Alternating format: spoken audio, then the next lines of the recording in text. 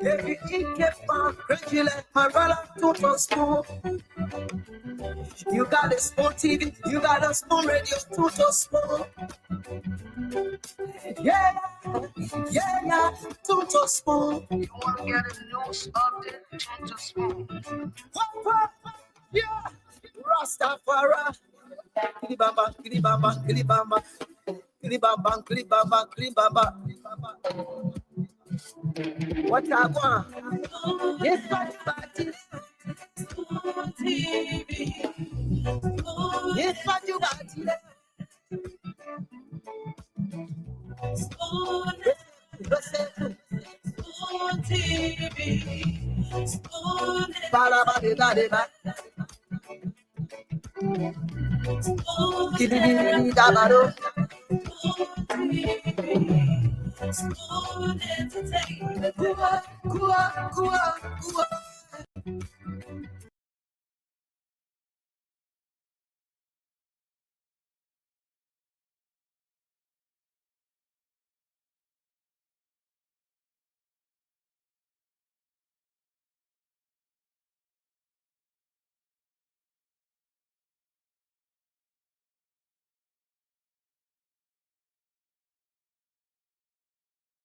On the phone to get your information. To the food to get my spoon, spoon, spoon,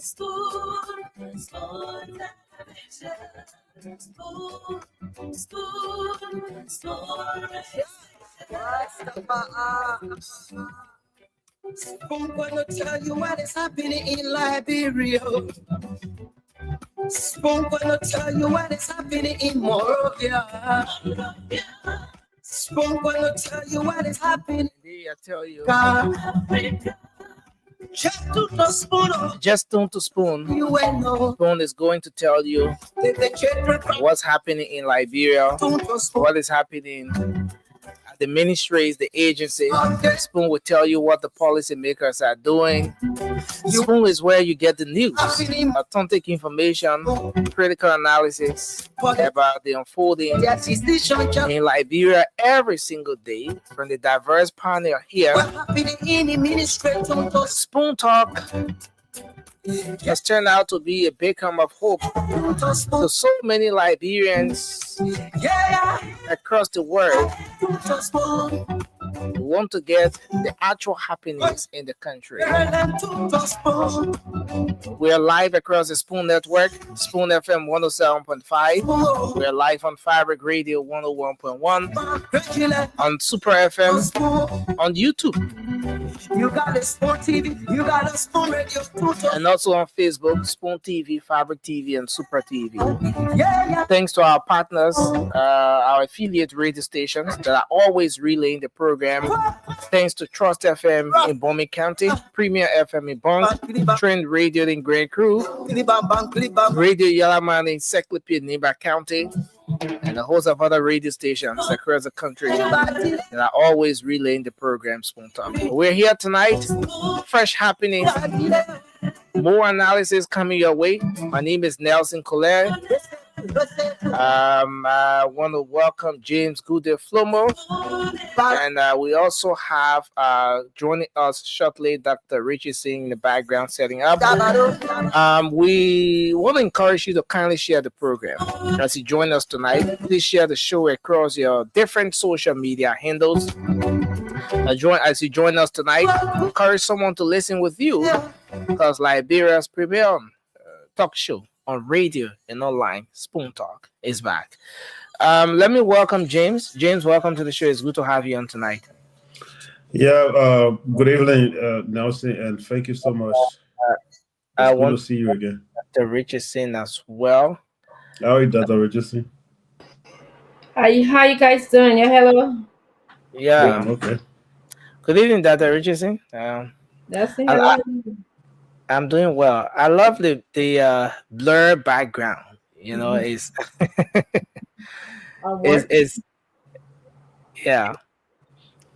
a very professional setting. You know, nobody come and say, "Oh, why you made me appear in your video for and all that one." I know. I've been working with it because I changed my seating arrangement, so it gets Okay. dark. Sometimes when I'm not wanting it to get dark. So yeah, but Yeah. hopefully it will work. I'm just trying different things to make sure that it works. Yeah. Mm-hmm. This one is actually great. Mm-hmm. But Thank you. it's good to How have you you joining us again, that Richardson. We used to seeing you early. So the other day when I saw Andy Glennie join us early, I was asking what's going on. But later I got to realize that because the bishop was coming on. Yeah, yeah, yeah. It's just something about me, time conscious. That's it.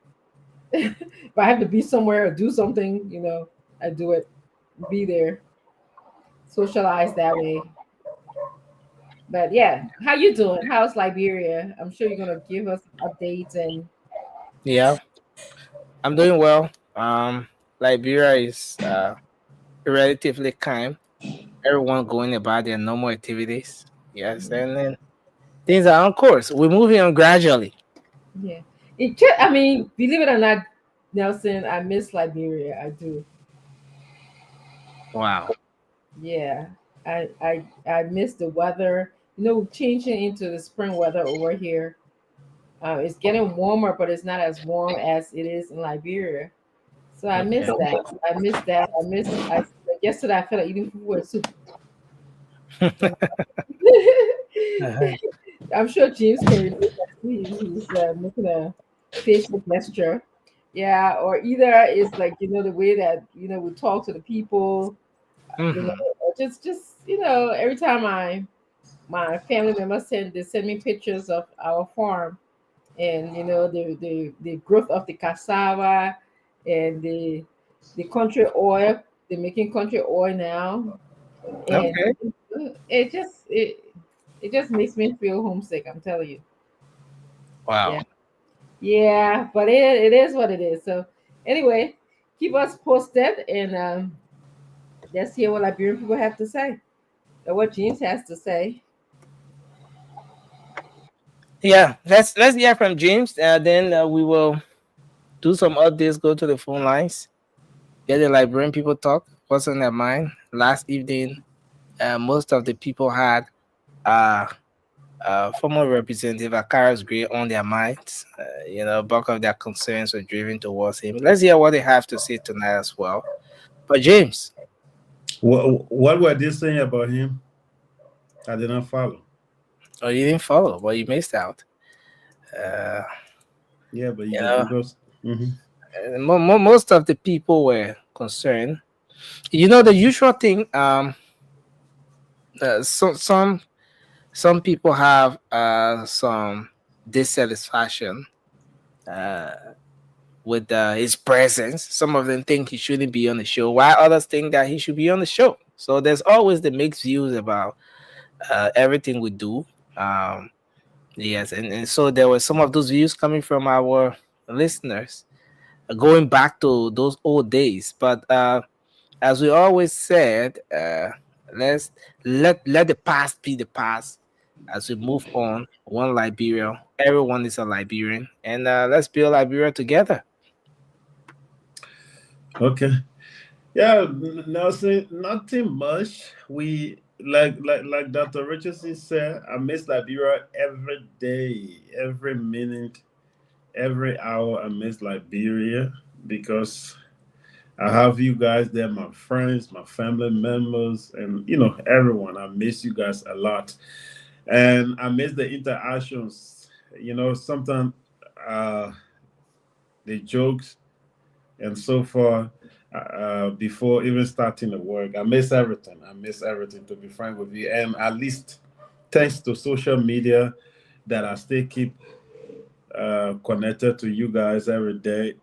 At least my physical body is not there, but because of social media, I'm still present, and that has been good for me. It has been good a lot, yeah. And we've been following everything. Only sleep can make us not to know what's happening, or the soup people eat in their homes. That is what we don't know. But besides that, whatever politicians or the activists do, we follow them. and know what's happening. Like we know that the biggest talk right now in the country is what the vice president said, his description to the former president, describing him as common citizen. I know that is the biggest talk right now in the country because whatever that is the trending conversation in the country, you will know from social media. It is the trending conversation now. And yeah, so we look up to you to bring us up to speed relating to some of those major things that happened on Capitol Hill today, reaching from Representative Columbus about 4 months suspension down to what happened from the Liberian Senate today. Yeah.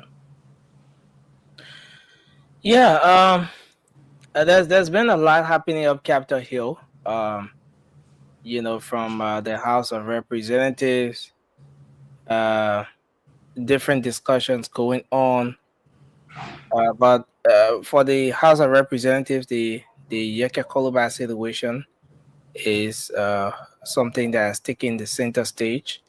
Almost everyone talking about it, different views, different reactions to the recent action, the vote taken by members of the House of Representatives to have the lawmaker suspended.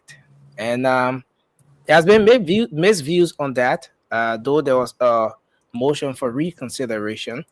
Again, I see, you know, Motion for reconsideration on what? On Yeke? that's what I got at some point. No, the That's what I motion for got about reconsideration was colleagues on who at the House former of Speaker Representatives. Kofa and the rest. But for Okay, yeah. So Yeke, yeah, Yeke motion for reconsideration was waived by the representative who filed a motion for reconsideration. So it means Yeke yeah, suspension stands. But yeah, for Kofa, definitely.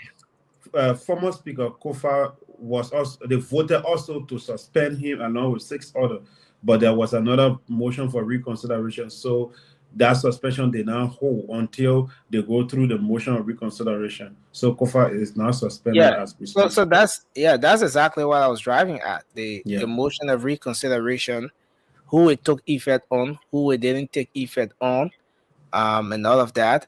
But since the pronouncement, there has been different reactions to that particular action there from the House of Representatives.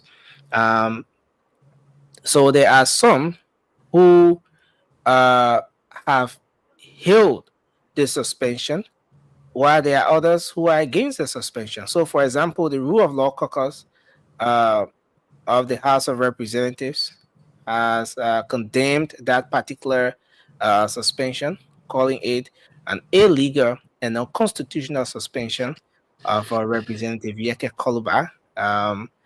And So they are saying that the action is reckless, and this is something that they will not take lightly. So that's one reaction. But there's another. There are also others, especially ordinary Liberians, who have been reacting to this thing, even at the grounds of the legislature today.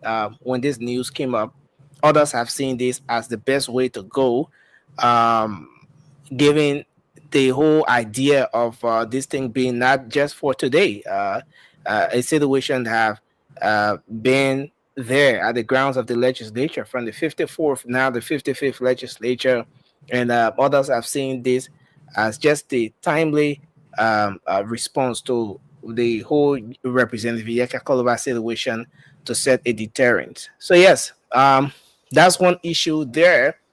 But on the flip side, up Capitol Hill, a lot has been happening.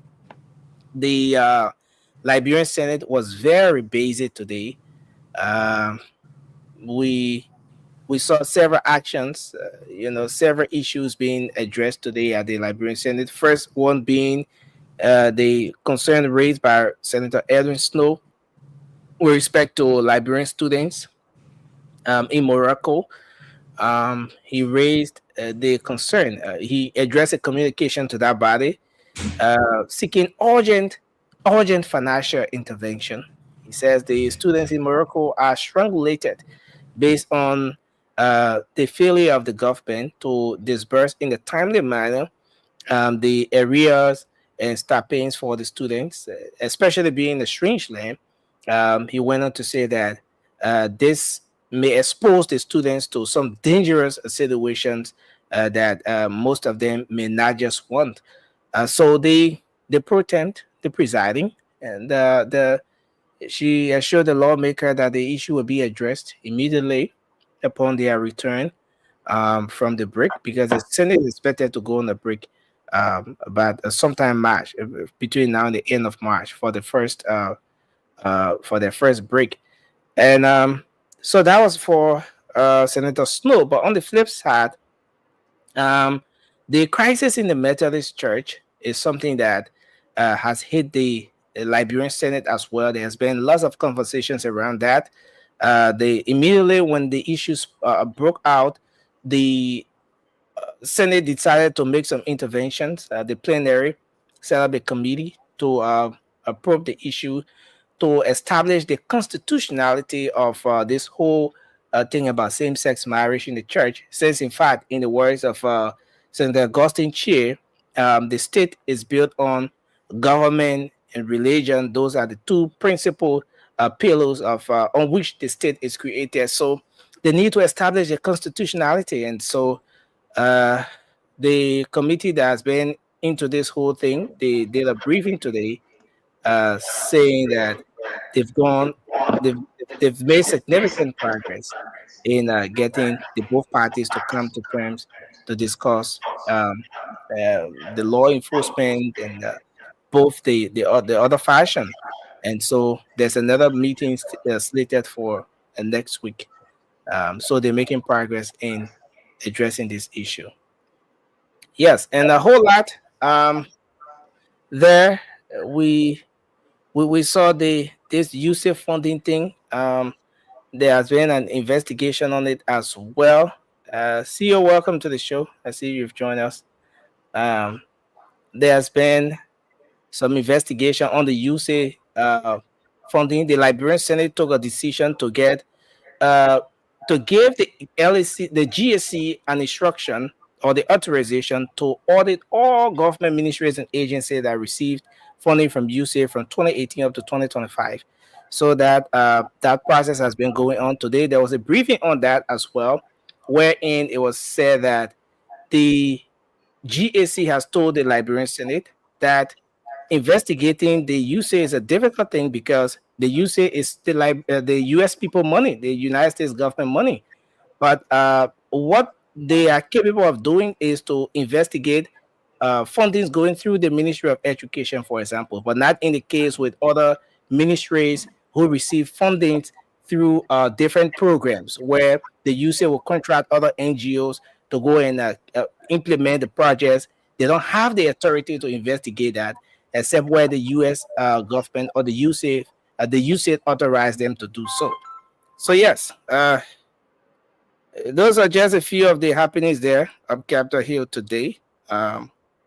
Yeah, so I think we can go to the phone lines. Before you go, one big thing happened today against drugs. At the Temple of Justice. We're gonna keep it, James. We're gonna keep it. Well, you can come and mess our show up, James. Go back on Facebook and do all your writing, man. Stop, man. Can you please allow us to? Your show has not started. No. The show starts 4 p.m. Your show has not started. We are 24 minutes in the show. Don't come here with your plenty talking. Nothing. Who producing nothing? You. I'm producing. I'm the one producing. So, for example, I can remove the man right now and I can pull it back anytime. Let me pull you back. No, but Nelson, bring the man on. Why is James on? Why?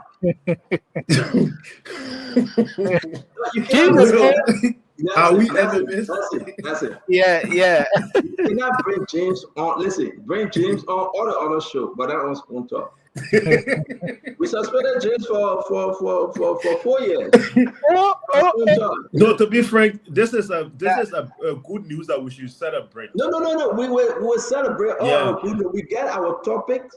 We have our stories, James. But you start your show. James, the show started at 4 p.m. Eastern Time, 8 p.m. Your show not start yo. I mean, I have suspicion discussion going on here. Go back on Facebook and write again. Continue writing. Yeah. Leave us for original Japan story. We're talking about it. Jeff, leave our original. We do nothing here, my man. You want to all the story. We just give you update. You can go back and talk about Susanna Gwen. I don't know who Susanna Gwen is. Go back and talk about her again. Who's Susanna? Who is she though? What's that story about? Susanna. Richardson, how you doing? I'm good. How are you? How are you? Susanna is a supporter of former President George Manneh. We are, according to Vice President Common Citizen. Susanna, this case started way back. You say according to say what Common Citizen, but I was going to talk about Susan's story. You know, that's what James. Sorry, I'm not asking you again. Your own story. Don't come here with your tomato. But no, I'm not interested in the story. Then I'm not interested in the story. We done with you, James. But it's too hard over here right now, James. We done with you. No. Now, Richardson, Richardson in the dark though. You're really in the dark. That is better. It looked like your restoration is in and out, but it's better now. It's better right there. Nelson, we all done with James, right? But you asked me a question. I'm sorry. I got my answer already. I just remember who Susan was. I'm not asking you. Richardson, you got anything to do with James? Are you done with James?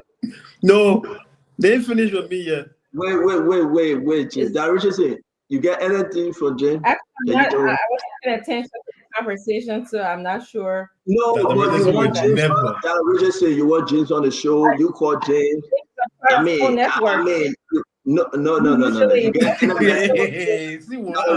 get any message for James? Anything you want to tell him because he's about to leave. Okay. No, I don't. So you got no. Okay, so ladies and gentlemen, anybody get any message for James? Anybody get anything you want to tell James? Any message you get for James? You're about to leave though. You're not allowed to be on Spoon Talk after 4 years. So let me just summarize the question. No. I'm not talking about common citizen. I'm not talking about common citizen. No. We're good. No, we're very good. No, trust me, I will not mention common citizen. Can you come out to me? You probably see you. No, trust me, I will not call it. Oh, you forced to talk? No, I will not say common citizen. No, I don't care what you say. That's not what I'm saying. But you forced to be on the hour show. But Ella, you told me to come on the show. Me? You get a document? You get a document? He called me. You get a text message? Yeah, I get a text message. Are you a citizen? You got your track record? No, that video can't get old. That video can never get old. Whenever I think about Reverend Martin, I just play that video. But James, a lot of stuff went on today. You can hang out with us, so I'm just kidding. But a lot of things went on today in Liberia. I saw original Japan in 20 years they gave him, and the other folks got 5 years concerning the LDA, the rest, the drugs issue. Actually, A.B. Kroman did the right thing. He went after that. He pursued it, and justice is done. That's a good thing will be discussed now. I think. Kudos go to AB and the team. Also, kudos go to Fadiga, Hassan Fadiga as well. And Bauko, when they were serving, they did extremely well. Unfortunately, they went into that situation that they were removed. But I think we send kudos to all of them. They did extremely. I thought that we had a good team, right? But then something just happened. So I hope that I believe they are realizing their mistakes, but something was done correctly, and that's a plus. So we send kudos to A.B. Kroman, Hassan Fadiga, and that of Bauko. And if we leave from there, Jim, something else happened today. The Supreme Court say no. Lawmakers, you guys are not. You guys, this is above your pay grade to step and do the work of the court concerning the Chinese guy, right? Yeah. Michael. You know, I believe, and maybe Dr. Richie saying you would chip on this one. I believe that this majority black is overstepping the boundaries. I mean, something you gotta give. When you get to that level, you gotta just give. You do it for country, you do it for district, you do it for the county. But I think these guys, and I'm happy again. For the formula is coming on tonight. Yeke Koluba is coming on. You know that he was suspended today from the majority black. We'll discuss it. We'll discuss that suspension. Yeke is coming to talk about it. And they also was going to suspend 5 other individuals, but later on they went on a reconsideration. Correct? Yeah. They went on a reconsideration. They're talking about suspending Kofi, Texas Sibo. They're talking about suspending Kamar and all the other folks. How can you be asking for a solution and yet still you putting fuel on the fire? So something for us to discuss why 40 join us tonight. And Yeke will be on the other end. And we'll be also getting, what's his name? Safoko. Safoko will be coming on to discuss the issue as well. Yeah. And also we can add to this, everybody is looking forward to the prayers. What would the Supreme Court do? Seriously, the Bill of Information. This Bill of Information will be very, very important for the country. And everybody have agreed, whichever way the decision is taken, they will have to be law abiding. Who are they, everybody? And that's if I'm allowed to talk without interruption, then you can have your time to talk for maybe 10 seconds before you leave. Again, it will be only important for people to just go ahead and just say, you know what, finally, the Chief Justice, she's about to retire though. In the next 3 months or so, she's leaving. She's about to retire. She got nothing else left. I mean, she will be 70 years. So constitutionally, she will be retiring at that age of 70. So nobody kicking her out, But is it too late? And these are some of the things Mama is talking about. Man, she was in power. She should have done X, Y, and Z, but he believes it's too late. And Mama is coming on the show. Uncle Sam will be here. Akaris Moses Graves coming on. Our brother Paul Kennedy is coming on. And these are some of the things that we need to talk about. Whether it is too late for Chief Justice CNN Yo. We took a pass in the Senate. We got a lot of stuff. Again, today's show will be so interesting. I'm getting a lot of information from different places. Sometimes I want to string those information. I want to go through them because every day is a new day in Liberia. But did you watch the post yesterday? Daniel, what's his name? Damo Slanger show on Spoon, the post? No. Oh, you didn't follow yesterday? No.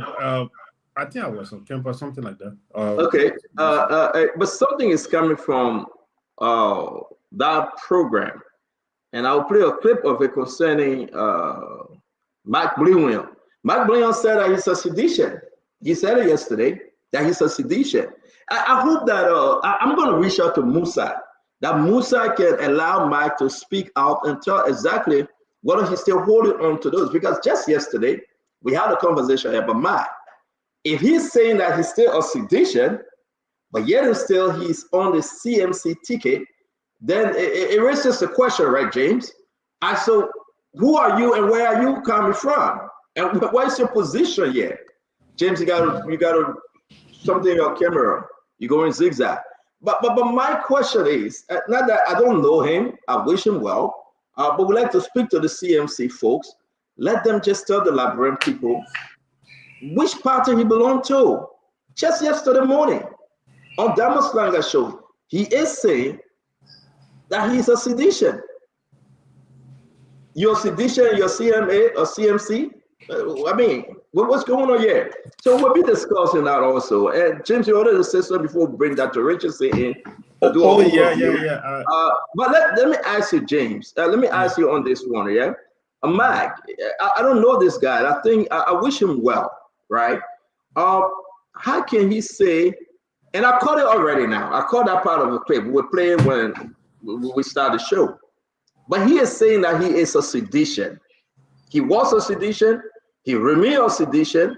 He is not saying I was and I'm leaving CDC. No, he's saying he's still a sedition. I mean, what's going on here, Jane, before we get to Dr. Richardson? Yeah, but the issue is the CMC is a subset of the CDC. Why? Or let's talk about why the CMC was funded. The CMC was funded as a result of a political arrangement, that is to get quote unquote a vote from Nimba County. How can we get a vote from Nimba County? We need a son of Nimba who will have a say in the Nimba politics. Who's that popular son in Nimba County right now? It's Musa Bedete from the opposition's angle. Right, they believe that Musa is the face of the opposition in Representative Musa Bedete is the face of the opposition in Nimba County. How can we empower Musa Bedete? We want you to go on your own, go and establish a party. It's a subset. It's a subset of the CDC. So they will bring. So let's talk about Mike, because the guy's coming on, and I want to give Dr. Richardson. Yeah. So Mike is a sedition who is benefiting from the political arrangement that went on to say, okay, you establishing this party, financially we're going to help you. So carry Mark as the candidate. Though they know that Mark will not win. Why is Mark in?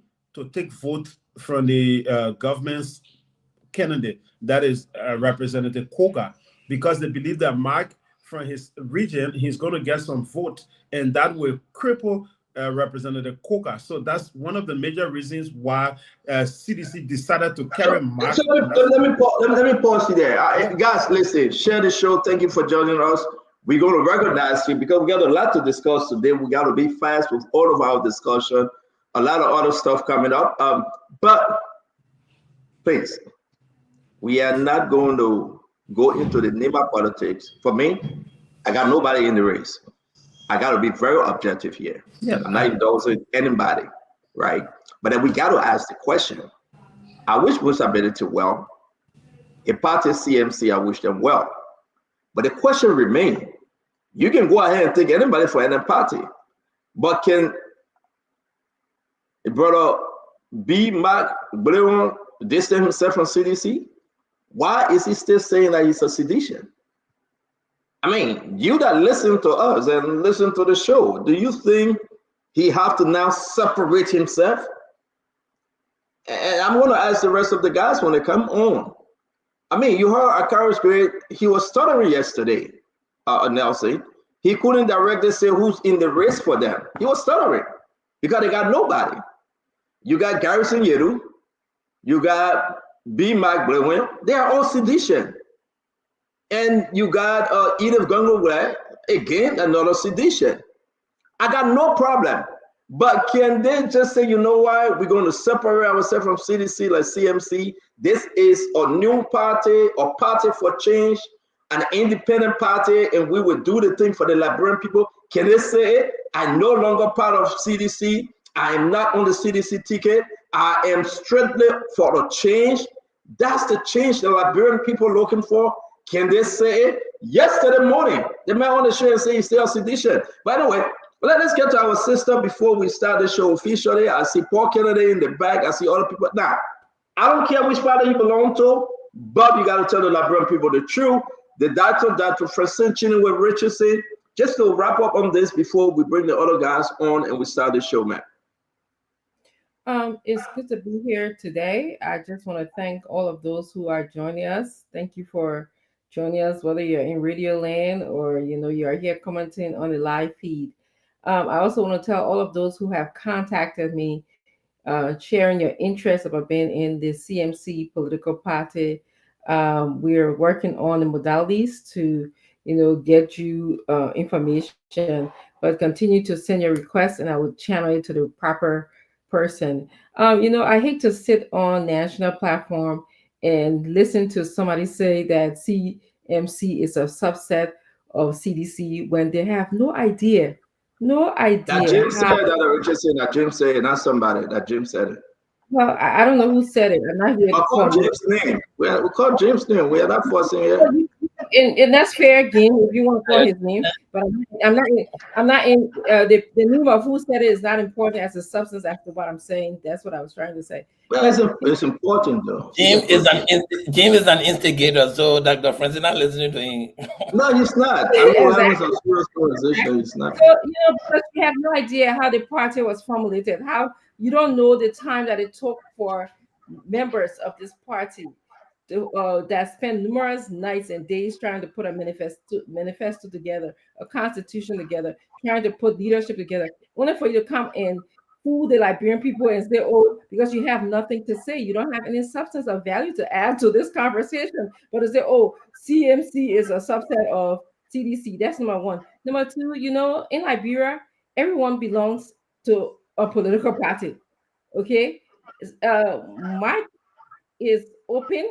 This is not his first time saying this. He was on another talk show. He's been on numerous talk shows where he said that he was a sedition. The difference between CMC and CDC? He said CMC tends to be developmental oriented.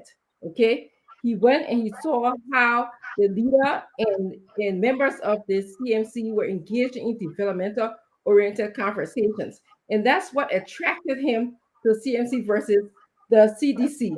And I will state here again, I said this yesterday. CDC came in with a message of hope for the Liberian people. I don't know if it was change for hope or hope to change or whatever, mantra they were using, but they were bringing in a spirit of uplifting the Liberian people. I said this yesterday, okay? But they didn't enforce that message, that spirit that it brought in. For some reason, they forgot about Liberian people when they got there, so they were not propagating their message correctly or implementing, let me use the word implementing the message correctly. Now, we have someone at the right moment in time because the eyes of Liberians are open, okay? They are saying we no longer will just listen to people just coming to tell us, say, oh, we'll bring you from Rock of Gibraltar, we'll talk pro agenda, and that's it. They want to see you doing things, and that's what CMC is doing. CMC is being developmental oriented. They are constructing roads, they are doing bridges, they are doing farming, they are connecting with the youth, and that's what we need to be doing to make our country a successful country. For too long, okay, we've been in the dungeons. We have had a backward country for too long. So I just wanted to say that about Mike. Leon, and I know you'll come on this program. I'm sure you're going to invite him. Stanley, you're very good at inviting trending. You can invite him anytime. I mean, that's your program. You can invite him. I don't need to invite him. You can bring him on today, tomorrow, whatever. I don't mind inviting him. Bring him. Yes, thank you. You're welcome, Dr. Richardson. You can bring him in today, but I just feel that your CMC got to be fair with the Liberian people, right? That's my argument here. It's good that you come in as a part of change, right? It's good that James Goodey, you can't have anybody. To tell you the truth, that's it. I'm just a neutral person in Liberia. There's no neutrality. You got sympathizer, you got people saying, yeah, I was with a party before, I was ANC before, I'm with ANC again, I was CDC, I was Unity Party, but I'm with Unity Party. Paul Kennedy was with Lennon, who know whether he's still with Lennon or he was starting in CDC, whatever the situation may be, right? Everybody has some sympathy vote sitting somewhere. But how long can Mark Brilliant say to the Liberian people, I'm sedition, but I found myself in CMC? Then let CDC say you. Can I close and go home? No, wait. You won't go, you can go, but you got to hold on now. Then let CDC say you. You cannot say I'm a sedition and you have the CMC, you own the CMC ticket, James. That's my argument. I'm not looking at the whole party, whether they are subset to CDC. No, I'm not there yet. I know I will come there with some kind of argument. I'm still beginning to formulate something in my head. I am looking at why up to yesterday, Mark still calling himself a sedition. Is it a bad question we asking my people? I mean, I want Mark to be, he's a young guy. I wish him well. But why up to yesterday, he still identified himself as a sedition? So are you a sedition? Are you a reaction? I mean, we got tons of pictures. The men still celebrating CMC uniform.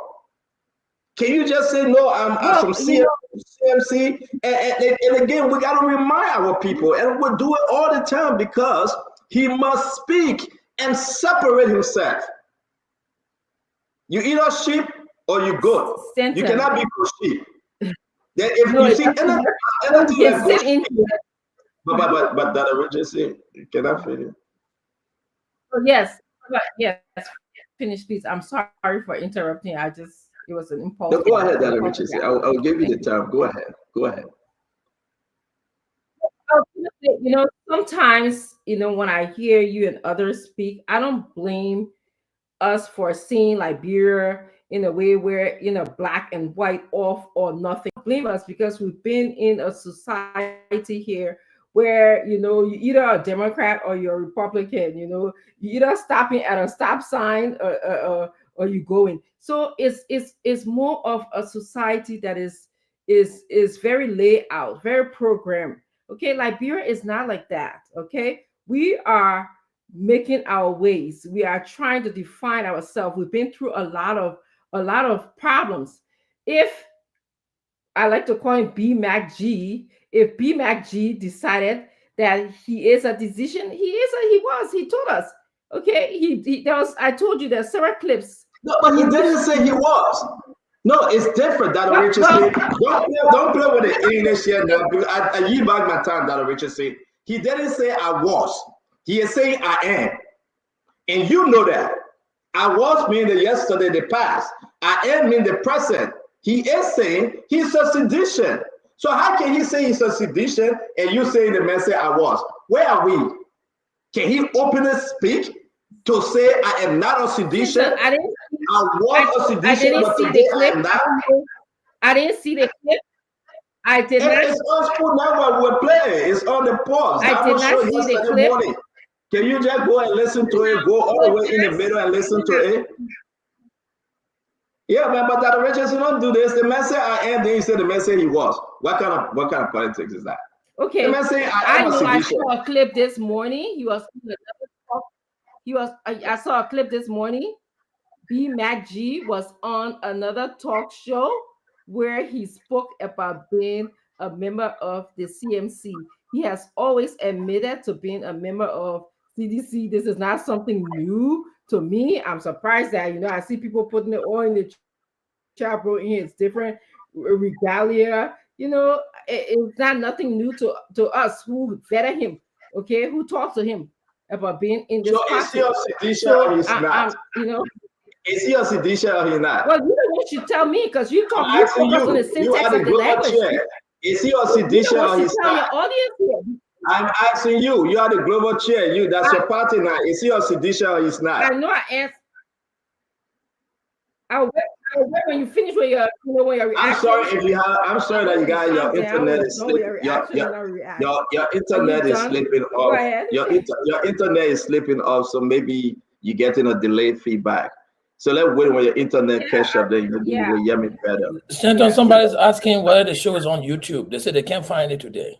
So we're on YouTube. The YouTube is live. Nelson, check it out. Okay. It's right before here. It's there, okay, and they let the post spoon talk, it will come up. Okay. They just need to refresh also. Yeah, refresh. But anyway, guys, we're gonna let James go. We're gonna do our small talking. I just wanted to do some corrections. Hold on, James. Something, please. Dr. Richardson, if you can. Dr. Richardson, if you can hear us, your internet is breaking up. If you can hear us, your internet is breaking up. Okay, I'm gonna go out and come back. But I wanted to say, if you can hear me, I was gonna say I listened to Mike on a show this morning. He described himself as a member of CMC. We have his membership information.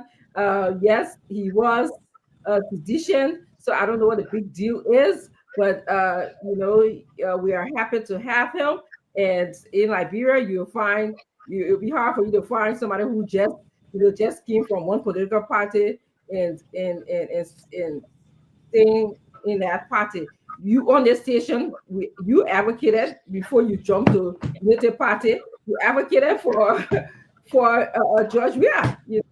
Judge Weah. People thought that you are on their side, and then one day we turned the station into Unity Party station. So that's how it is. It's just how it is in Liberia. That's what I wanted to say. Let me go out and then I'll come back in. Go up and come back, Dr. Richardson. I want to ask you whether I was ever a sedition or ever a unity partisan. So maybe you can answer that question when you come back.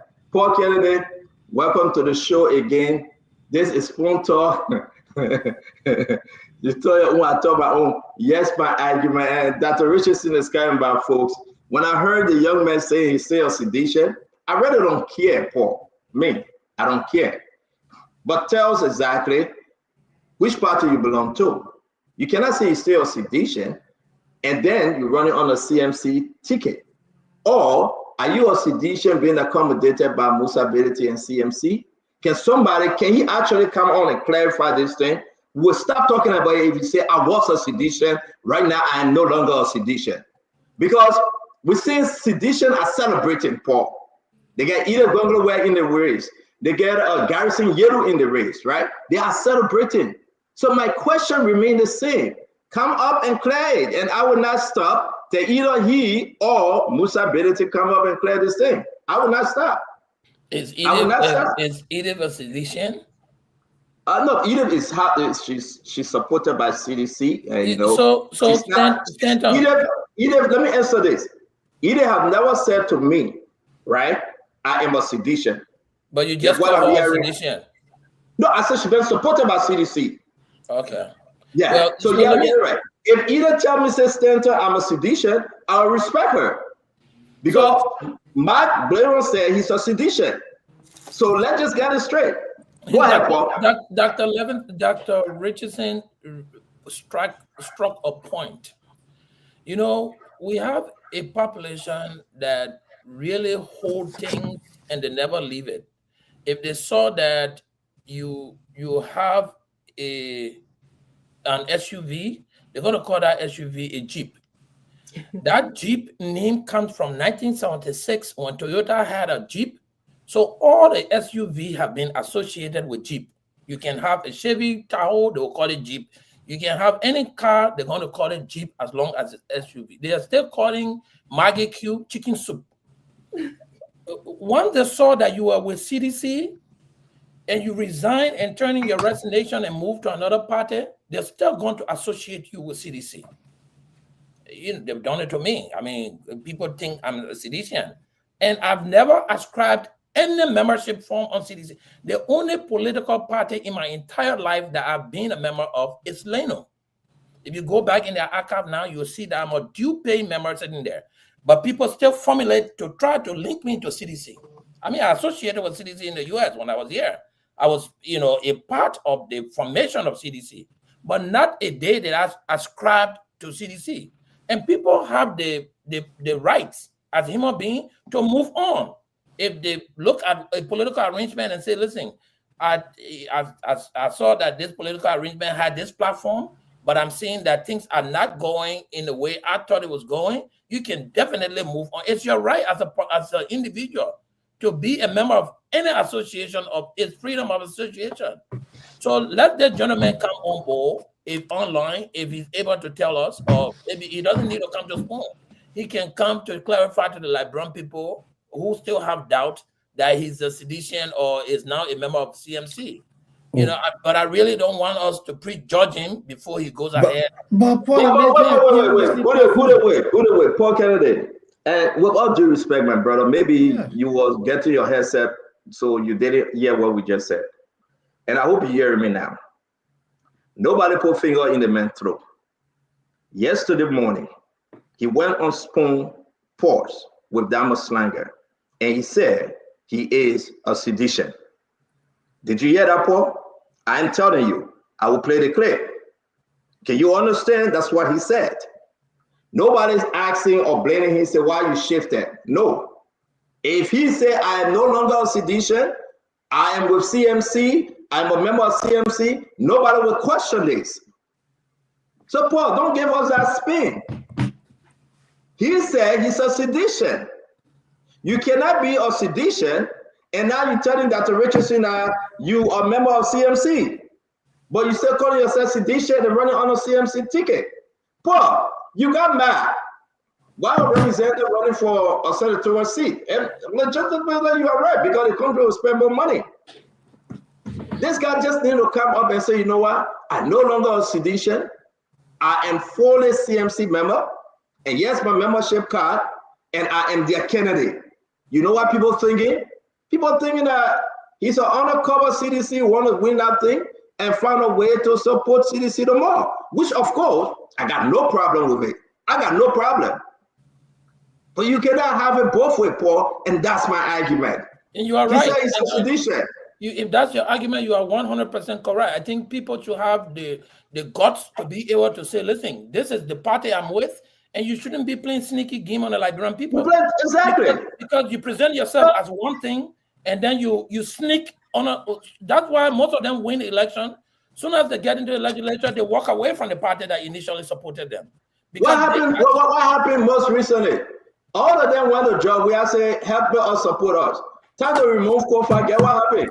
All of them check out the remove Kofa. What job we are there? Joe said, my mayor come. They said, no. We are not sedition. But Paul, you're very happy, right? We are not sedition. But their justification was because of the merger of the coalition of they were not. And that's why exactly. According to them, they were not member of the Congress for Democratic Change, but they were part of the coalition for democratic change, and George Weah could not control them. That was their argument, which makes sense. But what doesn't make sense to me is for someone to come under the blind shadow to say, listen, I'm with this party and I'm with this party. You are trying to be a spider, and you don't have any correct standing. I'm sorry. Yeah, go ahead, Doc. So can I come in? I think Dr. Richardson finish, then you come in good. Let Dr. Richardson finish with this point, then you come in. It's very important, that we look at the context in which B Mag G was speaking. Okay, he may have misspoke, what he was saying, but I just put in the chat room his NEC affiliation. So this is what he said. Now, as far as we know, in terms of the vetting process, we asked him questions. We did a thorough search of his experience. He told us before that he was a sedition, and we found nothing wrong with it. I will say it today and I will say it tomorrow. All right, that this idea, the message that sedition brought to Liberian people was not bad.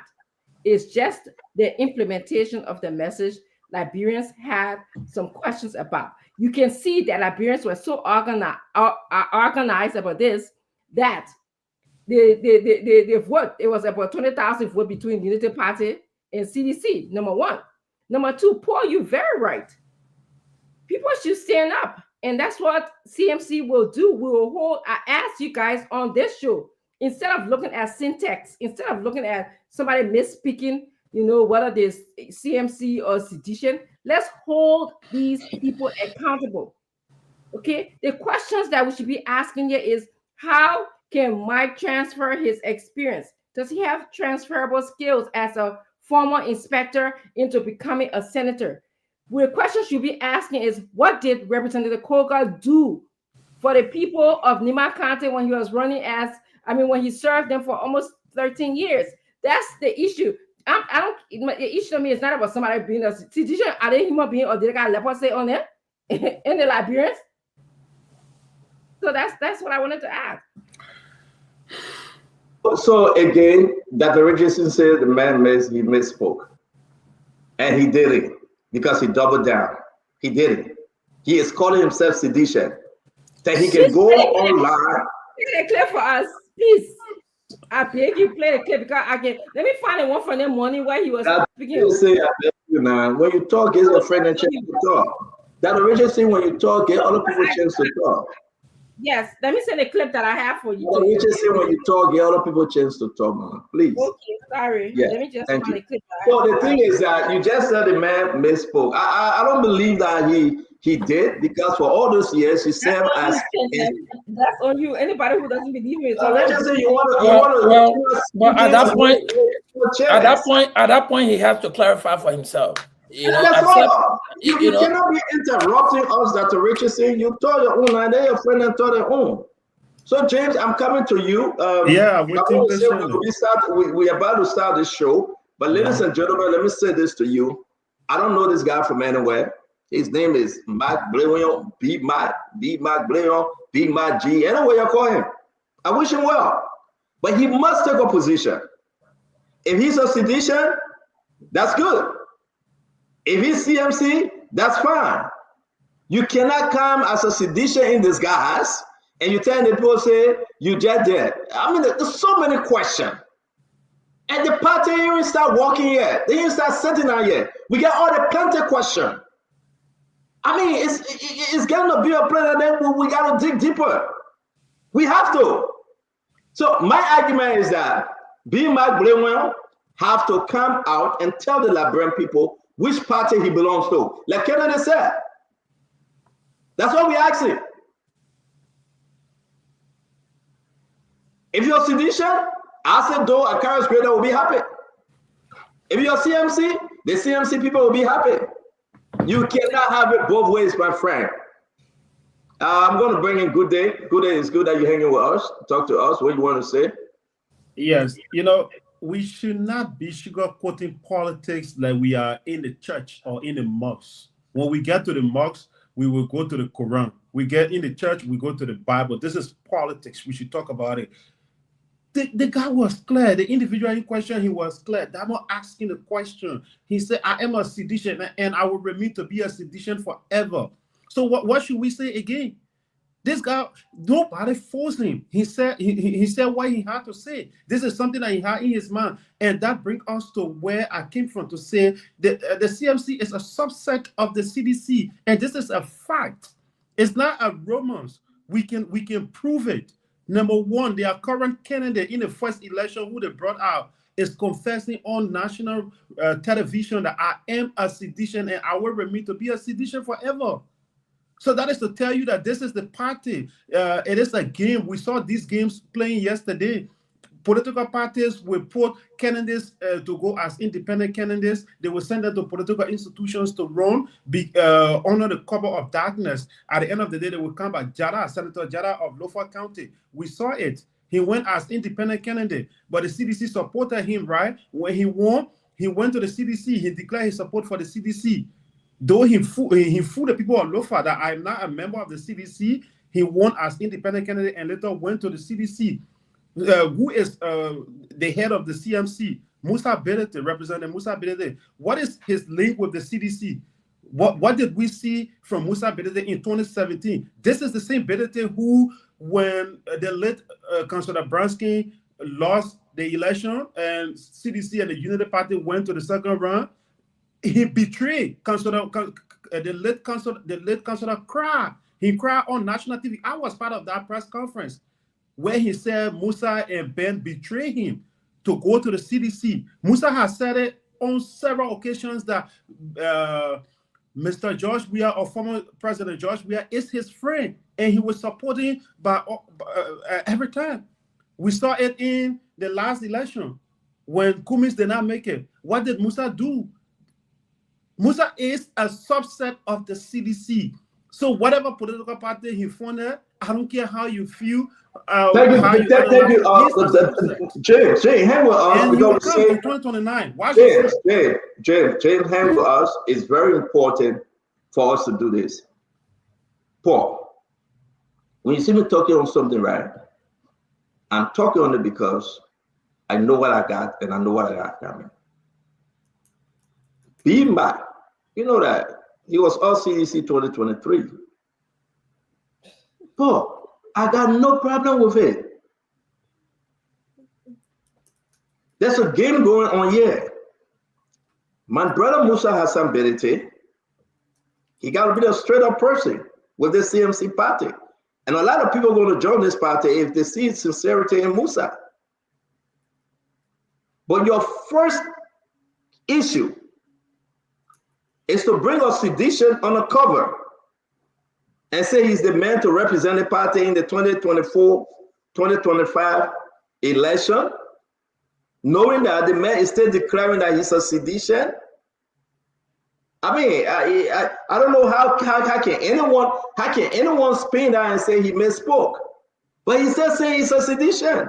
How many times will he misspoke? This, it's just poor, man. Come on. So we got to start this show, my people. It's now 5 in Liberia. We got to start because that Richard, I didn't hear you, man.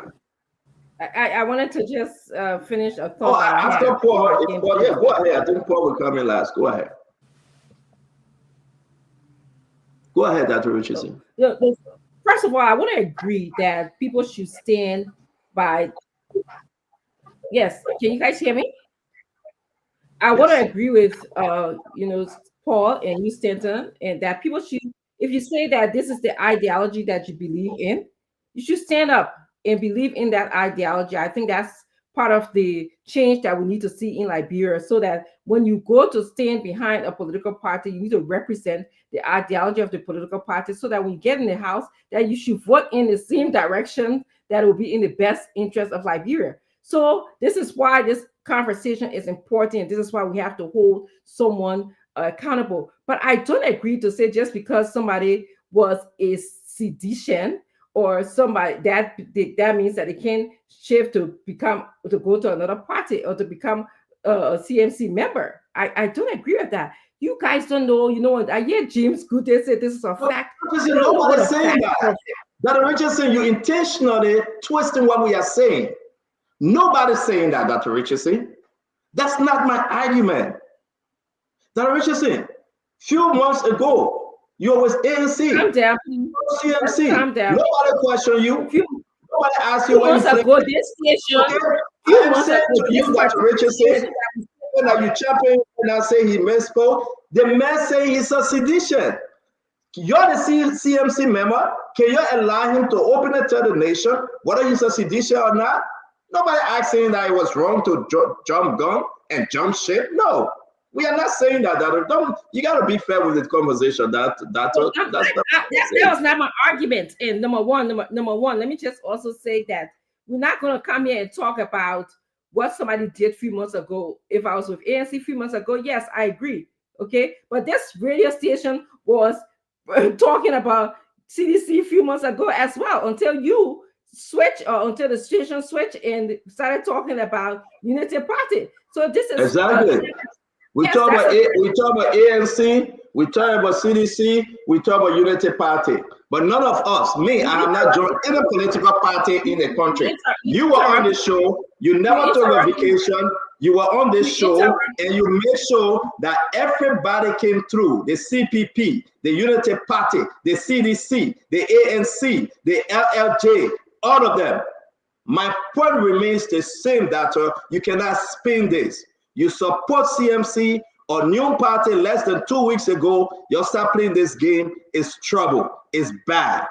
Mike Blair got to declare, he got to speak to the nation which side he belongs. If you're a sedition, the people will support you, but stop doing the crap. Because it's a crap, Dr. Richardson. He cannot be a sedition, honor these guys, and running beyond CMC, then you then celebrating him. No. You're done. I can speak. Can I speak now? You are free to speak whenever, Dr. Richardson. And I hope you won't interrupt me at this time, okay? Yes. At one point, this very radio station that we're on, nothing good, nothing bad about that, was supporting CDC. Until quite recently, there was a switch, I stood on this station and remained neutral, all right? So this happens in Liberia. Mr. Kennedy just gave an excellent example when he said sometimes we'll see something like chocolate. We call every single brand of gum chocolate in the country. Okay, whether you eating juicy fruit or what that chocolate you chewing. Okay, he talk about the same thing when you see Toyota Highlander, that Jeep, every single thing that Jeep. Okay, so yes, maybe let's see the tape. I asked you to play the tape. I know this morning I heard it on a show. I sent you 2 documents in the chat room already. I sent you one, a tape where he said that yes, he was part of the CDC party. He got attracted and he joined CMC because of the developmental oriented nature of CMC. He said that. Okay. So I don't know what's the first part. I was speaking specifically to James. I said, when James says a fact, he doesn't know what a fact versus a fiction is. He said it's a fact that CMC is a subset of CDC. He lying. You lying, James, because you don't know the process in which CMC was founded. You don't know the meetings that was held. You don't know the vetting process that was held. You don't know anything about how the manifesto, the Constitution came about. You do not know that. Okay, you can go by anecdotal experiences. After the election with Liberty Party, people were free to vote the way that they wanted to vote, and Musa Bilede made a choice to vote with CDC, just like so many people here. So for you to use that one experience and say, "Oh, he betrayed Charles Bronski," where are you coming from with saying that? Because it is a fact. Well, what a woman, a good day. Thank you, Dr. Richard. I beg you, Paul, you want to speak? Yeah. Before you speak, we're going to go to the full line after Paul. Then we want to hear the Liberian people. Who is B. Mark Blair and which party you belong to? We got to welcome the people in to talk even before we start our official program today. Right. We want to welcome you guys because this thing got to start, Paul Kennedy. I don't care if you're from the devil party, that your party. You're right. Identify yourself to that party. I agree with you. Senator Willisman have never joined any political party in the country. I agree with you. Okay? You cannot be jumping rope. How can Musa Belete sit there, the man calling himself a sedition, then Musa Belete is championing this man, doesn't know the man, and Dr. Richardson, please, leave me alone now. Leave me alone. Leave me alone, Dr. Richardson. How can Musa Belete sit there, the man championing himself as a sedition, then we are saying that, oh, he misspoke. He misspoke where? He misspoke nothing. There's nothing about he misspoke. It's just a man get his intention, and when it comes to you, it's uno important. Now, Richardson, you're disturbing the show, though. You have your time to stop. We listen to you. You are disturbing the show. If the man is from CMC, he must say it. If you're from CDC, look at Garrison Yeru. Garrison Yeru is a sedition. We wanted to ask Edith Governor with a question as well. Everybody got to be asked. Yeah. Samuel Koga said, after MDR. Samuel Koga will say, Unity Party supporting me. Yeah. That between here and Unity Party. Yes. But we know his position. Let me just start lying to the people, man. It's too early. We're not sitting this thing happening. It's a political bargaining. Yes, stand on listening. Most political parties in Liberia have not benefited the Liberian people, the ordinary Liberian people. And good day, you've been doing survey in the community, you can attest to that. The political parties have been mostly institutions that have just enjoyed the gullibility of the Liberian people, use them. When they get the power, they dump them. Another thing is most political parties have actually been tied to individuals than ideology. And over time, once that individual is divorced from that political party, the party dies down. We saw NDPL. When Samuel Doe left the picture, NDPL plummeted. We saw MPP. When President Taylor left, MPP is still struggling to come up. There are several political parties that are tied to people. The Kassel party, the reason I don't even know the name, but I only know how to identify that party with the late Dr. Kassel. Dr. Kassel's gone. They have some kind of name. You can barely hear the name of it. Yeah. You don't even know the party name now. I forgot it. What we've not been able to do as a country is to be able to properly vet people who become members of these institutions, right? And Stanton said it right. He may not have signed any membership form to any political party, but as soon as we see him support this party, we say, oh, but I stand on a CTC man, stand on a Unity Party man, stand on that. So as a result, you will always link the person to a political party they support. And just because you support a party good day does not make the institution to be the one supporting that party. For instance, in this last election, when Dr. Moniba told us, listen, we've lost the first round of the election, it's clear, we didn't go to the second round. And I don't, and the party, Lanu, will not support any political party, but you individual members of the party, you have the right to go to support someone. That's how I endorse CDC. So because I endorse CDC, then Lanu the CDC party? No, I don't think so. Lanu clearly had a position. They are not going to support any political party because they didn't see the difference between United Party and CDC. They did not ascribe to those parties' principles. So they were not going to support them. So this acknowledged that because Belete supported CDC and Glemion supported CDC, so Glemion is a sedition. I don't think we should cut that. No, Paul, you're missing it out. I think Glemion should be given his opportunity to come to the Liberian people to say, listen, I used to be a sedition, or I am now still. You said that yesterday, Paul. Paul, you said that yesterday. I am now still a sedition, and I'm running on CMC, but I will get CDC support because he's not supposed to be a sedition and running on CMC party. To sign the party membership form for CMC, he must denounce or resign from CDC. That's the Liberian law, according to the National Election Commission. You can't be a member of two parties at the same time in Liberia. It's not possible. So we agree with you. We agree with you. The man went to NEC. He went to NEC. He registered as CMC at the National Election Commission. He did. But then he still announced himself as a sedition, Paul. Listen, they make him be a Jack Daniel party. He can be Volker. He can be Johnny Walker party. Woman business in it. But if we don't stop this thing, Paul, what you see happening in the House of Representatives today, because people are affiliated with all the major parties, they won. After they won the election, they came out and said, no. I ran as an independent, I don't need you. Guess what happened? 2029, they're going to go find another political party again. And it should stop. And that's my argument.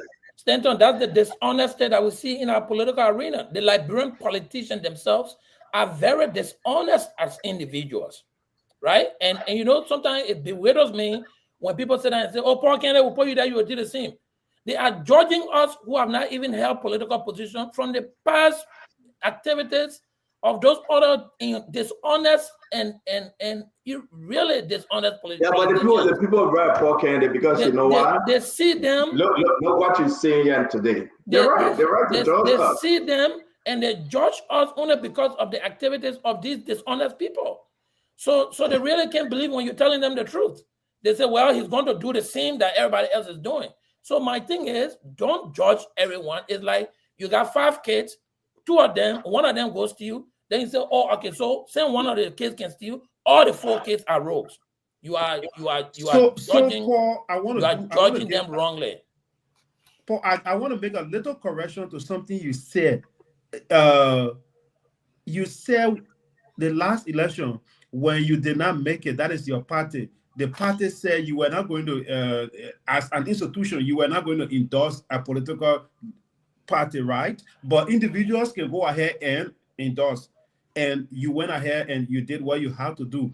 But that was not the case in 2017.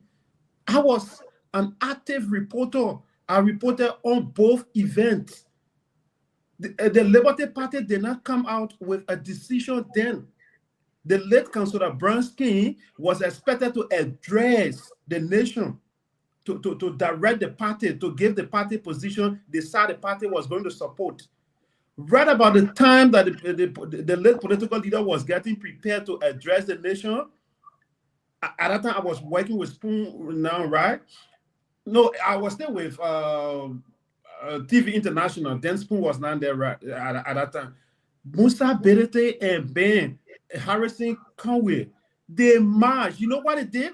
You see the shirt, I have 2 shirts on. You will see black on them. They had Liberty Party shirt on. When they were reaching, Paul, let me demonstrate. This is a black shirt on this. They took out the Liberty Party shirt and they had the CDC on. They took it out. They said, we are here, we are here, we are here.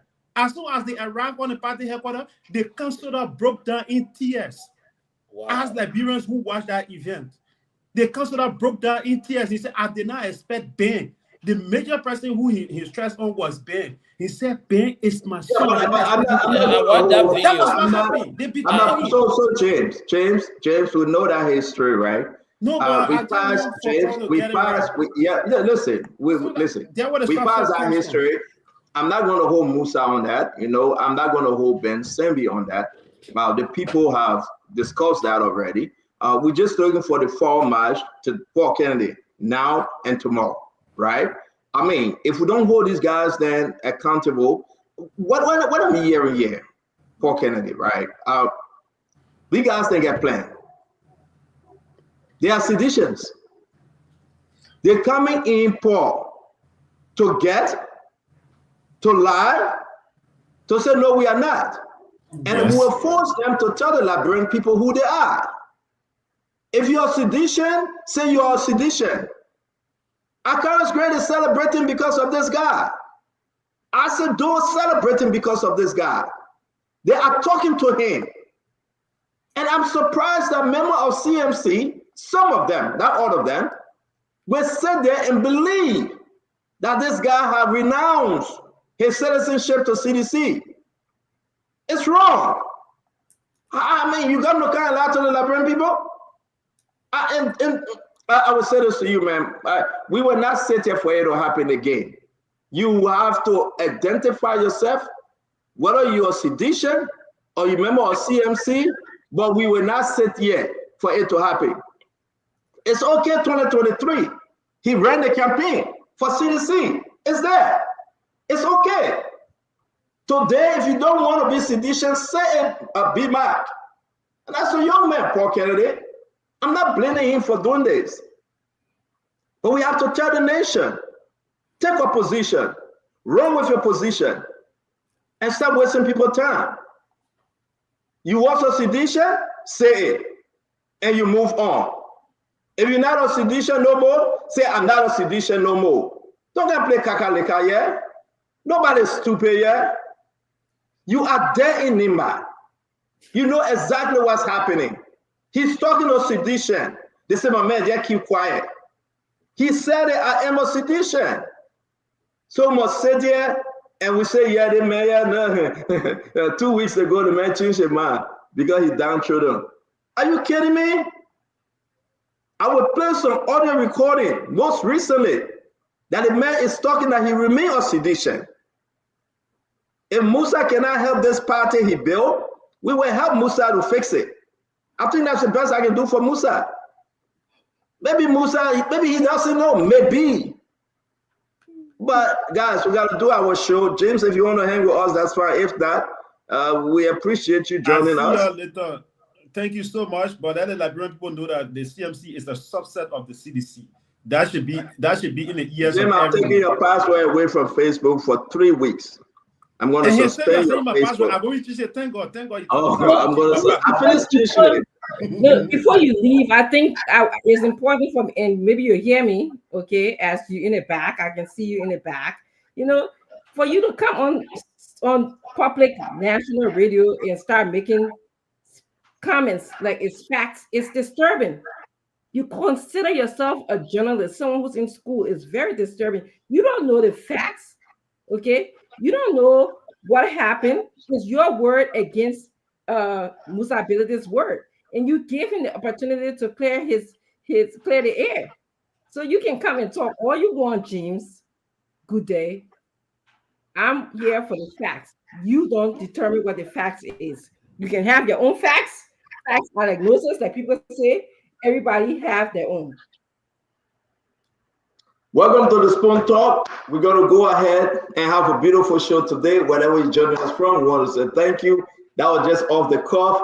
You know, when I received those information coming to me, I say I got to call Musa. I got to go on air and talk. Is somebody lying to Musa or Musa lying to the people? Either or. We were deep in this story and it will be corrected. Welcome to the show, Abdullah Mame. It's good seeing you. Before we leave this conversation, you want to say anything on it? CDC got Kennedy in the election. Stanton. You asking me? Yeah, CDC got any Kennedy on the ballot. There's no one have been identified as a CDC direct candidate. Okay. Yesterday, Carlos Gray said they are on a covert operation. That's the word he used, covert operation in Nimba. Now, let me tell you what happened.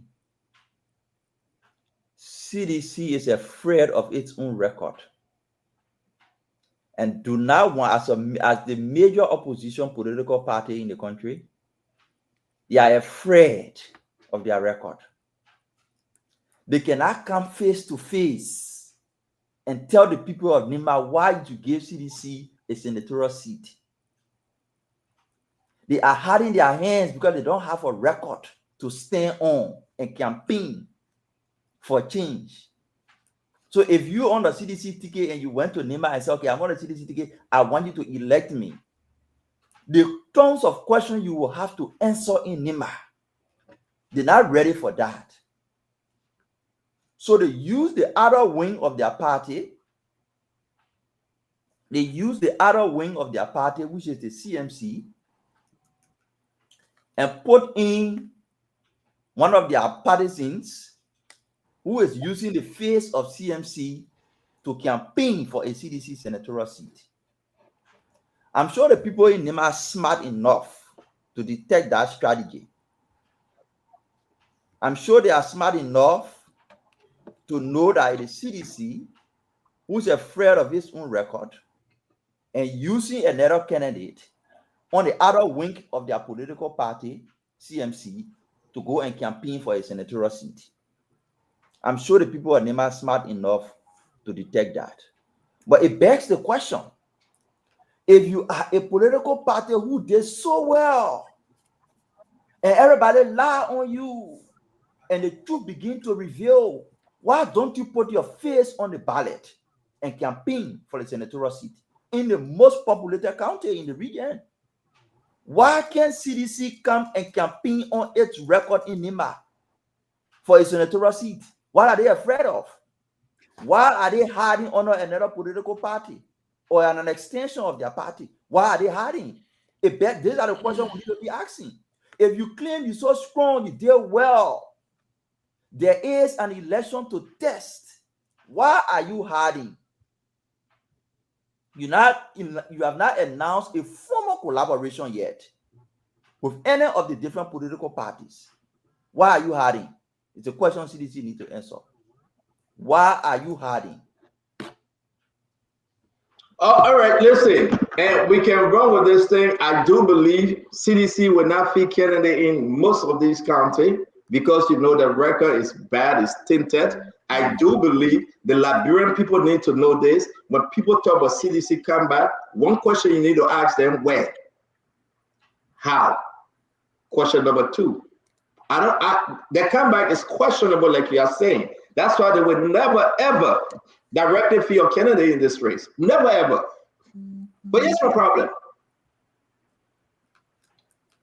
How so soon they want to convince the Liberian people that this edition are your independent candidate? How so soon?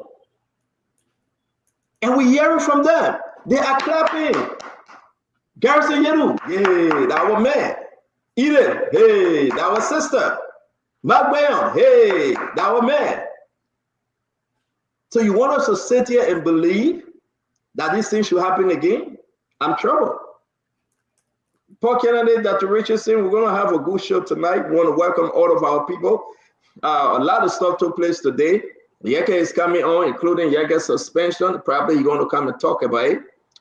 These guys are saying that they're calling the Chinese man to question the Chinese man. Now the people have become law-abiding to themselves. They're doing the work of the police. They're doing the work of the justice system and saying, no problem.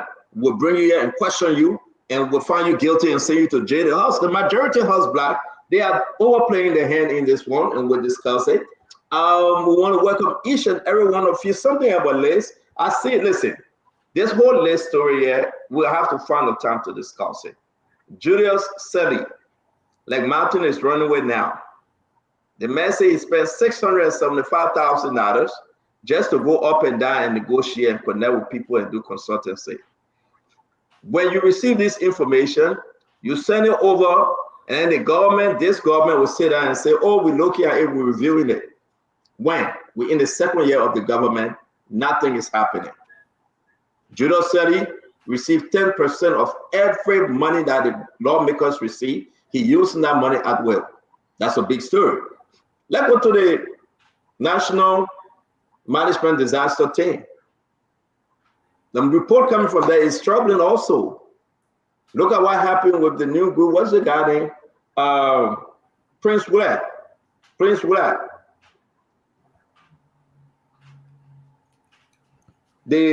How you call that? Paul Kennedy, you were part of that team that the Zoom. You know that story, and I will bring up the story pretty soon, and we have to discuss him. Misappropriation. Paul, let me ask you why we started the show and the guys on the job. Why in every sector, every ministry, every entity, you find people stealing, Paul? Why is this so troubling to the nation right now?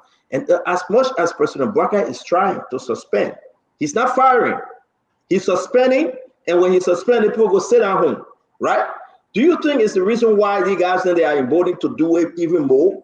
Because the president will suspend you and say don't come back, but there will be no prosecution, there will be no redress, and you'll go sit at home. El Chapo RC Patrick Wosi, the report was conducted. The report on the president's death since January, Patrick Wosi still sitting at home. What's going on here? Paul Kennedy. I like that you use the word persecution. If you do not have a prosecutory power, no one takes you seriously. So corruption in every sector in Liberia has continued because people do it and work with impunity. They are not prosecuted for doing it. But if you put that same scenario up, and everyone who practiced some form of malpractice financially, they got prosecuted and went to jail for not less than 5 years, you will drastically cut down in the intent. There's nothing to deter the people from stealing, from being corrupt. There's nothing. Some of them, the very government officials, they will steal one place and the next day they will be promoted into a higher position in a different job. In fact, they will steal, they will take the money. Once they leave the executive branch of government, they will go and campaign using the same money. And the LeBron will say, oh, that man rich, that rich man there. They will not even be thinking that this man stole money from the executive branch. Now he's using it to campaign. And I'm not only saying man as the gender, both men and female. They got women in Liberia stealing equally as the men are stealing. But nothing is happening to them. You just listed 5 persons at institution here who were caught was suspended for corruption and embezzlement. They were never further over to being prosecuted by the Ministry of Justice. They were never sent to the justice system. So they will sit down. Eventually, when new government comes, these very people will have ministerial and director position. And you think they will not carry? They say, monkey can't leave a blind hand behind. It will carry anywhere you go. You got to cut that hand off. That only way will not carry. Paul Kennedy, thank you. Let me bring Yeke in. We'll continue with this different information coming up. Yeke Kolba, welcome to the show. It's good to have you, my friend. And after Yeke, Mike Foucault is coming on. We're going to bring in again to have another view for the formula will be on. Akaris Great is coming. We want to say thank you for joining us. Please share our show wherever you find yourself. Share the show. Our noon time is 4 p.m. Eastern time, 8 p.m. Liberian time. The reason we're starting at this time because we have to question B. Mac Blair as to which political group he belongs. But here we are again having a great show. Thank you for joining us. This is the Spoon Talk. Yeke, welcome to the show, sir. Thank you. It's a pleasure being on your show this. Thank you, Yeke. We received information today that the majority black under the speakership of Richard Cohn suspended you for 30 working days. You are suspended. You are not there to go to the Capitol building to your office. All salary and benefit suspended. Welcome to the show. The nation waiting to hear from you, and we'll give you the time, sir. Stanton, I heard you talking about the situation with the opposition putting our Kennedy, especially the CDC in Nimba County. I have been part of that discussion on so many occasions, so many days to Jamaica with the former president. Look, Stanton, like you have the Spoon Network. You have Dr. Richardson that will want to contest. You have what his name? All the people on your network that will want to contest. In that instance, you have to be very careful. The CDC is not afraid. I'm not a spokesperson for the CDC, but I have been in all the meetings. All the meetings. to put out a candidate. I have been in all the meetings. The CDC is not afraid to put out a candidate, but they want to be very careful with the conflict in the party. Everybody you see that running right now supported the CDC 100%. So any attempt to be one-sided, it will bring division, it will bring a lot of situation. And in time to come, the CDC will speak for themselves. But the CDC is not afraid. Like Honorable Mambe is saying, oh, the CDC afraid, the CDC afraid. If you have election today, Mambe and his candidate, Joseph Boakai, will never win an election in this country. I can say that for the fact. I can say that for the fact, and it's very clear because they have made themselves very unpopular. Everything that we promise the Liberian people have not come to reality. We lie to the people. We'll come to that, but can I ask you a question since you brought this up again? Yeah, go ahead. You said everybody, they are supporting CDC. Who the everybody? Let me give you to the Garrison Yeru. Is he a sedition? Is CDC supporting? Well, I know a few. Yeah, can you name them? The Gonglo were supported the CDC. Garrison Yelu supported the CDC. Roland supported the CDC. So to get the people out, you have to be very careful before you bring division. So the CDC will speak for themselves. I agree. But what about Mark Bleon that's saying that he still remains on sedition, but yet and still running on the CMC Well, I have ticket? not listened to that clip. I have not listened to it. I know that Mark is on the CMC ticket. Like you, Stanton, was supporting CDC certain time ago, and you decided to support Joseph Boakai. That's your right to support who you want to support in any day. So my question remains, we understand it's his right to support anybody. He can support you, okay? No problem. But my question remains, is he or sedition, like he said to Dallas? Well, I can't say because I'm not seeing a membership ID card. Oh, so okay. I'm a member of the CDC. What I know is what I'm saying. Okay. Thank you. Member of the opposition. Thank you very much. You're a member of the opposition. Let's come to the conversation here today. Since you have said enough about your opposition black. And I just want to talk briefly about the you talking about the list. Stanton, list is very, very corrupt from the 50 folk is being corrupt. List is being controlled by common fella, the deputy speaker. Every court list get every court list get certain percentage go to Thomas Fala. Stanton, you'll be surprised to know that people that they claim that is suspended, Thomas Fala called list as an individual, telling them not to allow the people to carry on their project. Stanton, do I really care if somebody do project district number 10? My one, they vote, they put district number 10, not voted for my one.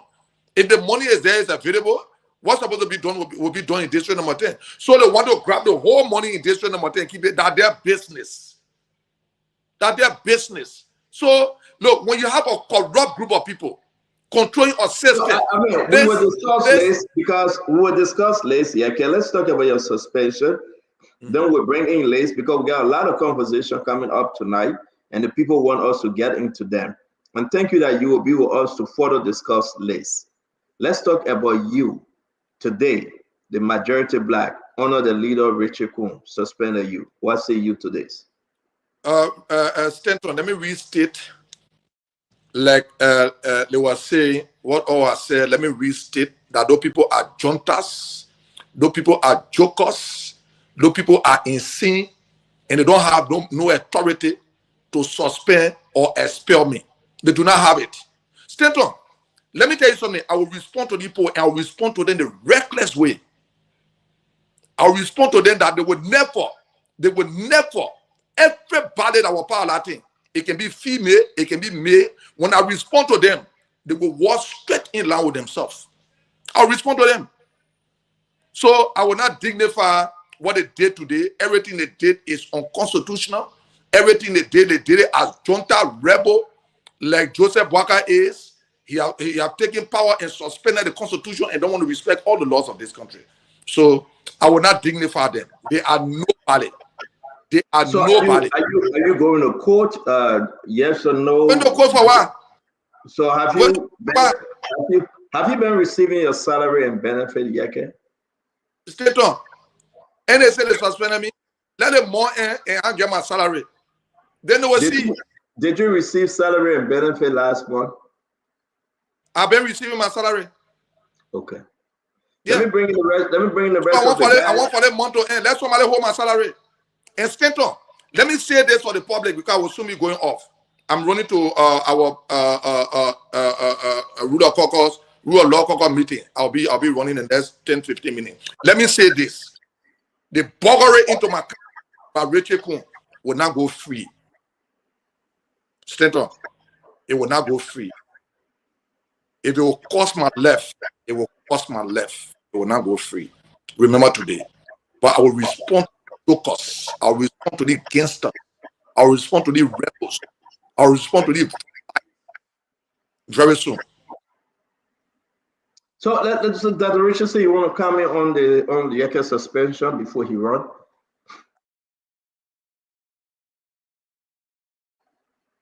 You're muted, Dr. Richardson. Yes, can you guys hear me now?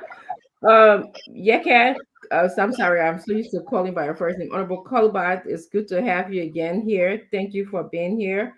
I understand that they suspended you today. Are you going to take them to court? I'm not taking them nowhere. Oh, so they you know, yes. everything that's going on right now.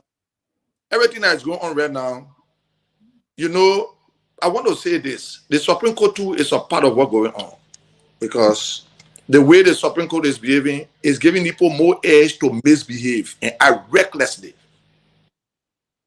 But we wait, you got people before the Supreme Court.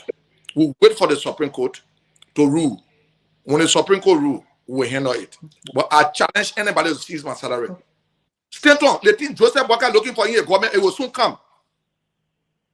And a closer to a door. A very, very close to a door.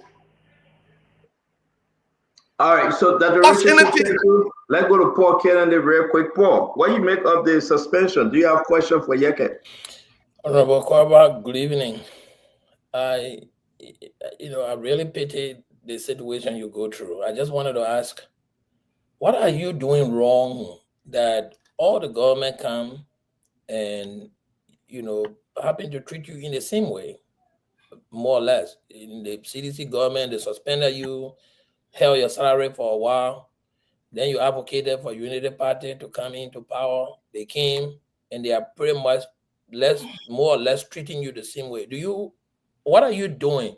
And do you have any regrets, propagating Unity Party election?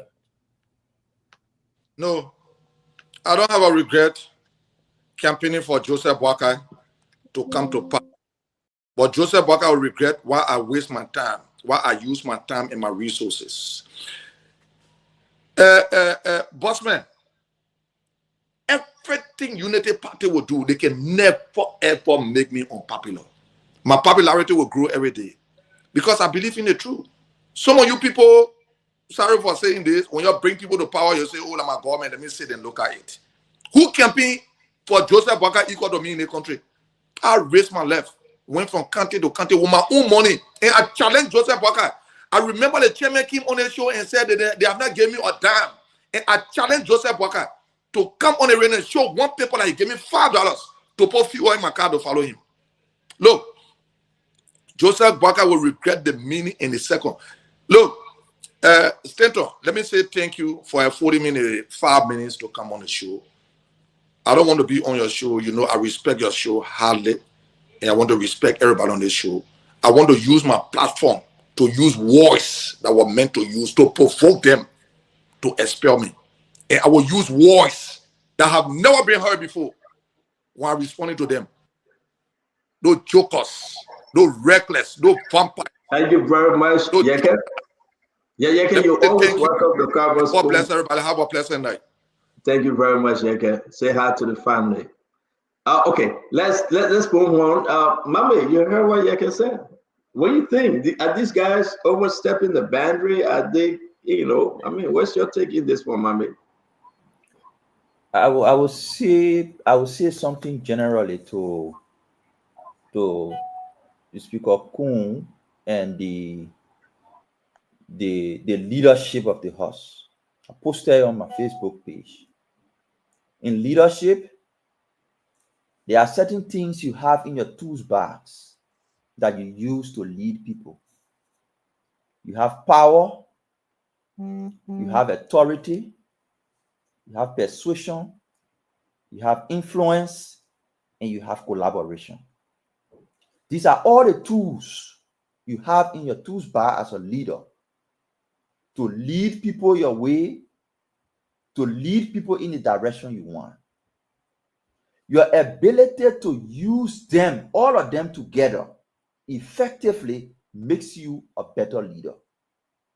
Currently, what I see with Speaker Kuhn and his leadership, they are using more power and authority than they are using other tools available to them. They are not using tools of collaboration, at least as far as I'm concerned. They are not using tools of persuasion. They are using power and authority. Too much. It's becoming scary. I think whether it is Yeke or whoever suspension, whatever they're doing, they need to look back into their tools bags and look at the other tools of leadership and bring it on board as they provide leadership for the house. You cannot continue to use only one tool, power and authority. There are other tools that you can use.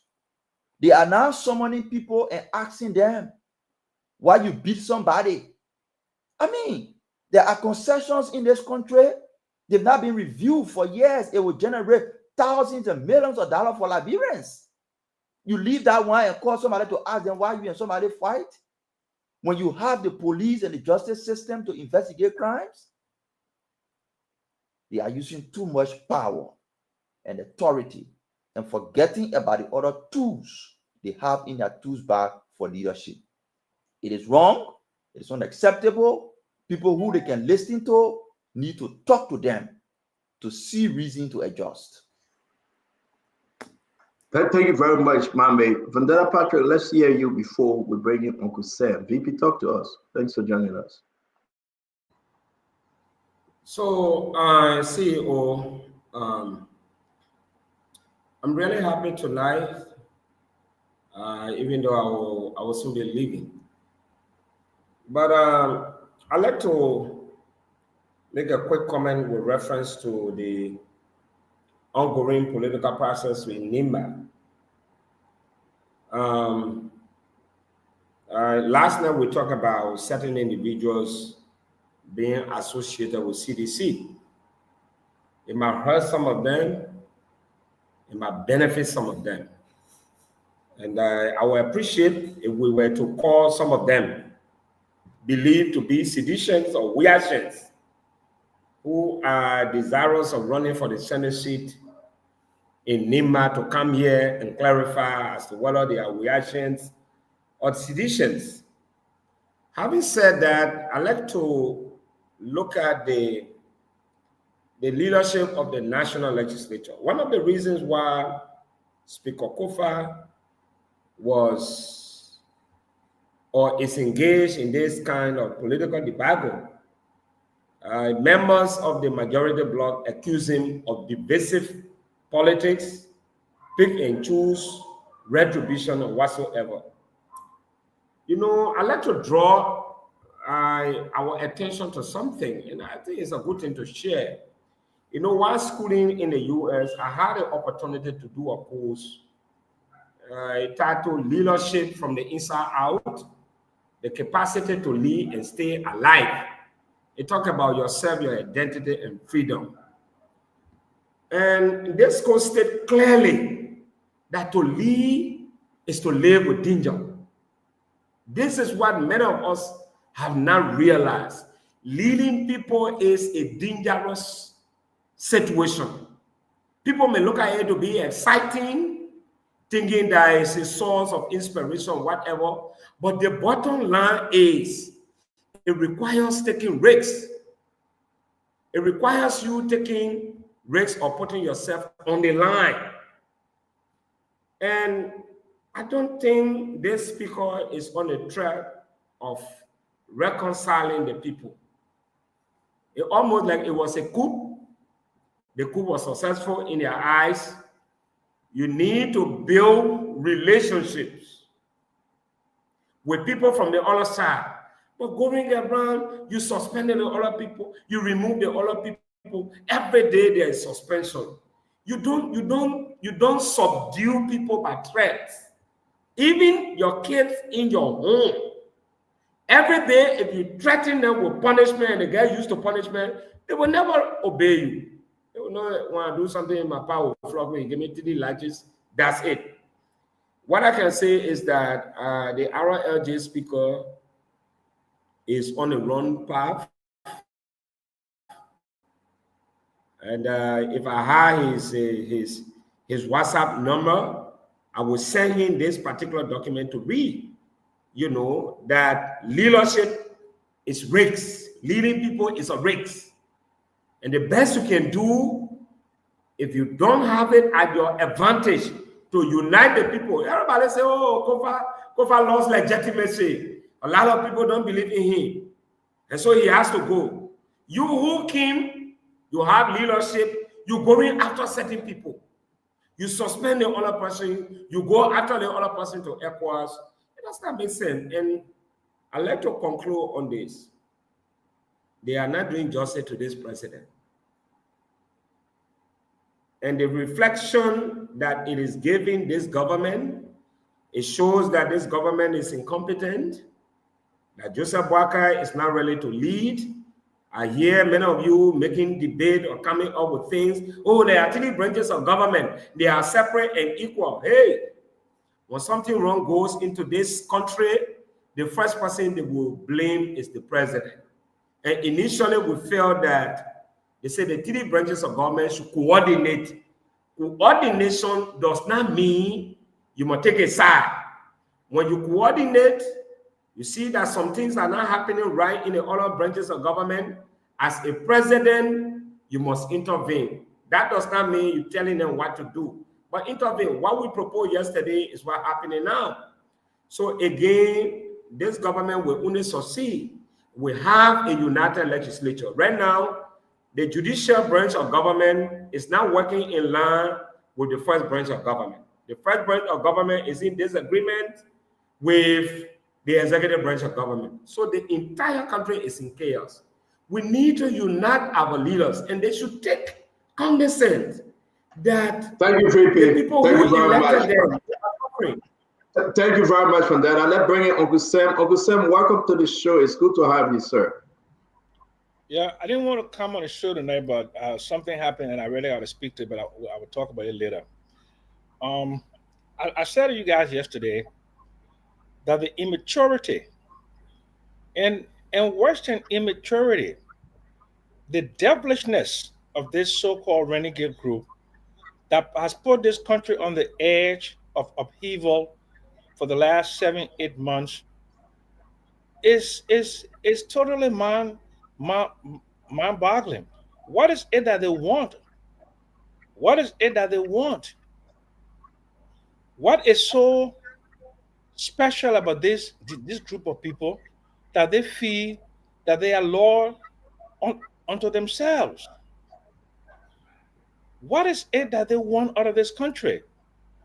What do they want to take this country? And how far can they take this country? And I can tell him very freely. And I want people who listening to me to understand this. The Supreme Court rules against them, and they start anything, they will hear from the people of Gaytown and Sunnywan.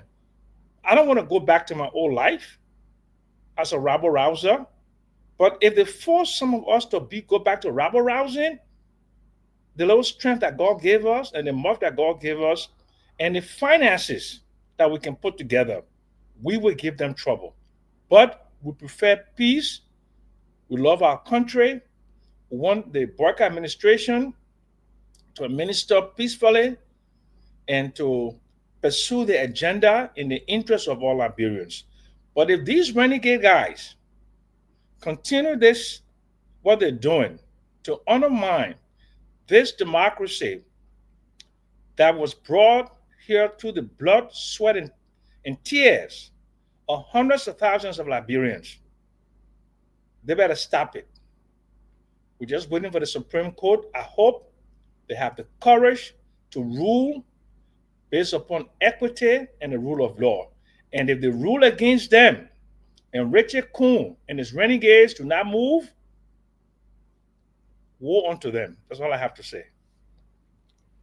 How do you look at the removal of Yeke? Can you speak to a very, very outspoken Yeke? People I just will say did. I said that I can, definitely. Let me finish my question, Uncle Sam, please. Is that only the Yeke portion that came out today? Have you ever seen, since you've been observing the House of Representatives, that they can call for an investigation in the case of the Chinese national, doing the work of the justice system, that even it took the Supreme Court justice to say, no. You have stepped over your boundary again. So you must cease. I mean, you saw that with the Chinese man, Uncle Sam. They were carrying on full investigation. But look at all of their actions. Look at all of their actions from the beginning when JFK, the speaker was in room, how they went to arbitrarily move him, how they went and they broke all the laws, how they suspended all their colleagues, how they bust into the offices of the speaker, how they bust into Yeke's car, how they send a letter to ECOWAS to remove their colleagues using language about universal suffrage. You think people didn't go to school? You don't know what universal suffrage is? You think universal suffrage means vote by your colleagues in the House? That's not what universal suffrage is. And they will use all machinations to prove their points. These are people that, for some reason, they think this power that has got into their head, that power that you get into your head, you don't own it. The people own that power. And if you don't manage that power to coexist for peace and stability, you will lose that power, and you will not like the way that you lose that power. And I'm not promoting violence. I'm talking about peaceful resistance against lawlessness. That's what I'm talking about. Thank you, Uncle Sam. Dr. Richardson, you only spoke about the Yeke issue. Let's talk about, the majority black. That Mama said it right. You posted it in the chat room. People seem that they are going above and beyond. They are overreaching, Dr. Richardson. What say you? When we come on this show, this is another reason why we have to be mindful about what we say and how we support different groups.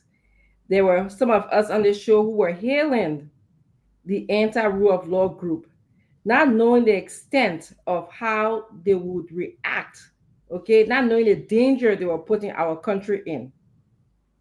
And the only reason why these people were putting our country in danger were because of three major reasons. They were paranoid, they believe in conspiracy, and they were fearful. Some of the things that people on this show manifest, listen to the manner in which they speak down at Liberian people, all right? Listen to the manner in which they even solve problems. Look at how Coon is solving problem in the House of Representatives. He believes that he's all powerful and he's all that. He's not engaging in dialogues. He's not collaborating. And he is a manifestation of our society. So until we learn that dialoguing is good, respecting the rule of law is good, this is where we find ourselves in. And some of us on this show who hailed Coon before, you go back to Kun and at least assess and tell him that what he's doing to our country is bad. And that's what I have to add. No, I don't know who the summer of that Hillcomb. You got to speak directly, Dr. Richardson. You got anybody here that Hillcomb, talk to them.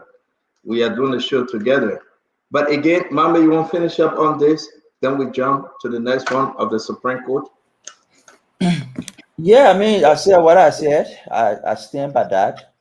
If suspending a lawmaker is something that considered to be anti-rule of law, Yeke was suspended by Funanti and other people. The court asked them to pay Yeke. They refused to do it. I am only saying, because everybody knows that Yeke was suspended. They refused to pay him. Funanti was chairman on judiciary. He was representing the House. They refused to pay Yeke. Even after the court ruled, they refused to pay Yeke until the regime ended. I don't know even whether the government has even paid that arrear for Yeke. So basically what I'm saying is, I'm not saying when somebody violates it's wrong to penalize them. I'm saying given the situation on ground, there are different tools in your tools bar that you can use rather than just using power and authority. And I'm calling on Kun and his leadership to see reason to not only keep using power and authority, use the tool of collaboration, use the tool of persuasion, use the tool of conversation. That's what I'm saying. But if you spin that now to me, because they're doing it, they mean the anti-rule of law, then use that same energy you have to also say those who suspended Yeke before and refuse to pay him, even after the court ruled that they should pay him, are anti-rule of law people, but you wouldn't do it. But I have the courage to tell somebody that what you are doing, you are not proceeding right. Because I have courage. When I speak, I don't worry about who will call me and ask me what you said so I can say it. But that Richardson will not stay on the show and tell Funanti and other people you were wrong, your action were anti-rule of law to have taken Yeke's salary and refused to pay him even after the court rule. She will not do it. She will not sit on the show and say your action to have gone to the legislative chamber and block the door and lock the door and prevent that section and were threatening people is anti-rule of law, is reckless, is irresponsible. She wouldn't do it. But I can tell Kun that you are overusing power and authority, and it is wrong, it is unacceptable, because I'm not afraid. Thank you very much, Bobby. I think we're going to go to Paul Kennedy. We got to move on, folks. Again, please share the program. Invite Dr. Richardson, please. I beg you. Mr. Moderator. Dr. Richardson, we allow Paul Kennedy to speak. Mr. Moderator, Dr. Richardson, we allow Paul Kennedy to speak. If you want to come back, it will be after Paul Kennedy, please. Paul, let's speak on the issue whether I respect that. I will come back. You the moderator. Thank you. Thank you. Paul, let's hear from you concerning the majority black overreaching here, not only with the Yeke man, but while the president is calling for peace and reconciliation, the president invited Funanti Kofa to his home for them to find a perfect way forward. The guys are ignoring all of those things, and they are saying that we will do exactly what we came to do. Paul, talk to me. What's really going on with the young men and women that call themselves majority black? Are they really want Liberia to be peaceful, or are you seeing danger at the end here? Stanton, look, people follow leader, and most of the time, you really don't need to use force, as Mommy said, to get people to listen to you, to get people to admire or follow your instruction. Empathy, persuasiveness, charisma, honesty, transparency. Those are all the things you do for people to see and want to emulate your examples. Let me respect Uncle Joe for making effort to reach out to Funanti to, come and set things right. Is it too late? Is he a part of the conflict? Has he shown himself to be somebody who is not transparent I mean, those are the kind of questions to ask. Why are they not listening to him from the minority side? And from the majority side, why are people not respecting his command or his instructions? Let me not say commands, his points. So there could be a lot of things that are playing around here. I mean, it's obvious that the majority black, the ultra virus black, has been acting out of the Constitution, out of the laws. And of course, the Constitution is the biggest law of the land. If somebody can violate that, if somebody can decide not to respect that, what other things do you think they will respect? So trying to suspend people are just a tip of the iceberg of what they can do already sitting in, outside of the Constitution. They irregularly remove a speaker, limited him, took everything out of his office, took everything from him, even though they are not doing it legitimately, but they use their population size to say, you know what, we have the numbers, so we're going to do it anyway, whether we violate the laws or not. So the question of whether they are going far, you saw that there's a burning of a Capitol building already. Where you think the whole burning came from? It came as a part of the conflict that is currently existing in that branch of government, which is particularly in the lower house. Until that conflict can be resolved, until people can adhere to the rule of laws, I can guarantee you they will continue what they are doing, and it could degenerate further into other things that we don't want our country to be into. So there's a lot ahead of us that we cannot even predict. If these guys don't stop what they're doing, come together and serve the Liberian people, and rather put their ego ahead and wrongfully prosecuting people and suspending people and cutting their paycheck, somebody's going to react differently. You heard what Yakaja told you, that he's going to take action, and these things will not go for nothing. So our country is not in a good faith at the moment, and we just hope that these guys will stop what they're doing to serve the Liberian people. Thank you very much, Paul. Again, don't forget, share the show. We wanted to say we have the information coming from MedTech. We'll be sharing it with you guys. MedTech and CTN deal. There's a big one coming up. We got to discuss it. It's good to have Uncle Sam coming back on this. Dr. Richardson, let's hear you. Then we'll bring in Edward Gray. So this, I'm speaking specifically to you, Mommy. The difference between you and I, Mommy, you believe in conspiracy. You believe you are paranoid. You, like the rest of the likes of Kuhn, they are paranoid. So you sit on the show, and through your paranoia, you say that Dr. Richardson never condemned the anti-rule of law people, or the rule of law people in Liberia. I did. I don't know where you were. I said, whosoever is responsible for the fire should be held liable. While I was saying that, you were conjuring up videotapes to make fanatic Kofa before going through the rule of law, before going through our judicial process. You are conjuring up video to make him guilty. You were bypassing our rule of law. So for you to come on this show and lie blatantly to the Liberian people and tell them that I didn't chastise or I didn't speak about fanatic Kofa is wrong. It's wrong, and you should not do that. You are paranoid. You full of conspiracy. This is why you speak down to the Liberian people and speak as if you're the boss of authority, and you're not. You're not the boss of information on this show. We all here. We come here. We give our time. So please do not do that. Thank you. Edward McGray, you want to chime in on the overreach of the majority black? Thank you, Stanton. Lady, thank you so much, Dr. Richardson. I know we're at the point where we all are looking for a solution to this issue. We're exactly at the spot we were after a 14-year civil war. The only difference is we're not doing short of diplomacy from one African state to the other, or to include Switzerland. We still have an option to discuss among ourselves, but I think the majority group has demonstrated well that they understand one language and one language only is force. When a group have told you over and over that they're not ready to sit in dialogue, you have to meet them to the point where they understand.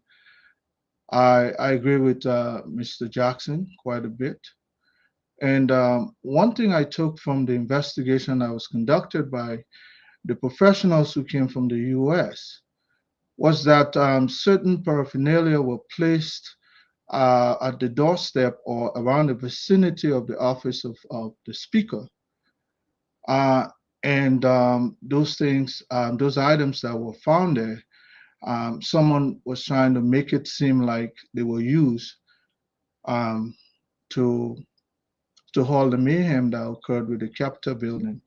I walk away with that particular revelation that somebody was trying to set a scene so that focus can go on the minority group. But you know what? That tells me that the majority group is culpable, in my opinion. And I believe those professionals, more than anybody else who have had any encounter with the situation at the Capitol building, for one thing, that's what I walk away with, that they were trying to set the scenario that the minority group hauled this mayhem. But my question is, would the minority group be responsible and yet place the evidence at the doorstep of the very speaker? One has to think about that. So these people have done everything possible to tell you that they understand one language only, because they took power by force. And so therefore, they're not going to be able to sit on the table because they don't have that pedigree. One has to have something in them before they can sit to offer you what they have in them. What they have in them is violence, mayhem, and we have to meet them at our track. Like Mr. Jackson have said, I like the idea that when the Supreme Court rules, it takes away that legitimacy that they feel they're acting with now. And we'll have to meet them at the track. They were not responsible for the peace we enjoy today. So let's give them exactly what it takes to bring peace to Liberia. And that is to show that the other side is as equally crazy. Until you do that, you're wasting your time. I like what Yeke said. I'm waiting to see up to that as well. But that's my own opinion today. Thank you very much. Is there anybody want to add anything while we move on? Because it's only important. We have expressed the overreach. Again, further will be coming on. We expect to hear from Mark Foucault, Representative District Number 9, Muscarado County, on this issue. They went to the court, ladies and gentlemen. We can bait the horses. Again, we can take the horses to the water, but we will not force that thing to drink. It's only important whenever you come on Spoon, you hear our views, you follow the story, because a lot is happening in Liberia. They burned down the Capitol building. The call for international investigator. The international investigator came. They got the report. We took hold of the report. We shared the report. Today, the government have not yet released the report. Have you asked yourself why? Ask Uncle Sam why. He's going to tell you exactly why they are not releasing the report. We have done the comparison from the international investigator report to that of the Liberia National Police and Fire Service Department report. Big issue. Maybe that's the only reason why they are not releasing the report. From one investigation to another investigation. But through it all, the Temple of Justice still carrying on investigation. Folks are still in jail. What's going on? But I want us to leave and talk about MedTech. Today, MedTech and CTN. Anybody want to add anything because we're leaving it now? We're moving to MedTech. Yeah, so I was about to speak when you came in. What I can say tonight with reference to the pending hearing of the Bill of Information in this legislative debacle. I don't know whether the Minister of Justice resignation letter is already prepared, just in case the Supreme Court rules or interprets its ruling to indicate that their initial decision of ultra vires is reference to members of the majority bloc, and that the removal of the speaker was illegal. That means the Attorney General of the Republic of Liberia lost legitimacy. He will be considered a fraud, and he will not have that ability and capability the moral grounds to serve in that capacity as Minister of Justice for wrongfully misinterpreting the Constitution or the ruling of members of the Supreme Court, just in case the Supreme Court affirmed its decision to say our initial ruling was, and we want to make it clear that we intended to say that Speaker Kofa is the legitimate speaker, and when we say ultra vires, it was applied or attributed to members of the majority bloc. The Minister of Justice must be prepared to resign because he interpreted the Constitution, allowing the president to make a decision to do business with members of the majority bloc. So I think this is where the critical stand will come in. I'm not just looking at, whether Speaker Kofa is reinstated or not. But if it goes on the contrary, I can say clearly that the Minister of Justice must be prepared to just forget that office because he will have no moral ground. I don't know whether it was a trap set up for him to misinform the decision or misinterpret the decision. So I don't know, but this is where the sticky part will come in. I'm waiting carefully to hear what will happen on the 14th, which is Friday. Then going to be a weekend. Thank you very much, Fandela Patrick. Before we move on to MedTech and we'll move on to CTN, I'm going to share this document. I want to say to all of you, we got a Representative Frank Safoko. Representative Frank Safoko, welcome to the show. You just came in town before we move on. It's always good seeing you, my brother. It is important for us to discuss this issue, and here you are to help us understand. Welcome to the show, sir.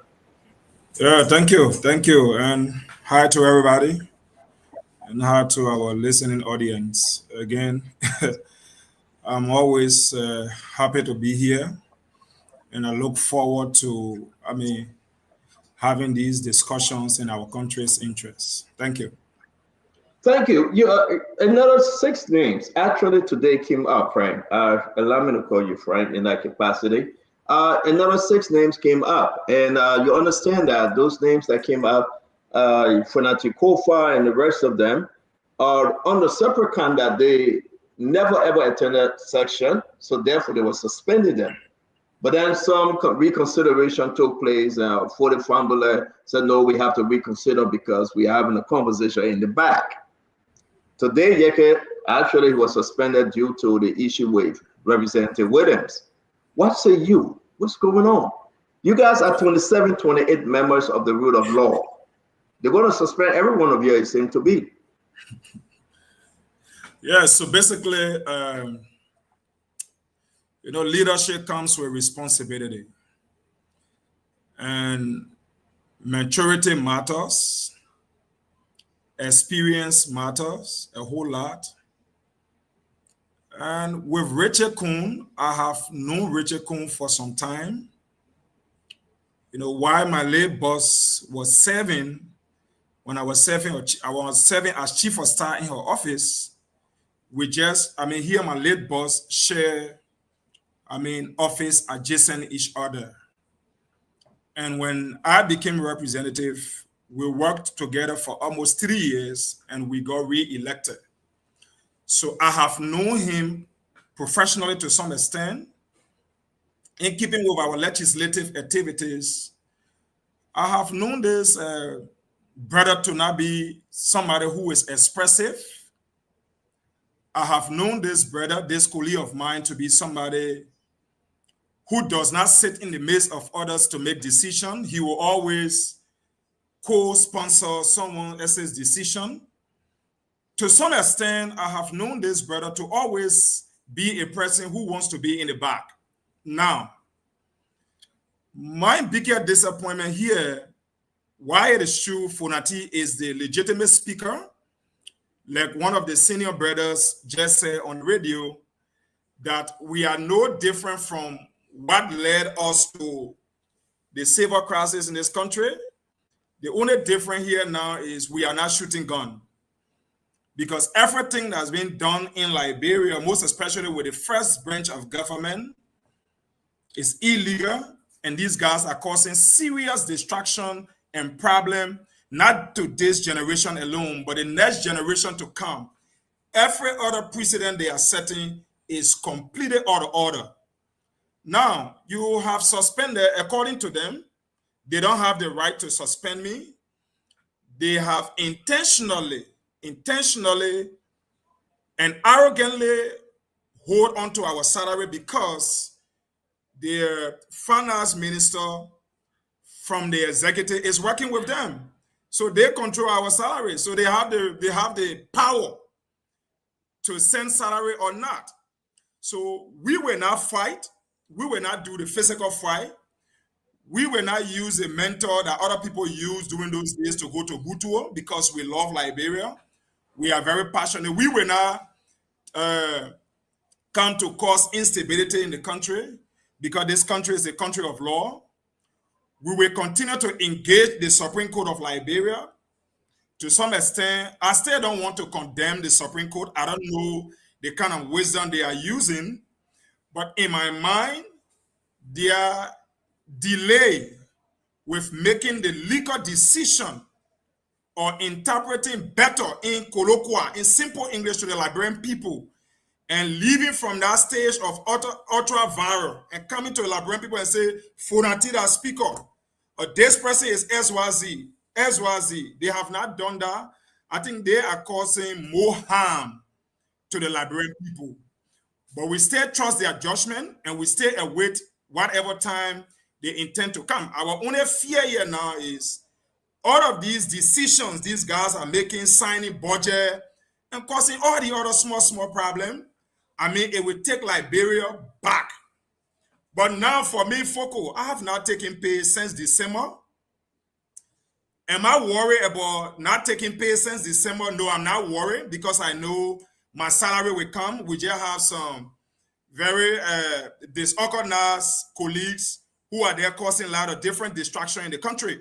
But now, the biggest issue here now, Staton, is the president. The president, over the time, for me, I say the president action has been deliberate to sit in this country and allow the first branch of government, I mean, to go in this form and manner where different things are happening, international partners are defining all differently. And I mean, everybody looking at Liberia now, the president himself from his circle, we got intelligence that the president, when he went to Ethiopia, imagine his colleagues were asking, Mr. President, you're now working with 2 speakers with all these different embarrassment. I think the president, Mr. Bwaka, should have come ahead to solve, because in my mind, according to other explanation, that the president have instructed them to do the right thing. But let's forget about the fact that since December, these guys have not been able to do the right thing.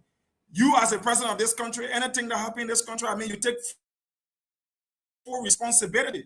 So you expect the president to have come out to solve this problem. Like Mohammed said, right? I don't say want to even refer to Honorable Rachel Kun as speaker, but let's assume that he's the team leader for today. That is to take us from EAWA Junction in town, where we don't have the speaker and deputy speaker. This guy, where the authority will be given to him by the speaker and say, just take your colleagues from EAWA Junction to Capitol Building. This guy, before we reach Capitol Building, this guy will almost cut everybody here up. But again, Thomas Fowler, Honorable Thomas Fowler, the deputy speaker, who is the doyen of the legislature, the House of Representatives, under his stewardship, where he sits right under or right behind or side by side to Rachel Kun, and you see them hang head every day, there is a mission of Thomas Fowler.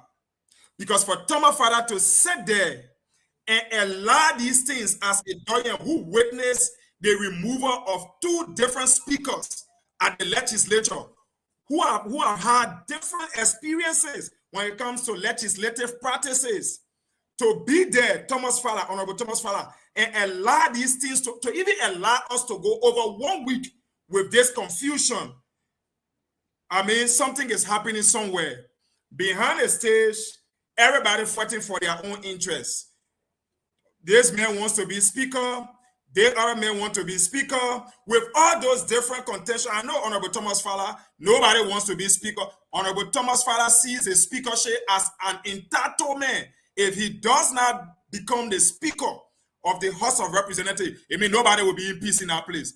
Honorable Thomas Fowler, sitting over there, he's playing a very key role. Somebody may say Thomas Fowler is a kissing me. Thomas Fowler and I, we hail not just from the same county, Lofa, but we hail from the same village.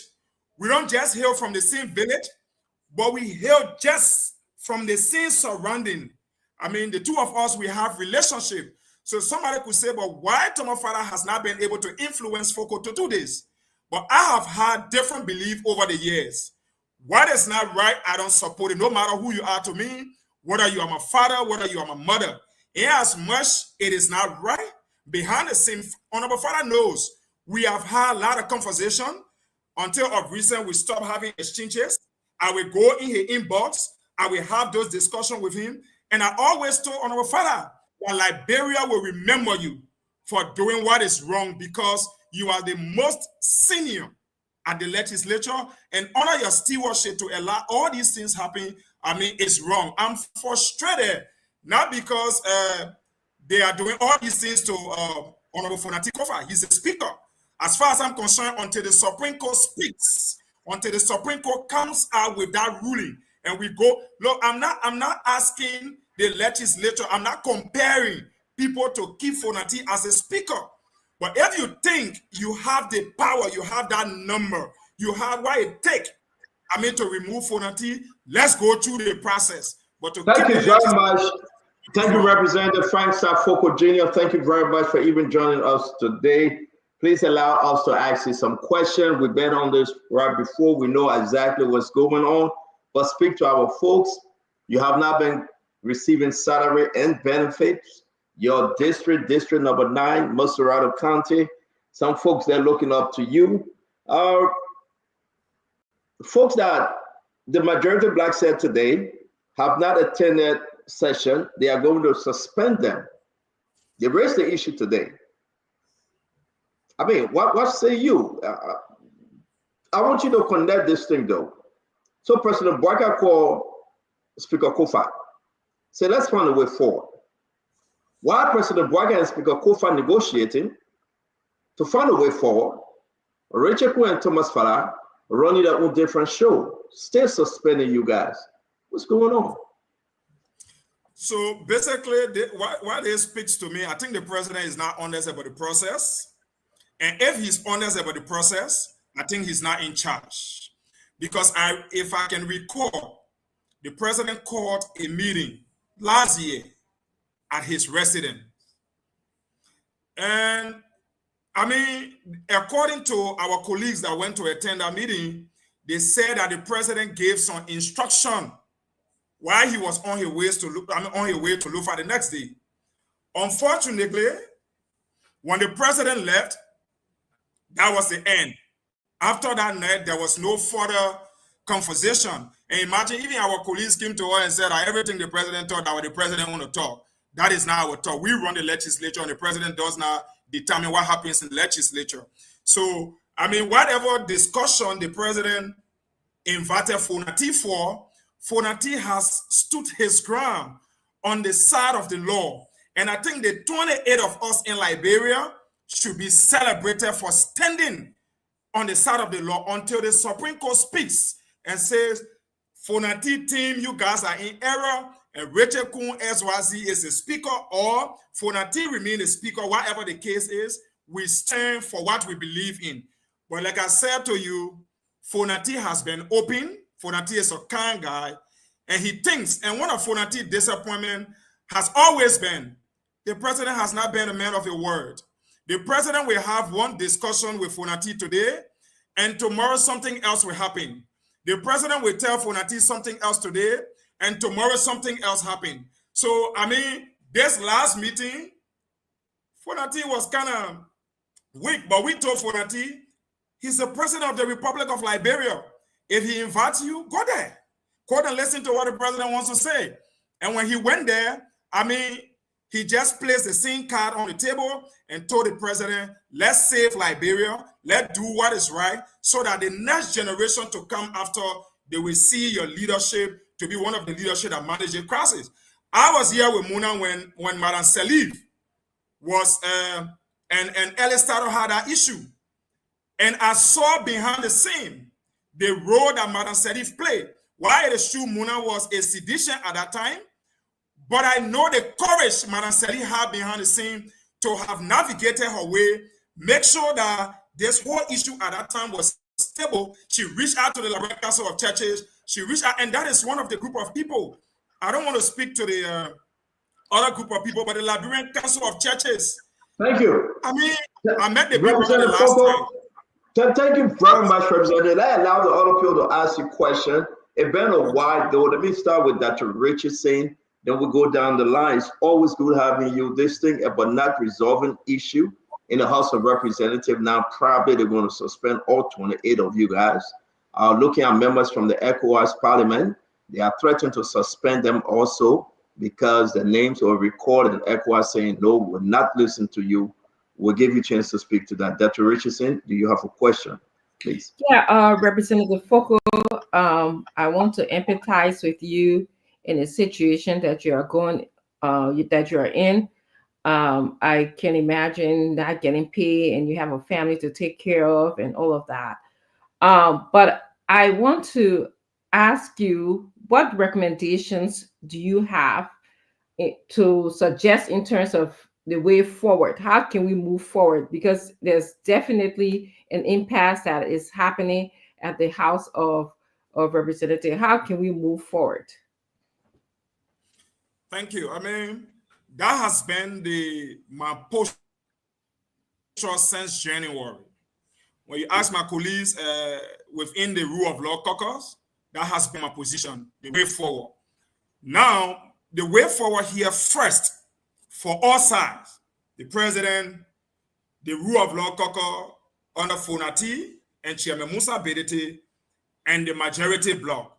The first thing all of us should take into consideration is the law. We all should respect the law. Let's go back to section. We have the procedure there to remove speaker. And what I think in my mind, Fonati could say, okay, majority of my colleagues are having issue and I have no interest to be speaker again. I have no interest. But the process to which you will remove this man, if we don't set that precedent, so my way forward here now is, now we have to wait for the Supreme Court because it's in the court. And once the Supreme Court comes out with it, so the first way forward here now is the Supreme Court. Once the Supreme Court comes out, whatever way it comes out, the other team should be able to respect the decision from the Supreme Court. Thank you. Do we have another question to ask? Yes. And please feel free to answer this to the extent you can. I know this is an ongoing investigation. Many would like to pin the burning of the Capitol building on you, as we're condemning whoever burned the Capitol building somewhere, making videos with your name and your voice attached to it, kind of pinning you as someone who was guilty. Okay. Today, can you state to the Liberian people, to the extent that you can, that you had nothing to do with this, or something to do with the burning of the Capitol, to the extent that you can? I do understand that this is an ongoing investigation. So thank you. I mean, I think this is my second time. The first time I did not really talk on this issue when I was invited by the police. So I believe in my mind the form and manner through which the police behave from the onset after the press conference of Colonel Gregory Kuma. I think it was unprofessional. That was not the right approach. I was home when I got a text message by 11:47 from Mr. Frank, 103 from the police. When I read the message was already inviting me to be at the police station by 12 o'clock. I live on the airfield. You just send a text message to me and expect me to be at Central, at which time the police was already en route at my residence. But that's not an issue. Whatever the case is, I'm a law-abiding citizen. Once the police has interest, I should make myself available. I mean, everybody, no matter who you are in Liberia, you should never be above the law. Now, to the fire to the Capitol building issue. You know, a lot of people sometimes don't know some of us, you know, until we reach to permanence, okay? So there are a lot of people, and there are also a lot of people who know the character Foko from Grand Bassa County, Bikiano. I attended the St. Peter Clever Kelly School and later came to Monrovia, okay? But whatever the case is, absolutely, I have no idea. I have never dreamed of violence in my whole life. When you should go back to conduct investigation from my childhood days up to today, and I will never have that slightest thought in my mind to think about it that I should, not just Capitol building, but just a regular kitchen in my community, to ask people to go and burn it down because I don't want that kitchen to be there. I would never. But the reason I don't speak to this much, you know, I'm a Christian and I serve God and I know the extent to which I serve God. So normally, when this kind of situation come or that has to do with my person, I don't argue with people much about it. I take it to God. And God, this will cause a generational curse. And if that place was burned by somebody, if it is proven that it was burned down by somebody, whoever that was involved with that, to even be part of the team that had that conversation, God will curse that entire generation for the rest of their life. I have no idea. I have never sat anywhere to talk about it. I have never had that discussion. But what they did that was not right in keeping with that recordings. It was on July 2nd. We previously did a communication that invited the LPRC boss, Amos Tue, concerning some $9 million that I think loan that was being taken from EcoBank. I think they did unlawfully. It was not right. And I feel in my mind that few group of people were about to go and just take $9 million from somewhere when JFK does not have medication, when there is no bed at JFK. At that time in July, people were using Kino to cross and go to their homes. I mean, homes were getting Foko, thank you very much. Foko, we beg you, sir. Did not have chairs. Foko, I thought in my mind that was being selfish, and we owe it to the Liberian people. So they needed to have come to explain to us exactly why they were doing that, because the people we work for let's move on. Let's allow the order and they move with that. Let's allow the others to ask you question. Thank you very much, Dr. Richardson. Representative Fogel, thank you again. Mami, do you have a question before we go to Uncle Sam? No, I don't have a question. I just want to encourage Honorable Fogel to remain on the same path. I mean, as he highlighted, I mean, as a faith-abiding lawmaker, stick to that. I mean, he believed in God and believing that those who responsible for the fire, he prayed that God will curse them and their generation. I agree with him on that, and let's wait and see how the case unfolds. I also believe in God, but I believe the fire, based on what I know, it was orchestrated, it was intentional, and we call on the government to make sure they bring those who did it to justice. Before we bring in Uncle Sam, you know what? Just come in because we have a conversation coming up with CTN, negotiation with the government and that of MedTech. This information coming up, folks are digging into them right now to see whether these deals will help them, will benefit the Liberian people. Another 10 years added to CTN. Uncle Sam, before you speak to that, I will give you the first chance. We have the Representative Frank Safoko Jr. Talk to us. Yeah, Representative Foko, welcome and nice to see you again. And I like your passion. I just want to basically ask you, what are your thoughts? I believe and I'm praying that the Supreme Court, in their infinite wisdom, would put clarity to the issue. And I believe they will rule in favor of the legitimate speaker. What do you think your colleagues on the other side, the so-called majority, and I call them, I have little or no respect for them, because the democracy that I went to jail for several times in this country, I got the marks on my back to prove it, and I basically been up and down trying to push democracy in this country, trying to prove rule of law, trying to make people wealthy and prosperous.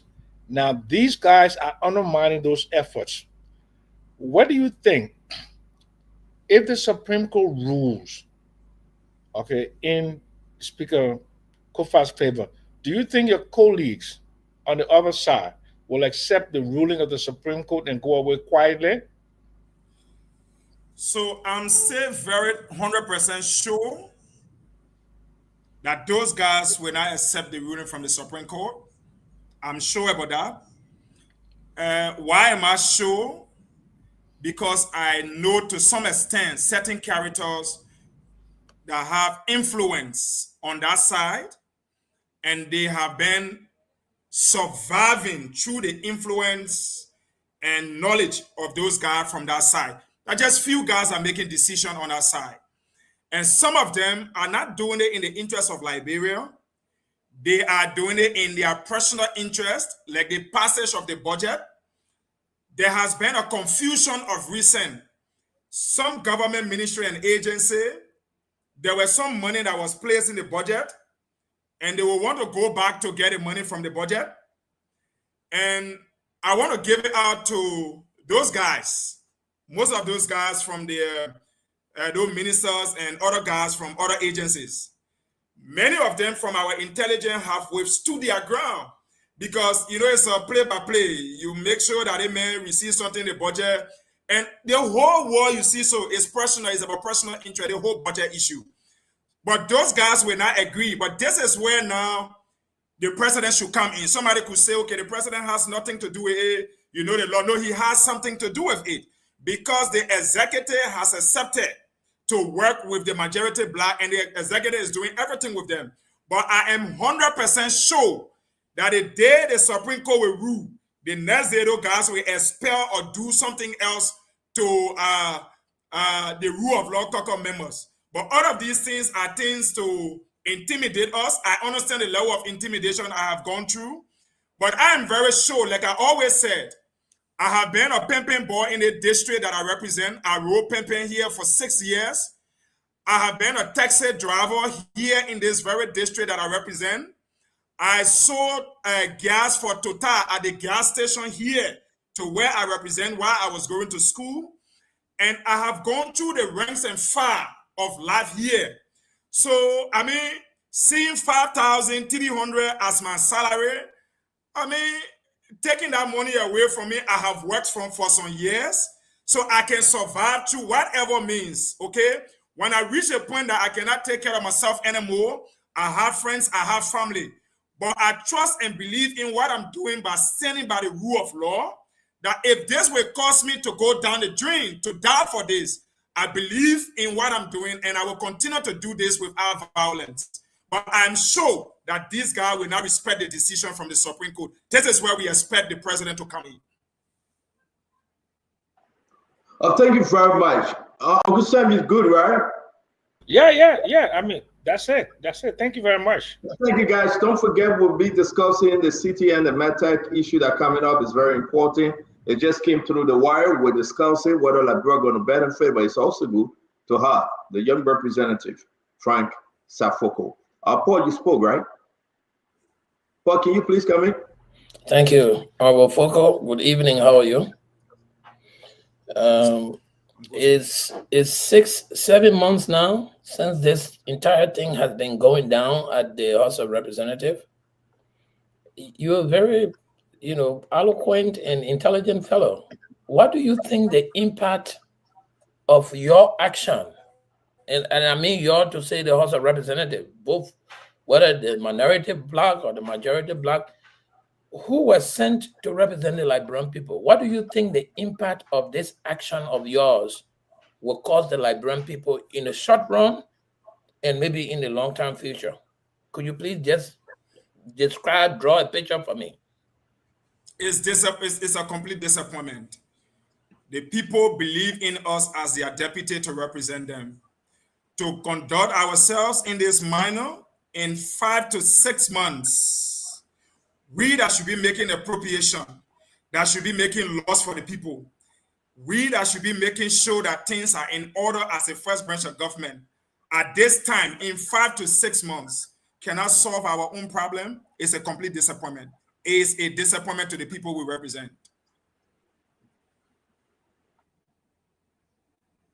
No, it's a disappointment. I just want to know what impact you think it will have on the people. It's a setback. It's already a setback for the country. Imagine now passing a budget and being signed by an illegal speaker. It has consequences. Different issues will come out. Okay? Different issues will come out. And these things, imagine a young man going broad day to take hammer and other stuff to be busting speaker door. I mean, that brother will have to, he will have to go to court to justify that. Okay? Rachel Kun will have to go to court to justify why did he even, accept to be a speaker, to sign to a budget that he should not be signing to. I mean, are their action treasonable?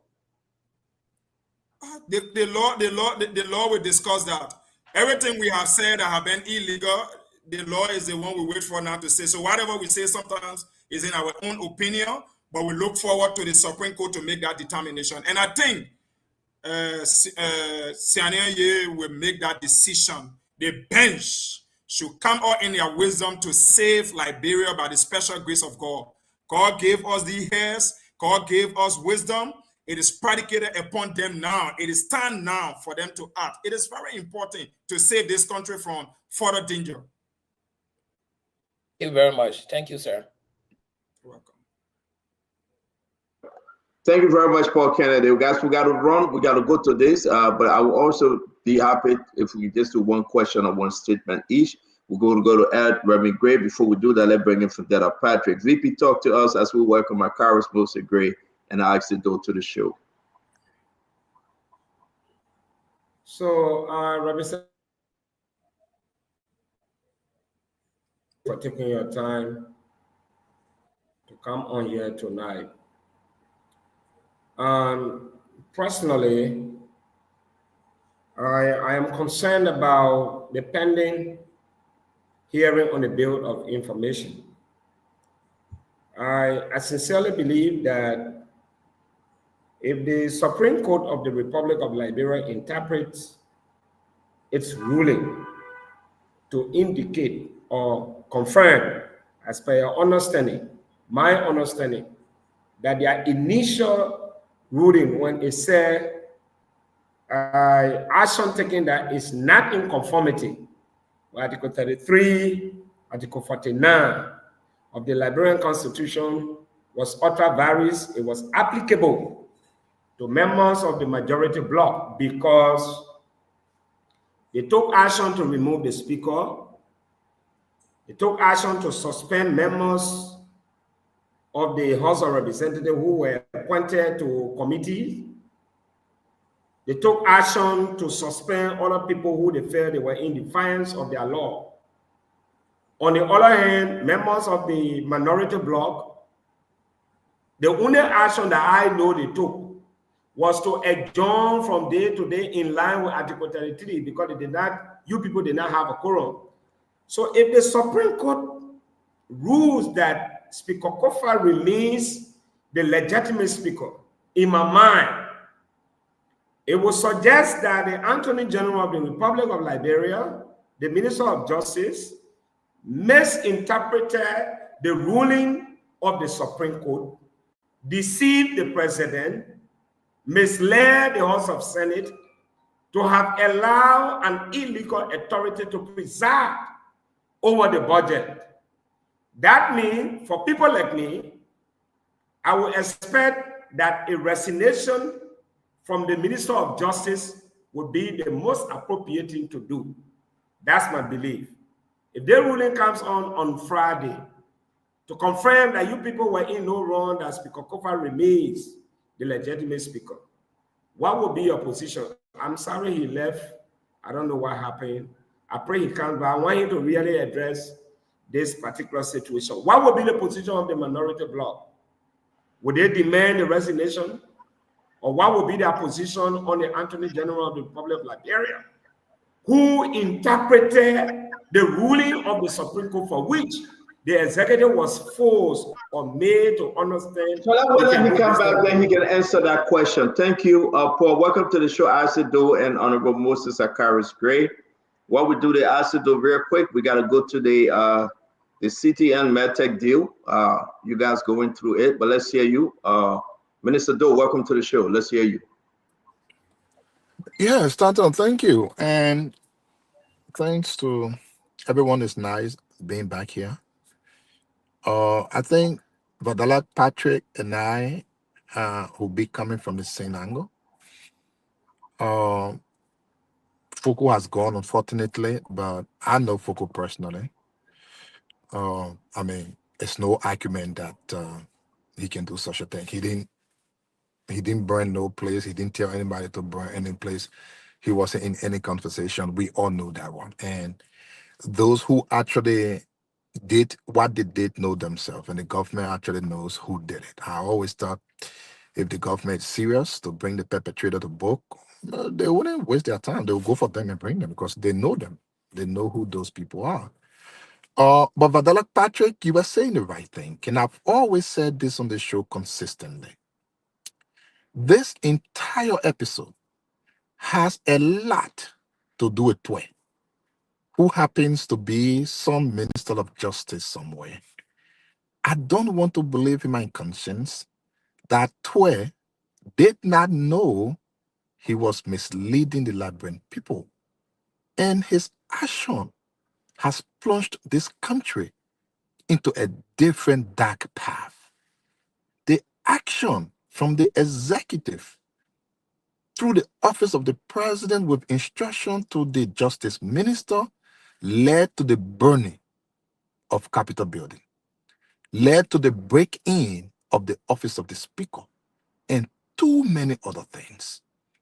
If the Supreme Court reinterpret what they've already interpreted to state exactly what all of us have said, it will be a stunning surprise if that man called Twe, who happens to be some minister of justice, remains there for one single more hour.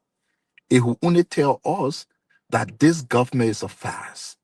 And in my mind, he should long be gone. I strongly believe in the future, though, he will be one of those to actually account for his stewardship. For that one is on the docket, we know. Hopefully, that 6 years never ends. But if 6 years ever has an end, of course, there will be the people accounting for their actions that plunged our country into such chaotic path. Sorry, the brother is gone.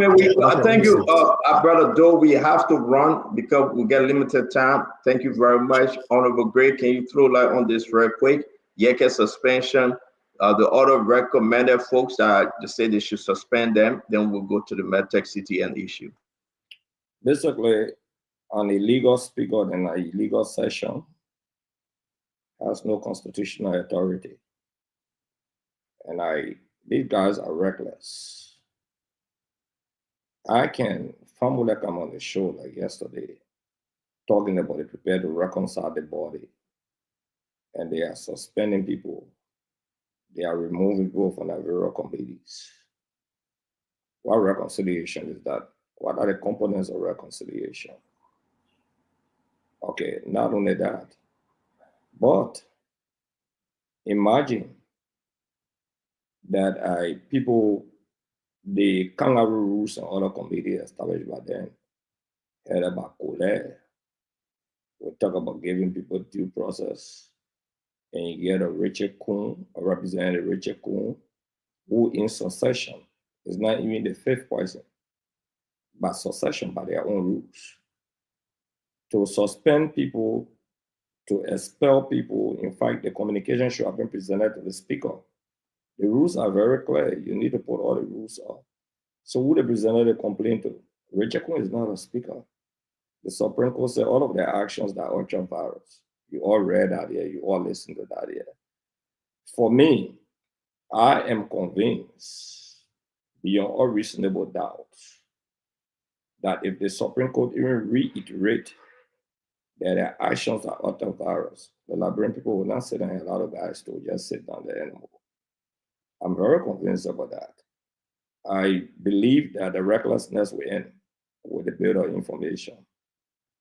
I believe that the Liberian people will not allow them to take any other decision to suspend or expel or whatsoever decision after the build of information. It's good that Foko is here. I've always encouraged him to remain consistent. The consistent as the Northern Star. Not to worry. He grew up like any ordinary person like me or Mona and the rest of the people. So why panic when you are doing the right thing? But again, let me repeat in conclusion, Stanton and the rest of the colleagues here, that a day after the Supreme Court rule, they got to start panicking now. Because nobody going to sit him over here and see a group of Jacobins. You know, during the French Revolution, the disgruntled element were called Jacobins. Okay, we're not allowed them to hijack and subvert the Constitution. Yes, the Constitution is being subverted by these guys, and they think they will go scot-free. They cannot. For me, I don't want to talk about the Justice Minister, because the guy is the most inept, deliberate, inept Justice Minister in the history of the country. You only compare him to Jenkins Scott, a daredevil who cares less, about the welfare of the state, and they're talking about rule of law. So, Stanton, I just want to say thank you. I came late, so I can't talk much. But again, indeed, I will say to you that let's watch the process that Yake will say. Let the Supreme Court provide a bit of information, and let's watch the process. Thank you very much, Honorable Gray. It's good to have you. Thank you, Colonel Gray. It's good to have you, Uncle Sam Jackson, Dr. Richardson, Paul Kennedy. Like you all know, we do this show runs from 4 p.m. Eastern Time. That's the noon time till 7 p.m. Eastern Time. We got 4 minutes, but we're going to manage, which will be, of course, from 8 p.m. Liberian time to 11 p.m. Liberian time. But yeah, we are receiving information under the new agreement that was on the hush-hush. And a lot of people say, please do not discuss it. CTN, MedTech, global tracking. Repeat on George Manowia, the mismanagement of the funds. It led to model resignation. He took the money, he bought a car for himself instead of the ministry. Double Jala got in trouble. Double Jala tried to revive himself. Sekou Dukley, the National Port Authority Director, the recommendation from the Senate, exactly when they review all this, a lot of information went out. Who was saying the truth? Where is the money from Dubai? Where is the money from Liberia? Where is that 20%? You saw that the group, the anti-corruption group, FIA, they're still trying to trace the money. People say, but then who's the new Miguel? Who's the new Samatoy? Who's the new Joe? We are in this deal. Who is benefiting? Today, under this leadership of President Joseph Yeman Boaga, they have agreed to keep MedTech and keep CTN. Is it good for the nation? Will it help the Liberian people? Let's go into it. As we share with you this document, you can find it on Spoon page. It's there already. Review and restated cargo tracking notes agreement by and between the government of the Republic of Liberia, GTMS Liberia Incorporated. If you go through all the document, you'll come to understand this is very, very, very, very big, and we must discuss it. If we cannot finish it today, we guarantee you we'll dig deeper into this new contract and we'll bring it to you tomorrow. National Custom Broker Association Liberia summary of the stockholder cost. The stockholder cost, everything is in there. So before we do this, I'll bring in Mommy to give us overview. I'll go to Uncle Sam, Dr. Richardson, Paul Kennedy, Edwin Gray, and our brother Akaris, mostly great that the rest can join us. Mommy, give us a straight shot overview on this one. Yeah, we have CTN, come to the country to provide services, cargo tracking services. The government signed an agreement with them. In that agreement, the government's share of the revenue was 30% under the previous administration. The costs of the different continuous input into Liberia. So if you were inputting 24 container, you pay, what's the rate? Let me be specific so I don't make mistake here. just to make sure. 20-foot container under the previous agreement was $130. This new agreement adjusted it to $95. 40-foot container was $250. This new agreement dropped it to $190. 45-foot container was $280. And this new agreement dropped it to $213. But besides these fees that were dropped, the big news is, under the old arrangement, government was receiving 3% of every revenue that was generated. Under this new agreement, government is receiving 40% in the first 5 years. So from 3% to 40%. In the remaining 5 years, government percentage will leave from 40% to 45%. That is the kind of negotiation we were calling for. When we say negotiate so Liberia can benefit its fair share, that's the fair share. Instead of 3%, 40%. Instead of businesses paying high costs, relatively lower costs. CTN and LRA, if you can see the picture, 3 government agencies, LRA, 4, LRA, Ministry of Finance, NPA, Ministry of Justice, being into these negotiations. When the Senate reviewed CTN and METEC, the Senate recommended that the NPA goes into negotiating with CTN to bring it under terms and ensure that Liberia benefits. The NPA led that negotiation, and today we can announce, unlike what we said yesterday, that President Baka is saying he will. Today we come to say we have negotiated CTN. We're not saying we will again. We have negotiated CTN. We have taken government share from 3% to 40% and 45%. We have reduced the cost of CTN on businesses. We're not into we will. CTN will help government. The NPA and LRA have been trying to see how they can deal with this thing about under-declaration, under-valuation of things imported into the country. The technology CTN has will help LRA and NPA to help to do proper valuation. Under-valuation is costing government up to 40% loss in revenue. This will help to increase revenue. When we do that, then we tell President Bouaka, thank you for CTN. Let's now go to METEC and see how we can also negotiate and look into METEC and see how government can get its fair share. So instead of we will on CTN, we have on CTN. Mama, thank you very much. I believe you guys have gone through the documents in the chat room, and we posted this on our page. Please read it, folks. We will ready discuss this holistically tomorrow, because we know this thing just came through in a few minutes. Because you know what? Mama is saying that the president, he would not say we will know more, but we have. But the devil is in the detail, like my friend and brother Fadiga usually say. The devil is in the detail. So let's dig deeper. Understand? I mean, where are you on this thing? Look, anybody who signed that agreement is unpatriotic. It is stupid. It is idiotic. It is not nationalistic, and those people should be taken out to sea, tied, and thrown away. That company, CTN, is a Sierra Leonean company. Bunch of criminals who were kicked out of Sierra Leone, and they came to Liberia, and my government illegally, fraudulently signed that agreement. Henry Costa, Mame, everybody was against that agreement. And we know that agreement is fraudulent. It doesn't help with the undervaluation. It doesn't help with anything. It is just a means of what? Feathering the nest egg of politicians.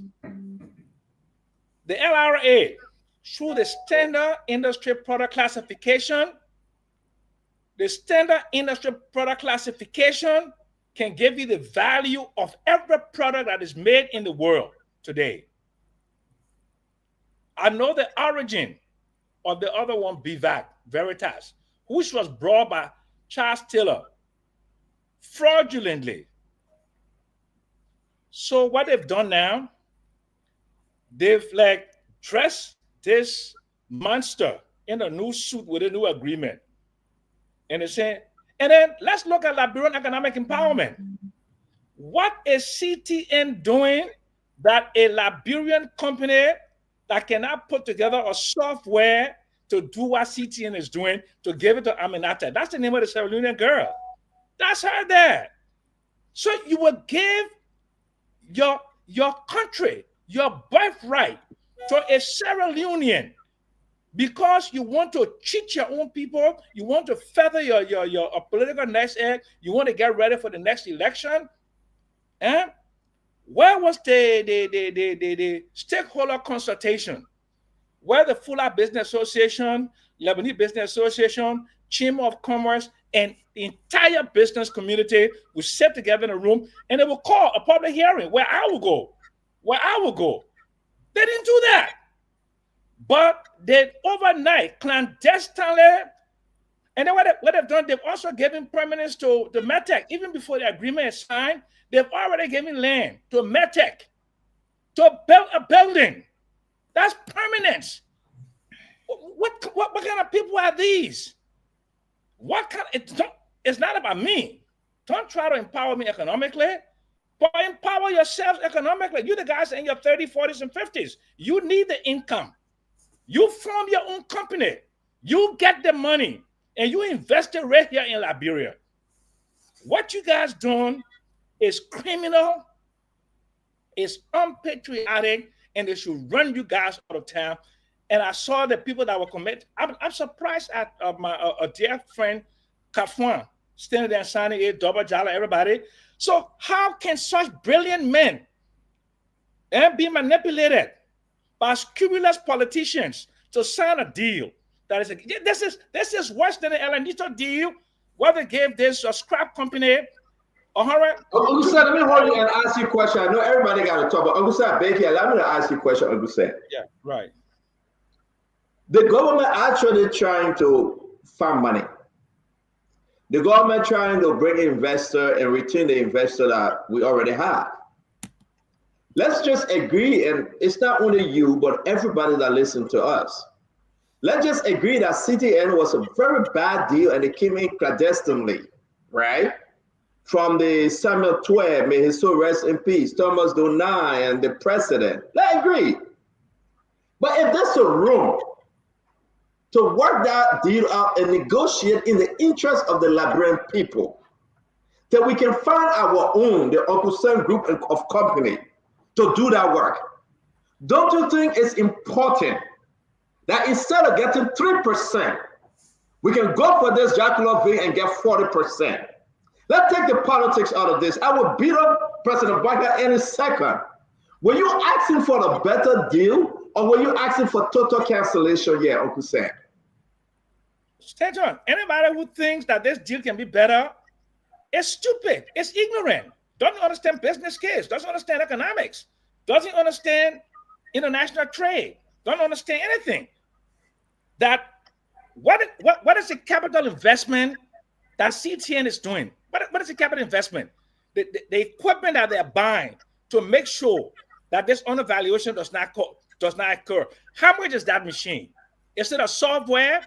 Is it an equipment? Do they have scanners over there at the port? Uncle Sam, I beg you guys, give me a few seconds. I'm sorry, Uncle Sam. You want President Bwaka to come in and destroy the whole deal and send it? Let me finish. I beg you, sir. So let me finish. I beg you. No, cut. If this service was needed, we could have gone out on an international competitive bidding to bring the best, to bring the most, how you call it in English, ethical, legal company. But you take a company that was kicked out of their own country of origin, Sierra Leone. They were kicked out for fraud. But Uncle Sam, though, Uncle Sam, and this is where you and myself can differ, right? For 6 years, you celebrated CTN on a George Manor Weir. Hell no! Hell no! Uncle Sam, I would never do that, Stanton. You can never see anywhere. Listen to me, Stanton. Stop it. Stop it, Stanton. That's crazy. Uncle Sam. Uncle Sam, let me make myself clear. I was celebrating CTN. Uncle Sam. Don't even tell me that nonsense, Uncle Sam. I Okay. was totally against CTN and MedTech. So, Uncle Sam, let me make myself clear. But don't tell the audience I was celebrating CTN. Uncle Sam, I can tell them, and you can. Uncle Sam, I can tell them, and you can make the correction, please. No, don't tell them that. You must have the evidence that I was celebrating CTN. Uncle Sam, this is how you celebrated CTN. Let me tell you. This is how you celebrated CTN. You paraded with the saboteur and the president. You paraded, you celebrated that. No, don't tell me nothing. But you were at a rate of 3%. Uncle Sam, drink some water. Let me progress. Stop it. That is the poppy Uncle Sam. This is deflection. This is deflection. You try to bamboozle the public. I will not allow that. I'm too smart for that. Uncle Sam, the only thing I'm saying to you, and Miguel and others, so I supported CTN. Uncle Sam, let's take it easy. The other people got to copy. I beg you. Uncle Sam, let's take it. Nationalism, Stanton. I agree. My question will be the same to you, but I will come back. Let's give you the break a little bit. We'll come back to you, Uncle Sam. Uncle Sam, we'll come back to you. Give yourself a break. Okay, I agree. Give me a break. But let me say this. This is unpatriotic. This is unpatriotic. This is not nationalistic. Yes, the issue. And I will say this to you. We supported Joseph Yiman Bwaka to either kick these people out or renegotiate the deal. The campaign was to cancellation. Kicking out is cancellation. Cancel it. Kicking out is cancellation. You're trying to put lipstick on a pig. You're trying to put lipstick on a pig. That's what you're doing. If it looks like a dog, it is a dog. You cannot put lipstick on a pig and make it to look good. I'm not stupid, Stanton. If you want to be stupid, if you want to be fooled by these fraudsters that came from Sierra Leone, go ahead and be fooled by them. But I want to bring the rest of the guys. I want the public to know that I stood up like a man with courage and said what Joria did was bad, it was fraudulent, it was illegal. And what I'm seeing, what Joseph Bwaka is doing today is bad, it's fraudulent, and illegal. So then I will say this to you, Uncle Sam. You raised some good suggestion before I go to Dr. Richardson here. You said, well, cancer. You said, well, kick them out. You said, well, we don't need them. We can bring our own. Uncle Sam, you have 3% coming from your government. 3%. And when the 3% came, there you go again. There you go again. And when the 3% came, we were looking for the account. Uncle Sam, somebody got to speak. Somebody got to speak. When the 3% came, we were looking for the account in Dubai. We were looking for the account in Ghana. We were looking for the account in Geneva. We are talking about increase of 37% addition. Uncle Sam, I am saying to you, I'm not saying this deal is a good deal, but if you have the deal that gives you 30, give your people a chance to talk. Don't defend it. Give them a chance to talk. Dr. Richardson coming. I want to say no more again. Thank you. Dr. Richardson coming. There are a few things. 30% or 40% are making you there. There are a few things I like to say because actually I have to run after I speak today. I won't be here for the closing. But Uncle Sam, I just want to tell you that I cherish and appreciate you coming every day to be a panelist on this show. I respect your opinion like I do with everybody else. I didn't get a chance, and I would urge all Liberians to please, as Stanton said, is on this phone page, go through the contract, okay? We got it late. I think it's very important that we go through the contract. First of all, I read it briefly. It's a 10-year contract, which is interesting that they're going to give our, management of our port, to somebody for 10 years. I also want to state that I personally think that the CTN should have been canceled for multiple reasons. It was used as a cash cow. It was used as a entity where money was taken from Liberia. So there was no resolution in the contract. I looked through it, perused it very quickly, that asked these people to pay the money that they took out of our country back to us. So now we're just going to be okay with moving from 3% to 40%, and we're going to be okay. I'm not okay with that. So I would like to spend some time just going over it and getting some thorough understanding. I like the robustness of bringing in people to discuss before we finalize any kind of agreement for our country. Lastly, I want to say thank you everybody for joining this show. It was a wonderful show. I have to run. And those of you who are interested in CMC, please make sure that you contact the appropriate persons. Will be working on the website to send it out. So thank you very much. Every day you get a CMC announcement, Dr. Richardson. As long as I until you tell me to go. Yeah, well, you not get a announcement every day. You gotta pay. This is not CMC network. Okay, Jackie on the other side. Just be quiet. This is not CMC network. When you be doing your own United Party announcement, nobody can be talking. So just please, I beg you, let me just go ahead. But if you want me to give the announcement, this is multi-party democracy. Thank you, Dr. Richardson. Thank you. Thank you, Dr. Richardson. Uncle Sam, please go take a rest. We love you and we hope to see you tomorrow. Thank you, Uncle Sam. It's actually beautiful. Okay. We love you. We love you, Uncle Sam. We love you, Uncle Sam. Go take a rest, sir. Let's talk later. Yeah, but here's my thing before we bring in Ed Reverend Gray and Paul Kennedy. Akaris Gray is on stage. Asido is on. Paul, let's fix it. Today, President Baga says, city and go. We don't need you. Cancel everything. But CTN was under contract. We should all realize they were under contract. The president break that contract today.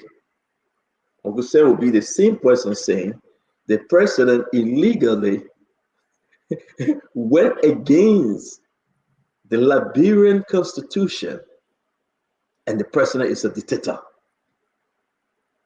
We would beat on President Joseph Yimabwaka when necessary. And we can still have this argument.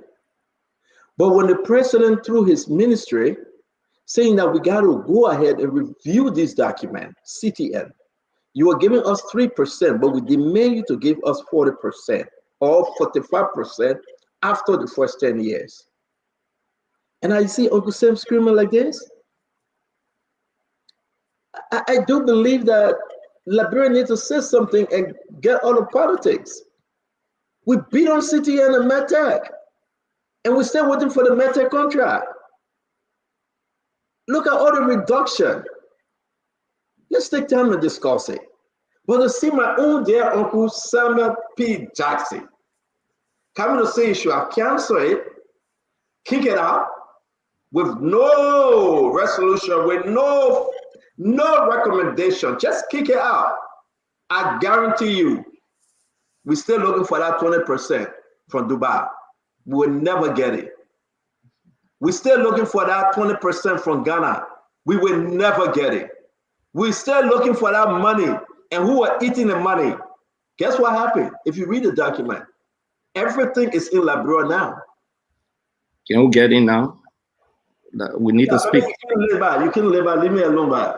No, but we need to speak now. This is not a monologue. Let's speak. No, it's not a monologue. But you know what? You know what? If Sam Johnson spoke, respect his opinion. So when you left, I want to bring in Paul Kennedy. And thank you, Stanton. The increase of the percentage of Liberia share on the contract from 3% to 40% is commendable. The reduction of the prices paid by the importers from $130 to $95, from $250 to $130 are all commendable. I will not ever reinstate the contract. If a man comes and raped my daughter, that man has committed a crime and I would not be negotiating marriage with that man. There are several Liberian organizations that have suffered, that have integrity, that could do exactly what CTN is doing. And because CTN was fraudulent and in cahoots with the past government, I would have never signed or amended their contract for them to remain. I will remove CTN. I will open up the space if it is necessary. First of all, we need to even register whether this Can job. I add, Paul? I beg you, Paul, can I add? Paul, I beg you. Point. Paul, can I call you information here? You're getting me out of track. Paul, I beg you, let me ask something real quick. Paul, CTN went to a hearing in the Senate. They asked CTN, when the Liberian people money, CTN turned to LRA, they turned to Commerce, they turned to the government of the past and said, we pay that which we were told to pay as per the agreement. Can you ask that government what they did with the money? CTN paid that which was due. But the government of Akaris Mills Gray, they cannot account for the money. They ate the money. How, Paul, can you say you will blame CTN? I'm not defending CTN. You tell them, say, pay $50. They posted our agreement, you say, yeah. They say, yeah, the $50. You, Paul, you told the $50 you get to Akaris Gray.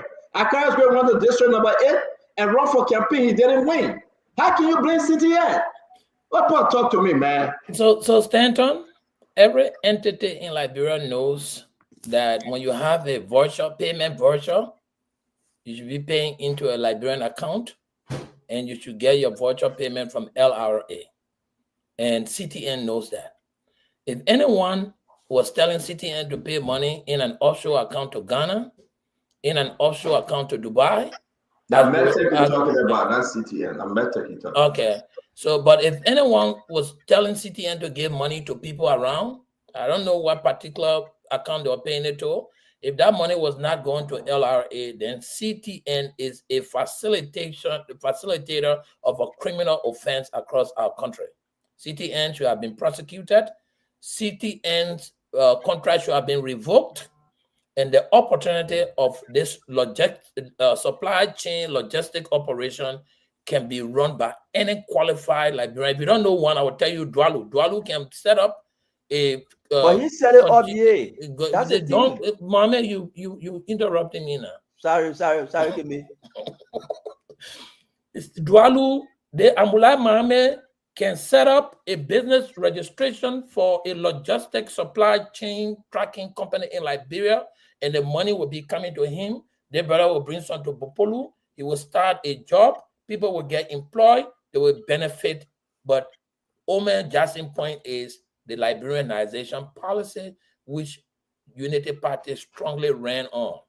I think that Omer Jackson frustration there, and I'm not speaking for him, but just listening to that old man, I saw him spew out his passion about the very organization we condemn.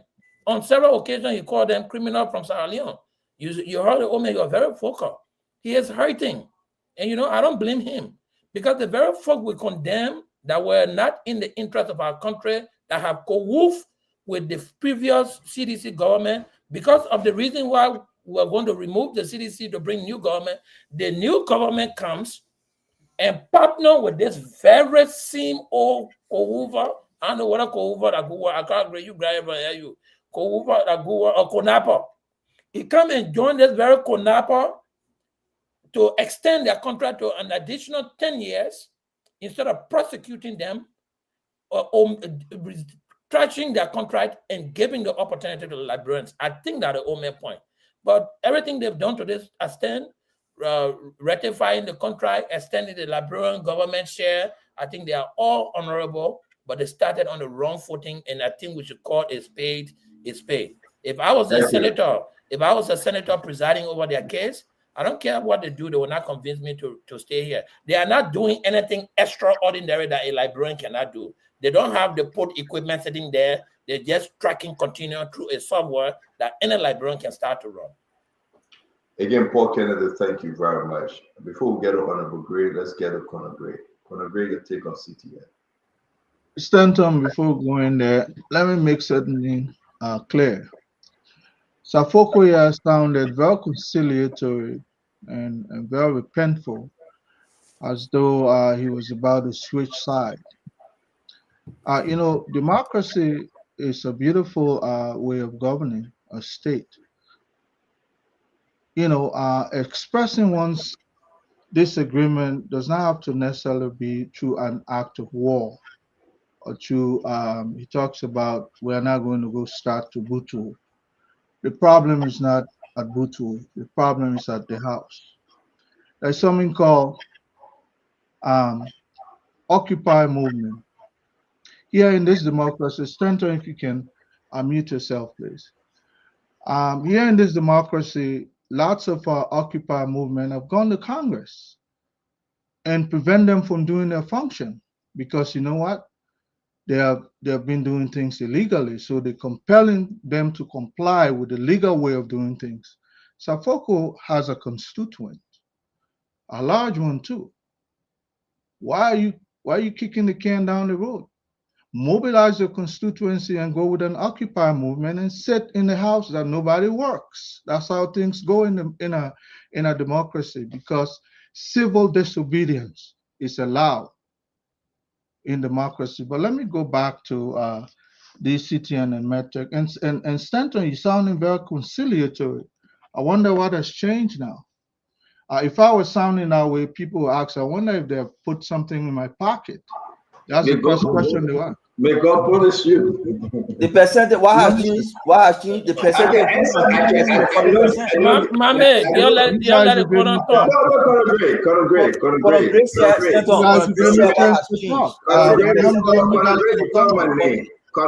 you call my name. Let me say something to you. Colonel Gray, you will continue. Colonel Gray, you will continue. You call my name. Let me say something to you. CTN, MedTech, nobody in Liberia will even try to say they give a Stanton money. And you know that. So don't say what have happened. I will not accuse you if you take a position contrary to your previous position. I am not celebrating CTN. I am celebrating the renewal of this contract based on the fact when that woman went to the Senate, Colonel Gray, we discussed it on this show. When they asked her for the Liberian people money, she pointed out to LRA, she pointed out to Commerce and the rest of them and said they ate the money, she gave them the money. Colonel Gray, you want to kick them out? Bring your company that you want to come in. Talk to your lawmakers, your senators and representatives. So we have this company that can do a better job. But to leave from 3% to 40%, I think we are moving to a better place. Even if we don't need this company, I think we are to a better place to make a better argument. What we fought for have changed a lot of stuff, Colonel Gray. All the way to 45%, and that's my argument. Unlike the 3% we're receiving under the previous government. Talk to me, sir, and thank you for giving me the time. Okay, Stanton. I would not accuse you because I've been in your circle for some time. So I know, that's why I say, if it had been me, I wonder whether that is how you were going to be thinking. But, being that we have a modification in the process, probably that could be your remedy. But I tell you what, CTN deserves jack, because it's like someone jumping in your house, grabbing your apple, giving you 40% or 1/3 of it or 1/4 of it, and they run with the rest. Why so? What gave them the right to even come and decide what you get in your home? Look, I like the old Freeport when it was free. Liberia had a lot of things going on. And probably if we should revert to running a port management authority, we should make it free. And what is the CTN or MedTech or whoever they are, what are they doing extra that the government of Liberia cannot do? That is where the stupidity lies. Because you know what? If someone procure a software that tracks the movement of goods and services, or goods in general, Liberian government is incapable of having that. We continue to present ourselves as very vulnerable and stupid people, and people are preying on us free of charge. They came to take 40% of that stupidity and give to you, and we celebrate that. Then they run away with 60% for doing absolutely nothing. If we can make sure we modify the way things are done in our ports, especially the free port, our economy will boom, because that is how it was prior to the war. And if you can come and tell me some girl come from some distant shore and come and tell you exactly, I'll give you 40% of your own money, of your own initiative, and you accept that, it means you're silly. And that is exactly what these people present and continue to do with our country. I would like to see what Medtech is doing, that us as a nation, Liberia, cannot procure that software and run, and that revenue comes to us 100% untouched. Then somebody coming to give you 40%, will celebrate it. I'm not going to flow along with that stupidity. Sorry for that language, my brother. So nothing has changed, but they have just told you that they augment your stupidity from 3% to 40%. You continue to clap for them. I will not be in that bandwagon. Thank you, Stanton.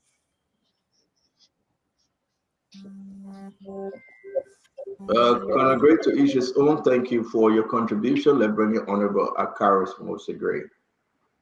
Thank you again. There's a reason why I'm laughing, and it's of interest. First, I don't support sycophancy and hypocrisy. What do I mean by that? The Unity Party ran on a campaign here. Spoon Network was the biggest fan for articulating the views. The exact position of the Unity Party was that the CTN and the method were illegal deeds. Therefore, they were definitive that they would cancel the agreements. They were notified. That's what they presented to the Liberian people. Go back to all of the old clips. Go back to the campaign statements. The argument was not that they would modify any agreement. That's not the argument. The third argument they provided, besides the agreement being, those agreements being illegal, and they will cancel it, they also argued the liberalization policy. That there is nothing CTN is doing that Liberians cannot do. I am taken aback after 1 year, 2 months into this administration, 3 months now. Friends are arguing that they'll wait for the Liberian company. Amen. After 1 year, 2 months, you know how many people supported the Unity Party who have some degree of ingenuity and creativity as Liberians?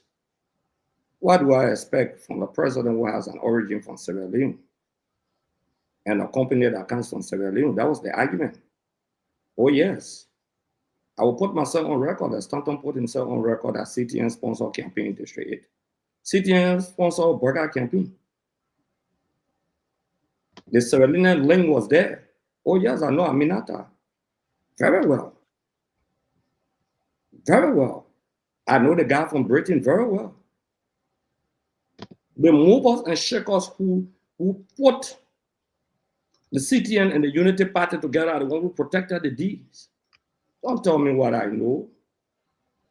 We shouldn't pretend here. A president who has a background from Sierra Leone re-establish a relationship with people from Sierra Leone. That's all. What's the value of the D? Don't come tell me say there was Senate hearing or they were hearing at the House of Representatives. The argument was that the legislature did not ratify the D. It was bogus. It's a ratified by the legislature. What a value. Because anything the legislature should ratify, it should be about $10 million. If it is not, then there's no need for ratification. But what was the argument by the Unity Party and other people? That the D was not ratified. They didn't know the value of the D, so they didn't tell what the value of the D. They didn't tell us. We are not stupid people. We did not eat our school fees. For somebody to come tell me Samuel Tuet took the money, Maggie took the money, President Weah took the money. What? Please, somebody playing something. But Greg, can you mute yourself, please? Oh, sorry. Yeah, nobody should come tell me that thing. That's a crap. That you say CTN was giving 20% to group of government officials. You call the company a criminal company. So you renegotiate the deal with them. We're all going after the 20%. You say, let's leave it. That leave it. You say, we'll go after. They should have paid that money in before you even renegotiate a deal. It's a calculated attempt to make new group of people rich. Stanton is on public record on the show to say that who are the new Maggies? Who are the new Samuel Tuet? Who are the new Joseph Boyka? Yes, we're on public record, yeah. Somebody want to argue from 30%. You know how the Liberian people back from 30% to 40%. The LPRC were, yeah. They said there was an executive order. Besides that, there was other reduction. Look at the price of petroleum today. It's still skyrocketing. They don't have the conversation here. Paul Kennedy. So you come to change the conversation. Yeah, the conversation. No, let me know CTN's conversation. No, don't change it. No. Let's finish with the CTN conversation. You jumping to LPRC. We can talk about LPRC. No, I'm talking about the D. Let's finish with CTN, my man. Don't take all over, man. Excuse me, man. Yeah, let's do a CTN. Let's do a CTN. Mini and carry it because you know destroy because you're running around with LPRC for nobody running around here. So let's finish with CTN. You have percentage increase and percentage reduction making comparative analysis. You can't tell me I'm a student of comparative politics. What you want to tell me? Let's finish with CTN, no, but CTN has comparative analysis. And you made an analysis again. Let's finish with CTN. I will say this to all the Liberian people to each his own. Honorable Greg can be on this show, and we appreciate him. But Honorable Greg, I will say this to you, my brother. You sat there. You messed the deal out by giving Liberian people 3%. Yeah, please conclude. Then I will say my own on you. Conclude. Yeah, I want you to talk because the Liberian people are not stupid. Unity Party people are not stupid. You committed yourself to them through a campaign process. Not only that, you talk about, we got more profit in our negotiation. Yeah. You were charging bag rattlers or $75, $50, you brought it to $25. You were charging tricycle rattle $150, brought it to $75 down. Oh, you didn't praise that? Stand on. You think I will can't sit on this show yet for you to tell me a Carol's grave publicly? There's a public platform. Now CTN or whosoever sponsor campaign District 8 and they beat me and you say let's stick to CTN. Let me tell you what CTN did more or what CTN doing today. That CTN because you shifting. Hold on. Jeremiah added the money. Hold on. Let me finish. Yeah, but finish. You're running against time. Finish. We know, yeah. Let me finish. Now, Jeremiah Kun, when Mame meeting with you after that, Kun gave him money to buy a ticket to come to Liberia and say what he's saying today. You think we are fools here? That you want to declare unity partisan of a business deal. You see, you can't add today. You want to use this network to fund for people? Is that what we are for? Mame, you're going to babble. You're going to Manuel now. The deal was criminal, but then you dancing with criminals in the country. Honorable Greg, thank you very much. Honorable Greg, listen, we saw to end the show, but we'll go to 12 midnight. Honorable Greg, we're not leaving.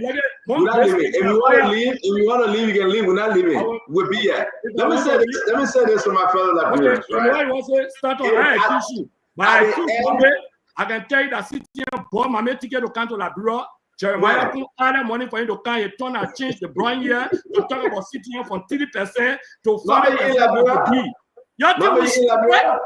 Mama, you in Liberia? I don't know why they make you talking like that. So hold on 1 minute. Ladies and gentlemen, I beg you 1 minute, I beg you. Let everybody, we're not minute, we'll take our time to talk. We want to say to all of you, thank you for sharing the show. Today we will open the phone line, guys. Wait 1 minute. Today we will open the phone line. We'll open the phone line, guys. We will open the phone line to all of you. Great winner. We'll open the phone line for everybody to have the chance. For everybody to have the chance to speak. We will open the phone line. Great, you got to please. We got to call you to order. You will have your time, Great. We will open the phone line for everybody to have the chance to speak. Let me say this. What you want to say? I will not talk. My time to talk, please. I would not talk. My time to talk, please. If somebody watch the time, everybody is allowed to talk for 2 minutes. No more. Give me your best shot. No, you the key. Right now it's 7:41. By 7:43, I should be finished talking. I call my time. Let me say this to everybody. Gray is actually shameless. Gray has no defense mechanism. He can be the doctor or the professor here and there. This is not no SDA. This is not the University of Liberia. With all due respect to you, Chief. Give me a chance. You are interrupting me again. You are interrupting me. This is crossfire, Gray. You want to break the rules of engagement? Yeah, but wait, you are interrupting me. So therefore, my time just started. I was interrupted. I'm starting at 7:42. Please. No, you want 1 minute already. No. Now when you continue to interrupt me, please. Go ahead. The government, Joseph Yima Boakai government, nobody have beat on any government than we have beaten on Joseph Yima Boakai and his people. And you know that. How dare you to question the integrity of this network? We are still looking for MedTech 20%. We can't find it. We are still looking for the negotiation that was done behind closed door. We push this government. You are leaving from 3% to 40%, 37% different. Thereafter, you will be leaving from 3% to 45%, 42% different. We got to stop this joke. We got to stop playing this game. Time is rough. The woman that brought CTA, she messed up, guess what? We can check her and call her to order. If you get equipment and you have the idea to bring in another company to work and do that with CTA, don't bring it. I would be on spot and champion you as a Liberian. Bring it. But to hear that Uncle Sam never spoke on the CTN and MedTech deal, he kept quiet. Akaris Mose Gray kept quiet. When these guys now were enriching themselves, buying homes in Dubai, buying homes in South Africa, in Ivory Coast, keeping the money in Ghana, and refused to negotiate on behalf of the Liberian people, to even take it to 5%, and everything the woman paid, they ate it. Oh, yes, the game and arrest on this. Throw her out. And then they will say the president broke the law. He broke the agreement. He broke the arrangement. He broke the contract. He threw her out, and we are stuck with nothing. Let's be serious. Above all, Liberia remains supreme. The interest of Liberia should be first. Not Akari's great interest. Not CDC interest. Not Unity Party people interest and the leaders and director interest. The Liberian people interest. How dare you to leave the 3% to go to 40% and you condemn it? We'll still dig beyond CTS. We'll still see the reason why we can bring in Liberian own. But for now, a bird in a hand is better than 10 on the tree. I rest my case and we go to my maid. Stanton, I wanted you to put that thing up, but I don't know whether you have any time. So our people understand CTN is not just in Liberia. You see the trend. International organizations, the IMO, set different regulations for cargo tracking. And CTN is one of those regulations that Liberia signed up to and agreed to provide a service. If you get a company in Liberia that can provide it, I will be the champion. I'm sorry to interrupt you. Folks are asking who carrying the 40%. Can you just answer that? The 40% going to who? Please answer that real quick. 40% goes into the government's account. It is the government's money. Here is the story. Under the previous administration, if CTN made $1,000, the government of Liberia was getting $30. If CTN made $1,000, your government was getting $30. Under this new agreement, if CTN made $1,000, your government is getting $400. You see the difference? From $30 to $400. CTN runs the company. CTN pays the employee. CTN has her license. CTN has her technology. CTN has everything. Government is not investing anything. But every money CTN makes from an employee, run her office, government is not investing anything. And that is the argument they used in the past. They say government not investing anything, so 3% say all right for us. This government is saying we will take 40%. But besides that, when you used to pay $130 for 24 container, you will now be paying $95. You used to pay $250 for 44, you pay $190, the price drop. How in this world, a Karos and other will not buy in shame for taking only 3% and seeing a government that's taking 40%, will not buy in shame for charging 130 when this government is charging 95. But we'll come to argue about somebody buy Mame ticket to go to Liberia when Mame is still in America. Just to distract. When you were talking about rectified by the legislature, Akaros, the argument about rectifying by the legislature was not about CTN, it was about METEC. The METEC agreement, people argue that were not rectified by the legislature because it exceeded the threshold. The METEC, it was not CTN at the time. Just to correct you on that, or to remind you, Honorable.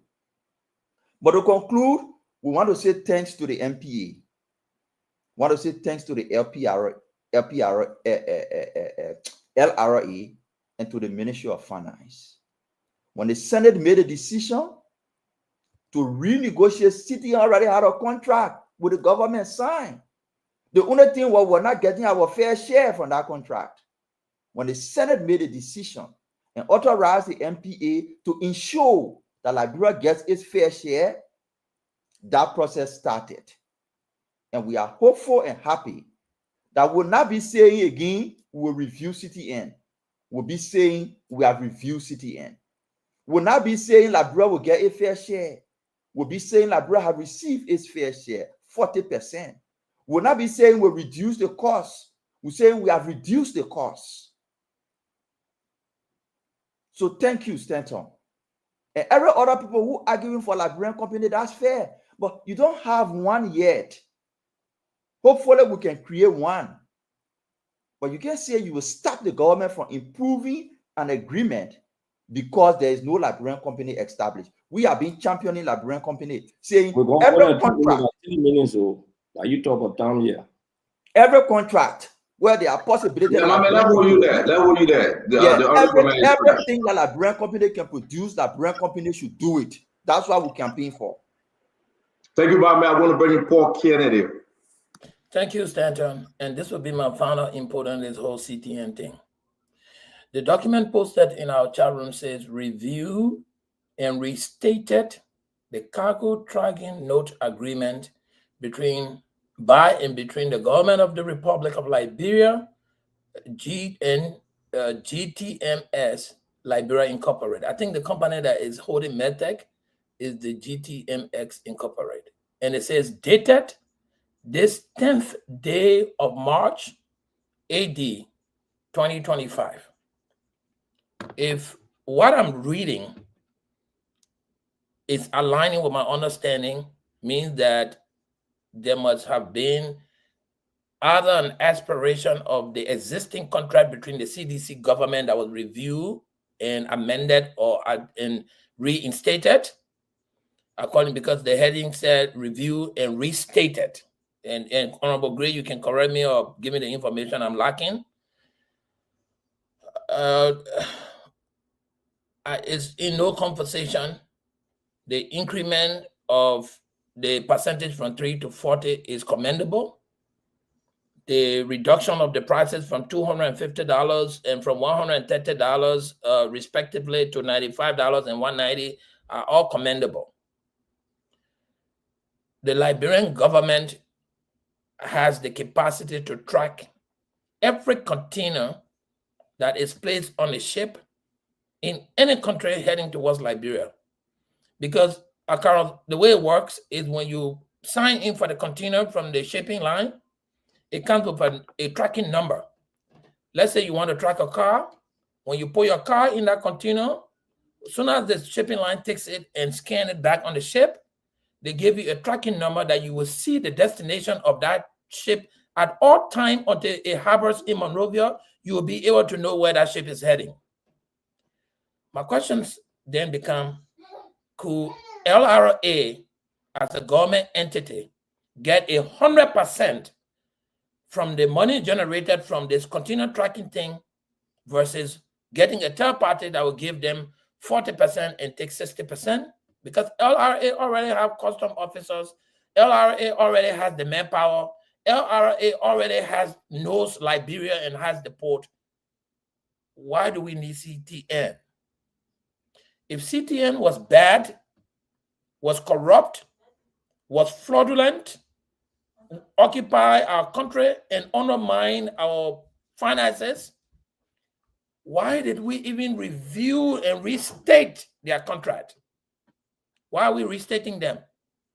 Let me take politics out of it. I'm not going to say that why United Party camping on. I'm not going to say CDC was wrong if CDC used this institute against the Liberian people or this organization to connive, to corrupt, and to take our money. But because United Party increased it from 3% to 40%, so United Party is right. Some criminal comes and burglarize a place, they steal my things, and then I come in the house and they are telling me, all right, you know what? I stole 3 of your pens. I used to give you 3 pens, but this time I will give you 7, but I'm still going to carry the remaining 1. I will shoot that fool. Because in the US, yeah, I have access to guns. Like we need to do right for our country. My argument has been simple. CTN was wrong then. CTN is wrong now. Joseph Boakai government should have waited for the CTN turn you to. I don't think CDC signed a perpetual contract with them. I know their contract had a tenure. I will not restate their contract for 10 years. I would not be doing that. I don't care how much money they offer to increase the percentage of the government, even 100%, I will tell them, pack your bag and go. Because you are a criminal cartel company, and you have the ability to hide something from us. But here we are, sitting there and jubilating because they've increased our percentage share from 3% to 40%. When Liberia could get 100%, why are we clapping for 3%? I mean 40%, which is a 27% increase, which doesn't matter at all to me. So we need to just be honest. If we are propagating, if we are advocating for the Liberian people, we need to do it to the fullest point. And CTN, for me, is not the best company in the interest of the Liberian people. We should revisit their contract. We shouldn't be revisiting and restating. We should be revisiting and canceling. That's what we should be doing, and giving the opportunity to see whether LRA can do this job, or we can rebid this if LRA does not have the capacity to do it, but will not give it back to the very CTM that have been robbing us, conniving with other organizations to rob the country. That's my position on it. And, you know, I don't have any power to change CTN or remove them, but that's my opinion, and I just go out with what I'm reading. Thank you, Stanton, for the opportunity. So, Paul Kennedy, before Conor Gray come in, you made some very interesting point. It was a 15 years contract for CTN under CDC. 15 years. It should have been reviewed 2023 as per the agreement, Paul Kennedy. When President Bouakai took over, because CDC didn't review, probably because it was election year, or they choose not to review it. So then it rolled over. So Conagray, are you hearing me? It rolled over into President Bouakai. So as per the document, it should have been reviewed 2023. This is nothing new outside of the general contract. Now, as per the Senate, the deemed necessary, you owe the company. It was a fraudulent company. The people are saying it was bad, but as per contract law, you must, even if you want to cancel them, you got to do what you have to do because the contract was up for review, and that's why it was reviewed. So, and again, you know what? I know we're going to Conagray. The best person on the show, if they want to be honest, to tell the Liberian people the truth about CTN, because they saw this contract, would be Honorable Akaris Mose Gray. But he playing politics. So let Conagray talk, then we'll bring in Honorable Gray, who will speak last on this issue. You know, Stanton, when we were in grade school, we used to have one guy, the guy you refer to as Debo. When you get your lunch, you can't yank it for you and take a small portion and give to you. You can tell your deal. Yeah. The thing Debo got in Friday, White Friday? No, now I'll cover this, Paul. So the American people, they didn't rest until they enacted a show called Debo, on Friday or next Friday. You understand? And when finally the community, one guy stood up, man, and beat Debo, the community was so gracious to that one person because that was the end of it. This is how I see this. Have you ever wondered why they'll jump from 3 to 40? Trust me, a business that takes overhead into consideration, if it's expensive to run, you think they'll jump that 37% or so from 3% straight to 40. Think about it. That Debo situation here is your own lunch they're sharing with you. But let me say this. Prior to our civil war, it's not today like containers and other things start coming to our seashores. It's been forever. Liberia was one of the most prosperous lands in the region where other people transported their goods through us because it was a free port, but we benefited from everything that came there, 100% to government, through custom. This is just another man coming to find a layer of yanking your lunch and sharing with somebody that's supposed to protect you. That's all this is all about. Most of this money don't even go into government coffers. They land in the pockets of corrupt politicians, people who themselves wish and pray for these kinds of evil to come so it will be their time. Those are the ones that benefit. If we revert this to custom, definitely you will see an increase in the revenue generation of our country because 100 we don't need all of this fly-by-night organizations that coming in saying that they're managing. Look, here when I go and post my mail, they give me a tracking. It's a free, I'm entitled to it. I need to know exactly where you send in my package so I can track it. Shipping agencies do the same thing, free of charge. Nobody has to manage that process for you. But, unless this is benefiting certain people that we don't know, I don't see anything that will benefit the Liberian people because this thing, the 60% is going to be thrown to the Liberian people. Those who are importing goods, those who are buying from vendors, they are the ones that are going to, take responsibility of these things in terms of the increment in price and goods and services and so on and so forth. So, Santa, I'm not excited. I just feel as a people we're much smarter. But if few individuals within the system are lauding this, it shows we all fall for the most benign way of describing us. We're stupid people. That's what this is all about. And I hope we'll catch our senses These are the kind of things we all wish for a government that will come and look at them and say, look, we're not stupid. Get out of here. You understand? They will not do that to Ghana. The Mohammed can come and do all the spin. Let them show me what Ghana or Nigeria will accept this, even the Ivory Coast. Give me a data about those countries. Why are we continue to become the stupidest people in the region? In But terms I of agree with you to call us everything, we're just behind, we're just silly. Why Why need CTN in Ghana? I just sent on the chart to show all the countries that CTN. My brother, give me the data. Let me see it. Let me peruse it in the chat room. My brother, I study up to PhD level. I can tell you, I know how to interpret it. Let's move to Honorable Gray. Let's allow Honorable Gray to talk. It's 12 a.m. in Liberia. We can continue with the city, and MedTech will be coming up. That's a whole another conversation that will be coming up, folks. You can disagree, I can disagree, or we all can have some understanding here. But above all, I would say to everyone watching us, Liberian people are not stupid people. There's the beauty of Spoon Network. And let me take from your words, Liberian people are not stupid people. You know why they're not stupid? Because UP made a commitment to them that these were criminals from CTN and MedTech. They were robbing the Liberian people. They argued that they would cancel the deal. That's what they told the Liberian people. They didn't talk about restating a deal. You know what they call to restate? Is to reinforce what exists. That's what it means. The Liberian people are not stupid. You put any spin tonight. You said CTN will not ratify. You said Meta will not ratify. When I say you, not you, the Unity Party said that.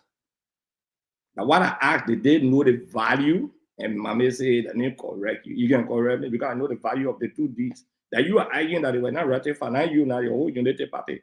That's why they were running around your way. Liberian people are not stupid, Stanton. When you made a commitment to the people of the Republic of Liberia to go back to the same criminals and restate a deal with them, and you want the people to clap, read the comments. Listen to Unity partisans. They are furious. You blackmail the CDC as a political party. You lie to the people. I told you on the network when you first told me to come here, I said the Meta and CTN will never be canceled. On public record, go back to the tape. I said because the Unity Party was doing business with them and the campaign, the sponsor Unity Party campaign, therefore Joseph Boga will do nothing. That's a sugarcoating. That's a salad dressing we're discussing here. Even Paul and Remy, they are disappointed. They are disappointed. Remy did not support Unity Party in the run-up election to maintain this deal. Call me criminal. Stanton. Call all rogues. Labor us. Why would I call you criminal? Use your own word. I mean, internet giving problem about it. The man getting more open, internet giving problem going great. Can somebody help Akaris? His internet is tripping. Can somebody send some internet data, please? I don't know if you found a clever way to sound no, not me. Can somebody help Akaris? Nelson, can you come on? Somebody got to help our brother, the honorable man Akaris. Oh, I mean, my God.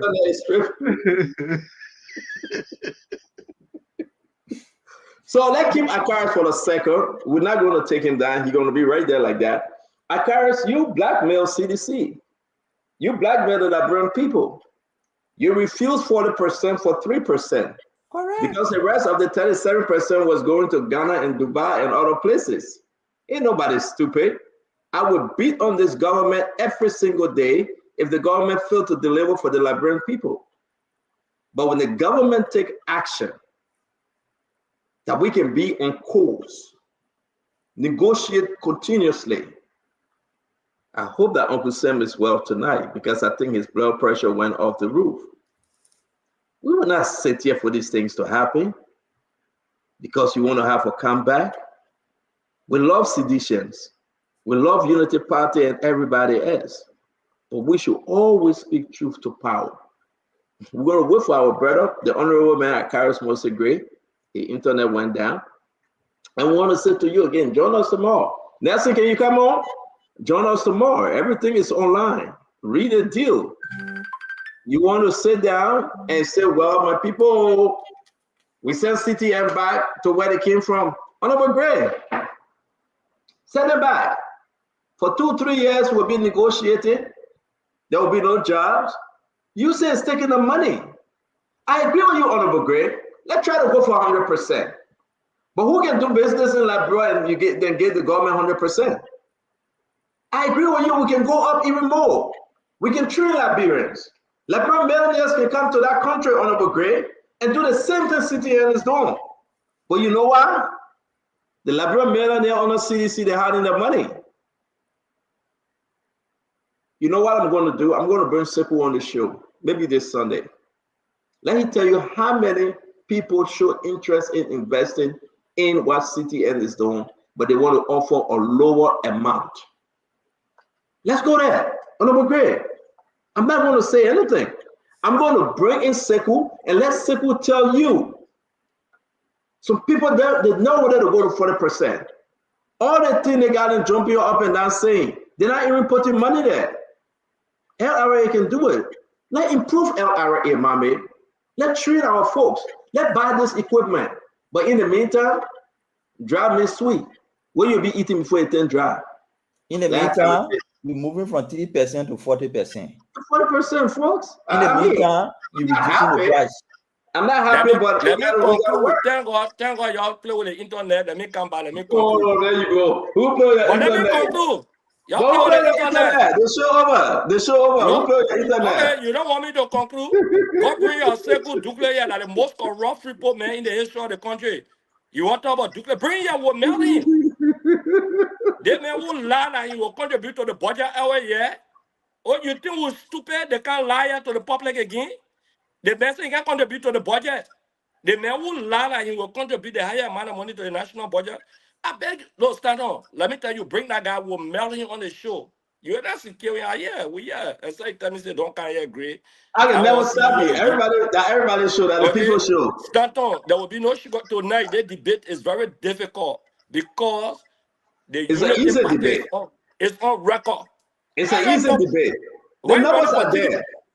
What records? Honor you. You gave the Liberian people 3%. Honorable Gray. Honorable Akaris Mose Gray. You said you accepted 3%. You accepted 3% for 4.5 million people. Listen to me now. 4.4 million people. You accepted 3%. You want to talk about yet? Let me conclude. Let me agree with you that the campaign you ran and you said you cancel the deal. You cancel it. Is there 3%? Wait, is that a campaign thing? Finish now, my man. Wait. You said that why you said that's why you putting yourself on record. Now crossfire now. You see you want to spoil the show now. You want crossfire a big. My man will cancel the 3%, will take it to 40. The brand people, my man, wait, man, your own party just give you money, sit down there. You can't because your people not correct. You that one. Yeah, again. Yeah, they give you money, and the ticket money is free. You want to tell you? But go call Donald Trump, my man. Go call Donald Trump. I legally living in America. That way. You want to tell me, my man, you want to tell me about the people? You want to tell me about CTN? You want to you sure you want to tell me about them? Okay? Let me stock a point here. We'll cancel the 3% is that 40. You agree that my man you say okay, so you forgot about that. You're not even part of you. Cancel the 3%, we'll make it 40. You say we when you talk, you even got information about we. They gave you that into account. It has you're gonna bring your declare for MPA. We'll cancel the 3%, we'll make it 40. What cancel? You cancel the D? We'll cancel the 3%, we'll make it 40. You cancel the D? You cancel the 3%, we'll make it 40. Look at my man, there's small money you take, you get drafted. Yes, more money you take, they get the way you are defending all kind of criminality. The thing you call that rogue company. We cancel the 3%, we'll make it 40. You really think that the brand people stupid? No. But wait, your eyes,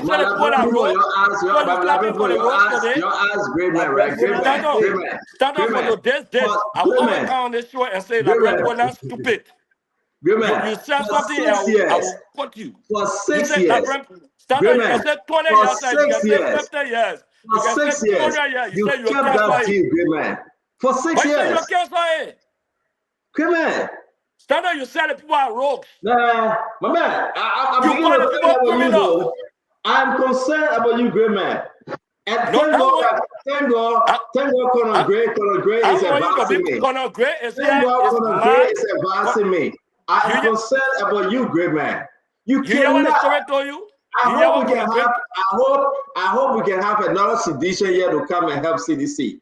On this one, you are not doing a good job on this one. You guys are demolished tonight. The Liberian people know you're lying to them. On this one, great man, you are not helping at all. But you're lying to the Liberian people that you will cancel the deed to go in court with the same criminals. No, we cancel the 3%, make it 40. My man, move on here, man. You talking about 40. What you finish eating your own? Just shut up. People talking serious in here. Yeah, man, you finish eating your own. 40. Look at the way you laughing. You laughing at yourself. The one that you send to mommy, will send it back to you. My man, my man finish eating your own. You can't about my man. Stand and do stupid. Look at somebody walking behind my man saying right behind there, somebody walking behind the person saying my game. What happened?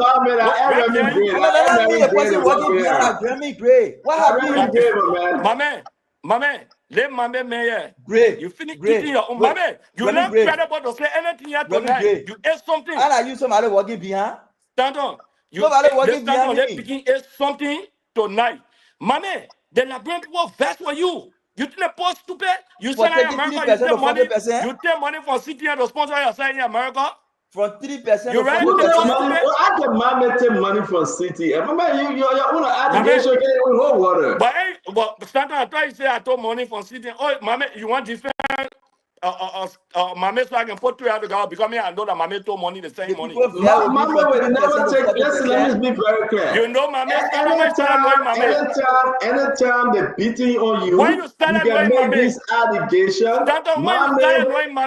Mama never took a dime. When you start annoying Mama, it's just a fair thing to do. You know Mama? You really know Mama? You don't know Mama? Great. I've been knowing that young man from 2005. Great. You know him? You know how many times man for that for CDC? Do you know him? Because we drop the press from 130 to 95. Do you really know him? 2017, they were voting for CDC. You were supporting where I got there because he gained job. We drop it from 280 to 230. Gain job. So we agree. We agree. No, you agree. We agree. So what's the message now? Stand on you. Okay, the message. I mean, you can't leave the show to go eat your double gay podcast. The message. Mama, not in the top here. Nobody eating toboggy. Mama, look at your embarrassed face. Hello. Can you imagine the term? Yeah, can you talk to we're getting calls. Nelson, can you come and let's take a few calls? Your name and where you joining us from? Good. This is George Correa Morris calling from Atlanta, Georgia. Georgie, talk to us, my friend. Welcome to the show. Thank you, CEO. You see, Akara, you try to defend the CDC. Nelson, come on, please. Go ahead, Georgie. Now who defending CDC? Yes, we try to defend the CDC, but he doing it in the wrong way. Well, when I let him speaking about you say I'm hungry once a Great man, let him finish. I beg you. Yes, I know the man. You know someone? They're not arrest you. Yeah, man. Your paper not even correct. You won't be costing us. That is rude. How you know the man? How you know the man? I tell that man to leave America. So your name and where you joining us from? Your name and where are you joining us from? Adolphus Capon. Mr. Kepa, how you doing, my friend? Talk to us here on Spoon. Thank you for the time. And all of this can just be put to rest if Mr. Gray, Akaros Gray, who accept that he has lost, and the contract renewed with MedTech now is better than what we had before. If somebody else should come by and see something else differently, we'll go with that. For now, it is better than what we had before. I ship to Liberia every time, about 8 to 10 containers a year. And if it sure will allow me, there's something else that is burning on my mind that is contrary to. That make a shift for me. I don't want to make Mr. Kepa, let's stick to this because the line is going crazy. You know you on crossfire. I beg you, Mr. Kepa, please. Mr. Kepa, but I know you. And my regard to the youngest spoon fan, your daughter. I want to say my regard. Let me bring it. Yes, Mama. Go home now. Okay, thank you. You're welcome. Thank you very much, folks. The number is 609-649-4206. Your name and where you joining us from? Hello. Yeah, you gotta turn the volume of your TV or computer down, please. Thank you, Stanton. My name is Simeon. I call you from Pennsylvania. Simeon, talk to us. So it's so a shame that Akaras will sit on the show and try to throw a job at Mami. But especially for United Party color. But you know that somebody that expect let's respect the callers, please. But the caller is talking to me, so yeah, I gotta respond to that's the third person that call and you making plan with them, remember, I beg you back. Because I United Party procedures. Okay, we agree. But let him make talk about. Yeah, go ahead. No, sorry, guess that. Akaras has no issue to discuss on the show. He's attacking Mami for nothing, and that's a strategy to divert the conversation to something else. You said there and said Mami took money. What's the evidence you have that Mami took money? Mami is what the evidence that don't get that matter give me money, but you happy for it. Look at the hypocrite. Treated the Liberian people 3%. Look at the hypocrite. You accuse somebody of taking money, you get evidence, you're a hypocrite. So thank you very much. We're gonna move on. Thank you. Thank you. Honorable Gray, I beg you. No, your name and where you joining us from? The man that coming on crossfire with a general. Yeah, Canton. Your name and where you joining us from? Can't talk about you hypocrite. I beg you don't hold the line when you call, just call your name. Your name and where you joining us from? I don't Obama, me, Tyler Johnson calling from New Jersey. Now talk to us, my brother. I agree with Akaras Gray. Yes, sir. People during the election time, you are going to cancel CTA and METE. I don't care about 40% what mom you're talking down there. If you didn't hear a friend or the senator from Babulu, they now come together. Now convince the president to bring that deal so both of them can get caught from in it. Either one send Mami to make that deal. Mami will come to Liberia, he will promote that deal, he will make sure Liberian people get. I see what he did with the oil business. You remember doing the oil during Jowiya time? He said we are selling the oil from the Liberian people, and Liberian people cancel the oil. And the same thing he's doing.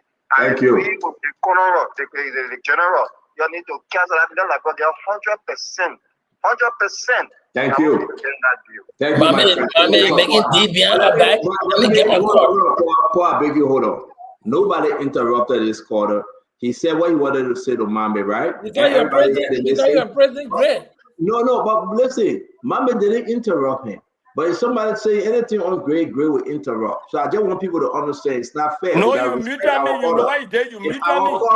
If our caller speaking, we should respect them. Okay, so let's go ahead. You for your name and where you joining us from? Your name and where you joining us from? My name is Prince Thomason. How you doing? Good. What's your name? My name is Prince Thomason. I'm calling from Minneapolis, Minnesota. Talk to us, my brother. Well, I'm kind of a little confused why this government want to sign CTN, ratify the agreement with CTN. I've been in the shipping industry for more than 10 years now.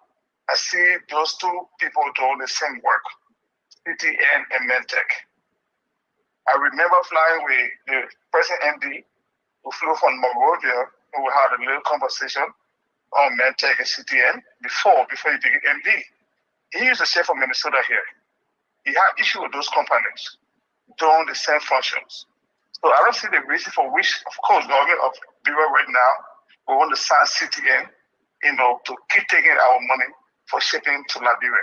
I don't see the function because it's so frustrating that CTN will tell us they pay this money and Meta will be doing the same work. They are functioning the same way.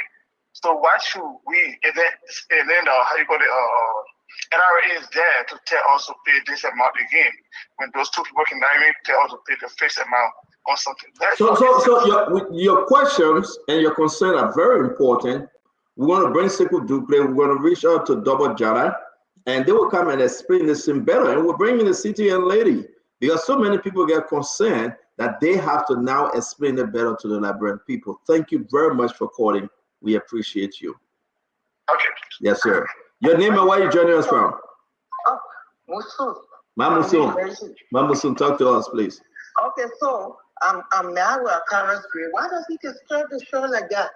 You need to be muting him. You get used to me, oh. Trust me, you get used to me. Very inappropriate. You get used to me. But let a woman talk now, please. But you get used to me. She can be mad. I can't talk for you later. This is show we leave all of our busy schedules to sit down and listen to because you want to hear what you want to hear. Not to have somebody who thinks he can just take over like that. So get to the issue. Let's talk about CTN. You got more time to be Let's mad. talk about Stand on yet to CTN. me for on this show because the United Party people will be mad more. Let's talk about CTN, Mama. That CTN show, I don't even know because in my mind, I don't know if Mr. Boaka is very serious to move the country forward. I am still waiting to see that because I don't see nothing much happening. Nothing substantial has changed. Thank you, Mama. Don't forget, you still got to give my thing I asked you for, that dry rest. Don't forget, please. I'm cooking the tteokbokki for you too. Okay, thank you very much, Mama. You come and eat tteokbokki too because I will soon be there. No, eating nothing. I will go there. She will give me food. Pepper, she will cook for you. Almost say she will come and pepper you. No problem. I will eat it. Hello, your name and where you joining us from? Yeah, see you. Yes, sir. My name is Alfred Coboy, and I come from Minnesota. Alfred, talk to us, my friend. Thank you. So on this deal, I take the side of Paul and many side of the Agara's Gray. This deal is just like you were to buy a house. So when you buy a house, the people come and tell you, say, oh, you know, the rate is fixed. The mortgage will not go up. But guess what? Every year, there are tax increasement. And then, let's say, for this 2025, they might tell you, say, okay, for this year, it increased $300. They will ask you, say, can you pay the $300 upfront? If you don't have the money to pay the $300 upfront, guess what? They spread that amount on the remaining mortgage for the period of the time that mortgage is supposed to last for. So if you're paying $1,000 for your mortgage, guess what? This year you will pay like maybe $1,050. They're going up small. So all of those increments, all of those reduction is very good.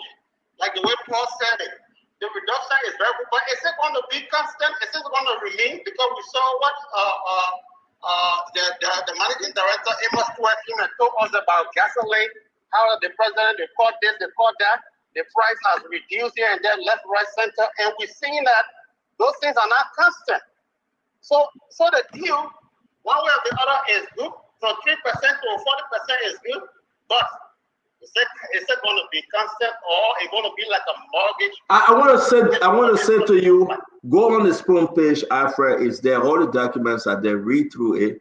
Then when we have one of these director on, you can ask those questions. You got different. You got 10 years, and when it goes above, it will go to 45%. But I don't want to talk about it again. I say thank you for calling on the show tonight. It's good to have you. You're welcome.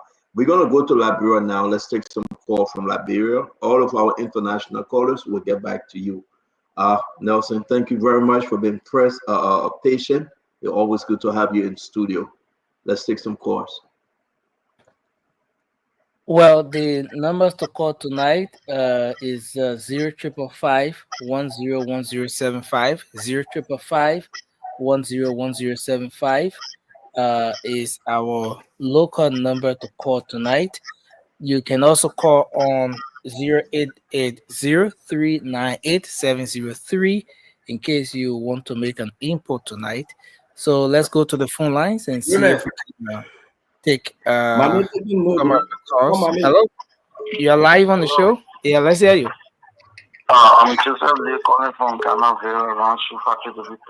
Yeah, take. Let's hear you.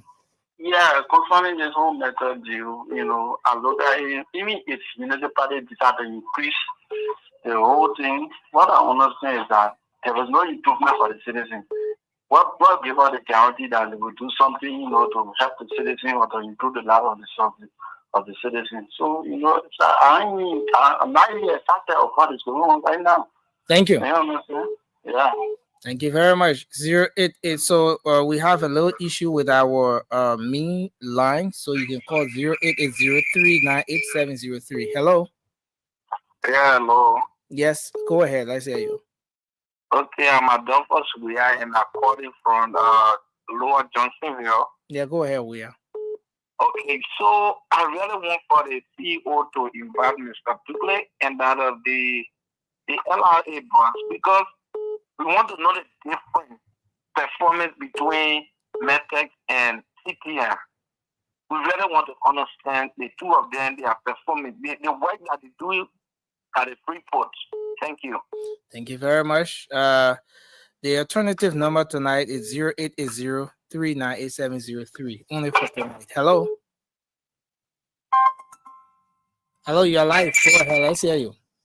Yeah, hello? Yeah, go ahead. Yeah, I'm an engineer and I call you from where I'm legal. Okay. Yeah, go ahead. Hello? Yeah, you are live. Go ahead. Yeah, so I think what I want too bad your network is not good. Hello? Hello? So the network is not good. Let's take another call, Nelson. Hello? All right, Nelson, let me take this one while you try to find that person. Hello, your name and where you joining us from? Hello, my name is Mr. Chia. So I'm calling from Connecticut. And this topic about city and medtech is dear to my heart because I do ship a lot. And I don't see the difference. Why do we have Commerce Ministry or Ministry of Commerce and LRA? Because newsflash, city and medtech, like for example, medtech, they appraise our cars using carrier blueprint value. So you want to tell me that carrier blueprint value that we use in America here, or everybody in the world that car like a 17 VIN number, Commerce can use it to appraise car that we have to use some type of company that will give out to another appraiser on service car and appraise the over 5 year car, and then like we have to go back to LRA, all type of stuff. Why the government can take the initiative and do the same thing themselves? They can do it very easy. It's not about software. It's just common sense. Thank you. Why are we taking our, the government is saying 40%.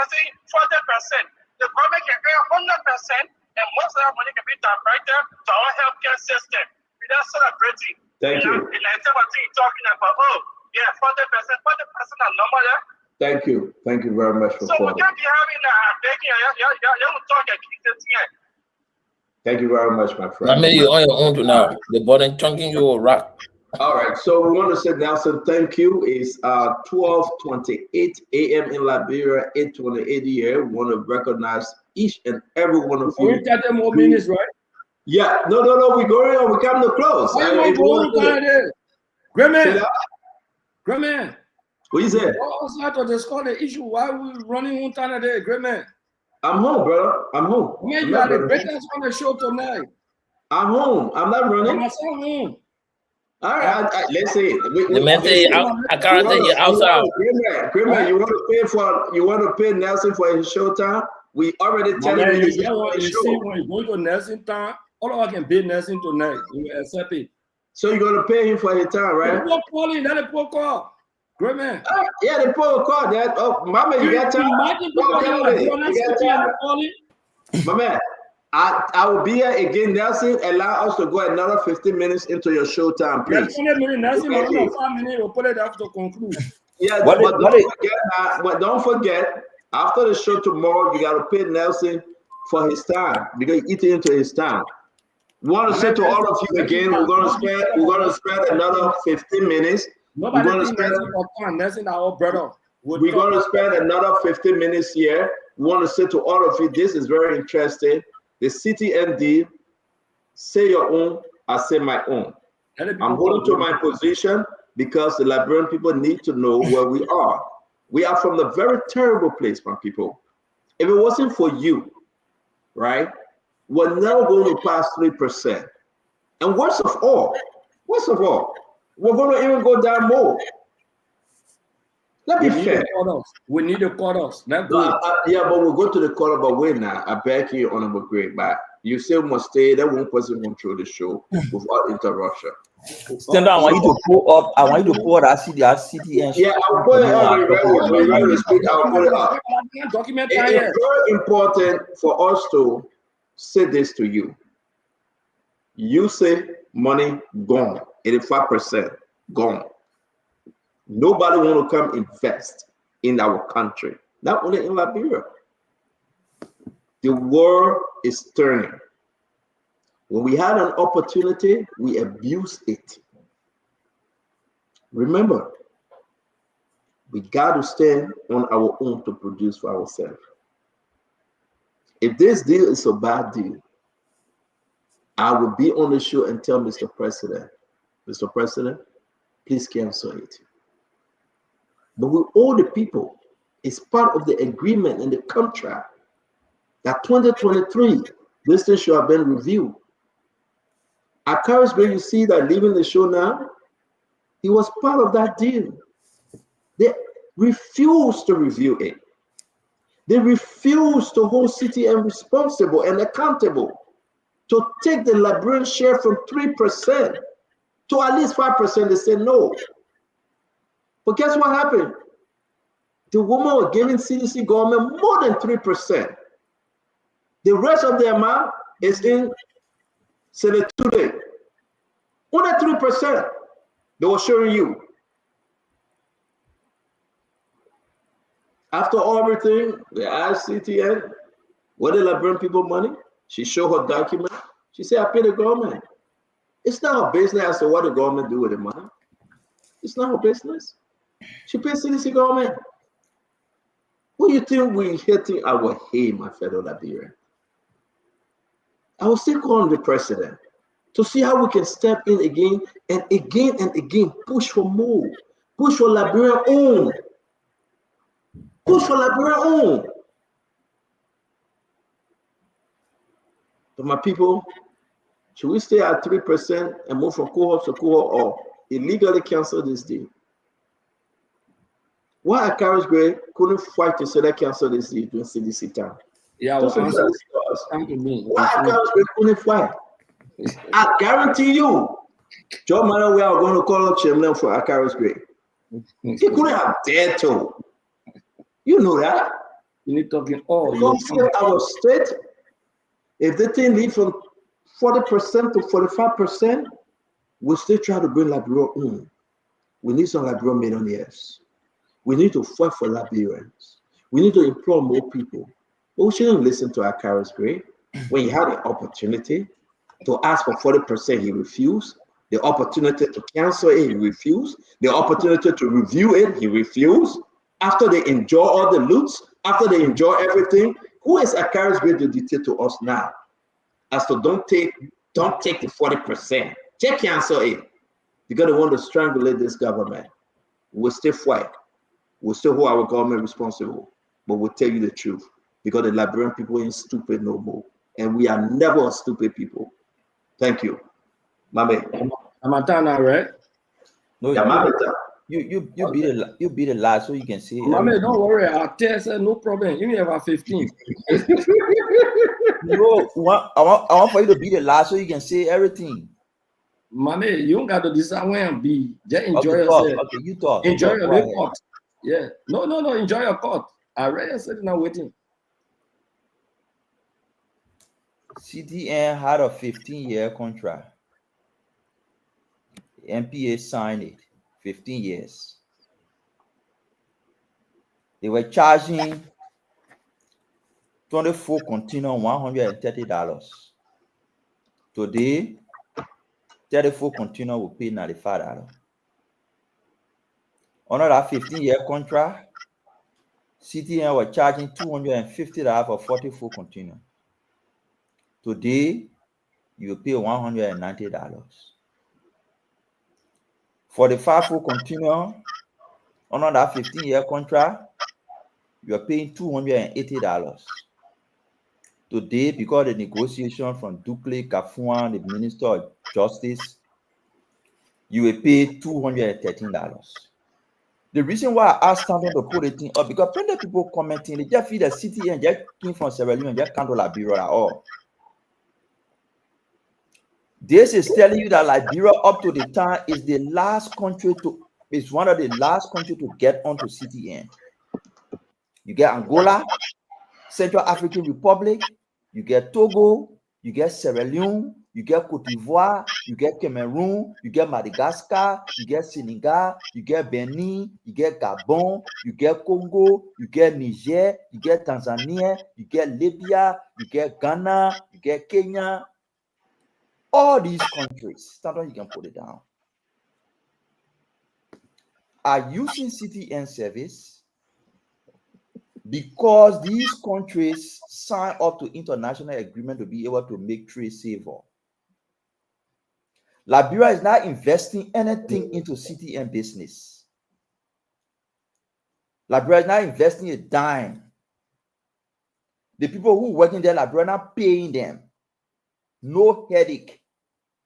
CTN will run her own business. And somebody asks question whether it is profit. No, the agreement says revenue.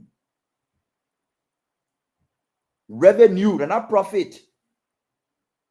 So we take 40 CDC and take 60, then they'll go take all their expense from in their own, whatever left with them, it left with them.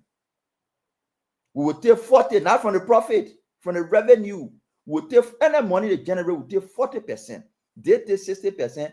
They take the 60% and go check how much they spend to do their business, who they employ, and they will pay taxes on their money. Standard the provision on taxes, they get no tax waiver. They will pay taxes on every dollar they receive back to the government of Liberia. So on the 60% they receive, they will pay taxes back to Liberia. Under the tax provision, they say no tax waiver. The employees they will hire, they will pay the employee. The employee will pay taxes back to Liberia. The employee will pay taxes back to Liberia. So the point I'm making is, you took this deal with 3% for 15 years. We brought it to 40%.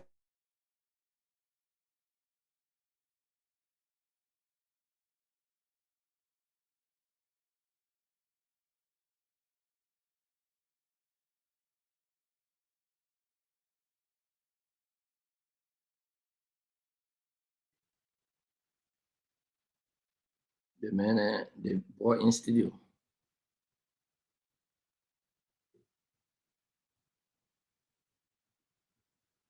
So I wonder, it's not my system, right? No, yeah, it's not your system because the man muted me from in studio, not from studio. You're not hearing me? No, I ain't hearing you. Sorry. Thank you very much. Go ahead, Honorable Gray, then Colonel Gray will take us home. Mommy had to go take care of his daughter. Yeah, okay. Basically, look, we cannot sugarcoat the conversation tonight. You go here when you come down. I'm shocked that Mommy is saying this after receiving a little kickback. I'm shocked. Mommy, Stanton, you talk about UC. I agree with you. Somebody gave a great analysis at one of the quarter. He said Commerce can do it, LRA can do it, and we'll get 100%. And we're looking for money. So why want to get somebody 60%? So the argument was that CTN is illegal, that criminal entity, CDC government squandered the money, that were bogus agreement, they will cancel it and they will give it to a group of Liberians, or in fact, Commerce Minister will take over it and LRA. Why are you going to the same people to renegotiate with them? And somebody saying the 40% better than 30%. It was that the argument you took to the Liberian people?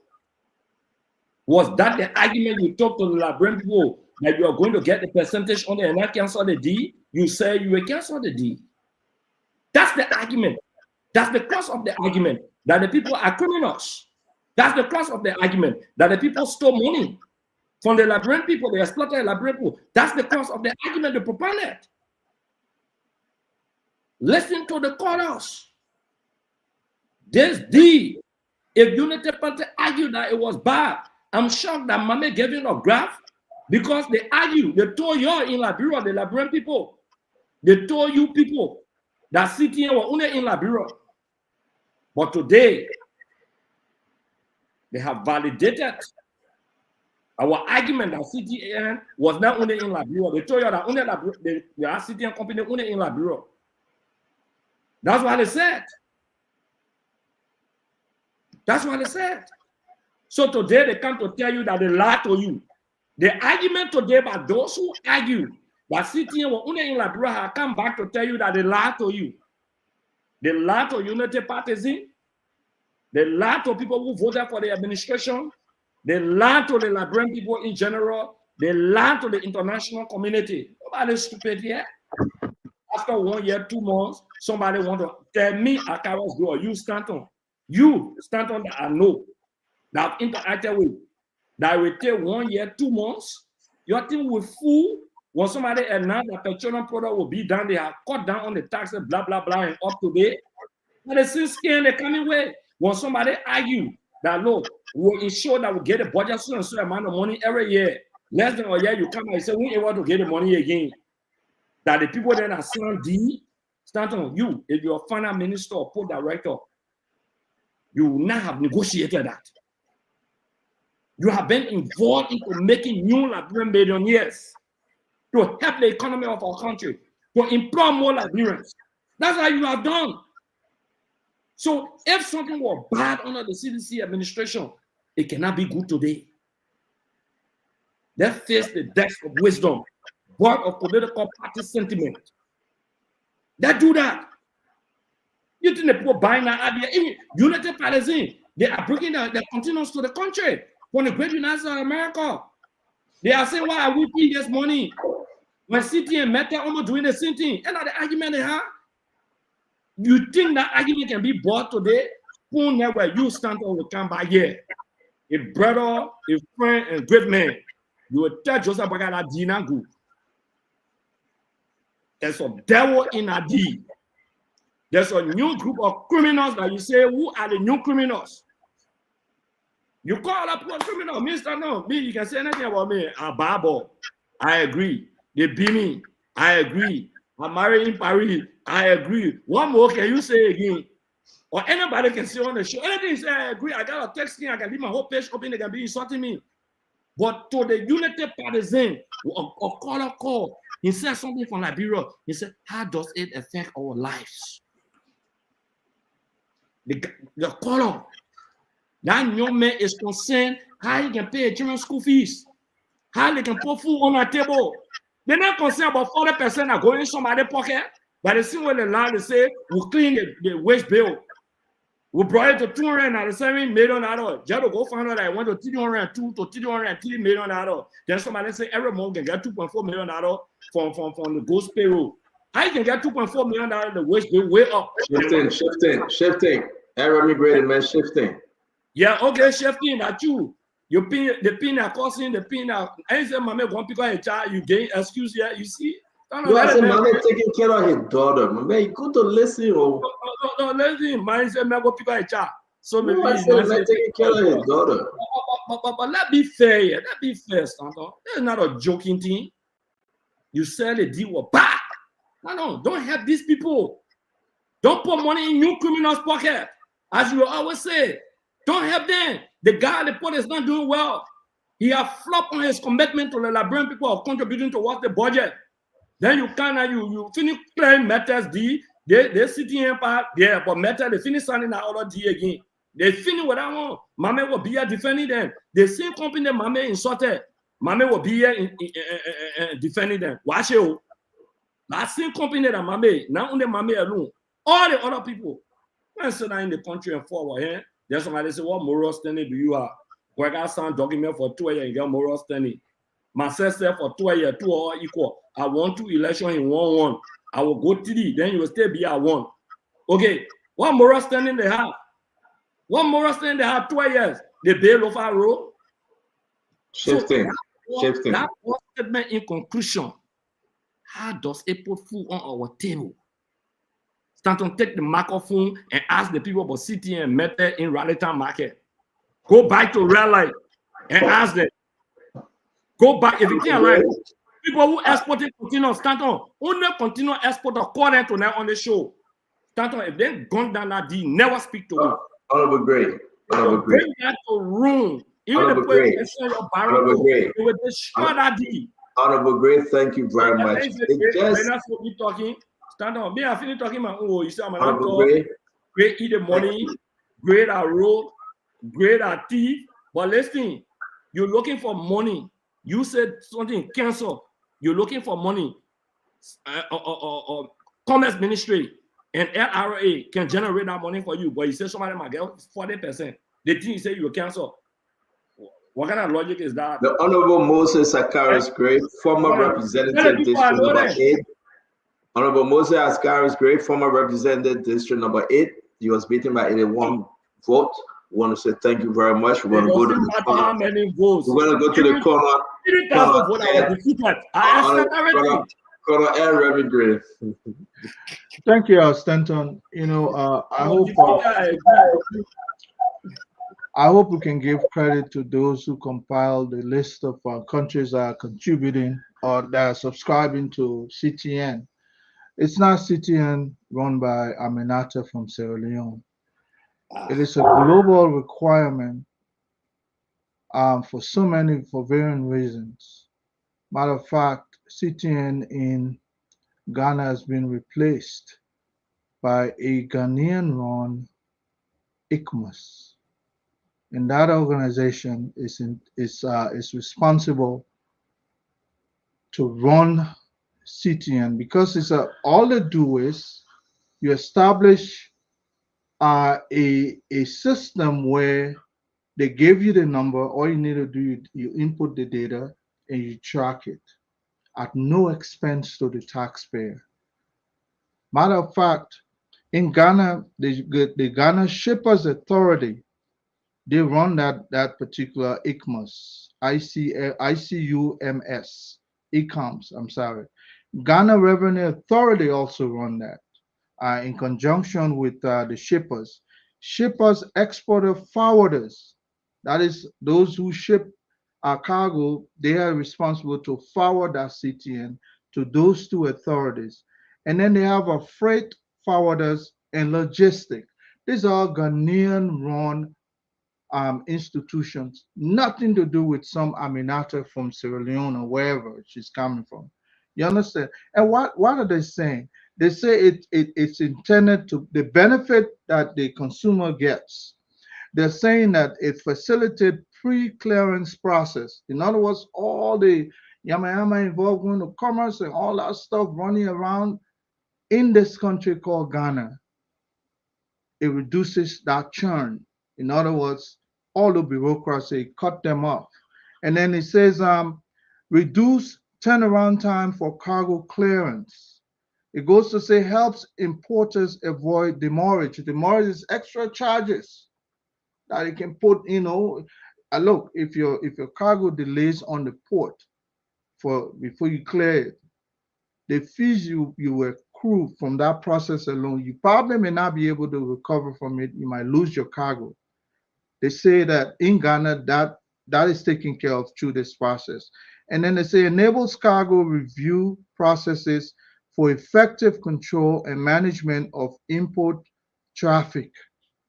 You understand? So contribute to the modernization of custom operations in line with international best practices. That's all this process caters to. It's not run by somebody who is coming to charge the consumer 60% or $60 for shipping something that has already been taken care of, and then according to them, the clever way of putting it, they gave you 40%. No, they did not give you 40%. They rob you of 60%. You understand? They rob you of 60%, and you push that to the consumer who is selling in the street or in their stores At the same time, you make cost of goods more expensive. So do it like Ghana. Take over the process. It's just setting up a clearinghouse. Very easy to do. Equip it with electronic monitoring system. Voila. Every shipment that is made in the international circle will register in that process. Don't allow somebody to come and rob you, rob the Liberian people, and then you think they're doing us a favor. I don't buy that. Yeah, but could you allow me to ask you this question quick? The document that I'm reading from the SCK, which is based in Turkey, except all the West African country, like most of them, the same logistic, the same technical devices that they control, except the Ghana ECTN, which is the Ghanaian form of CTN. That system has been abolished. They have the ECMOS. When? Oh, I'm looking at it here. I'm looking at it also. So which one was in 2018? In 2018. No, I'm looking at the 2023 release, sir. How can you say 2018? What I'm looking at is 2018. You see, those are even that graph Mommy posted. No, I'm not talking about the graph.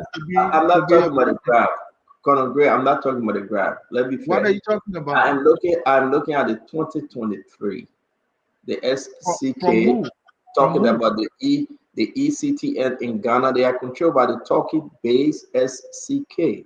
The same folks that also control. The same folks that also control the CTN. So it'll be better that we read. No, they are controlling. They are controlling CTN, Turkey, not CTN globally. CTN Turkey.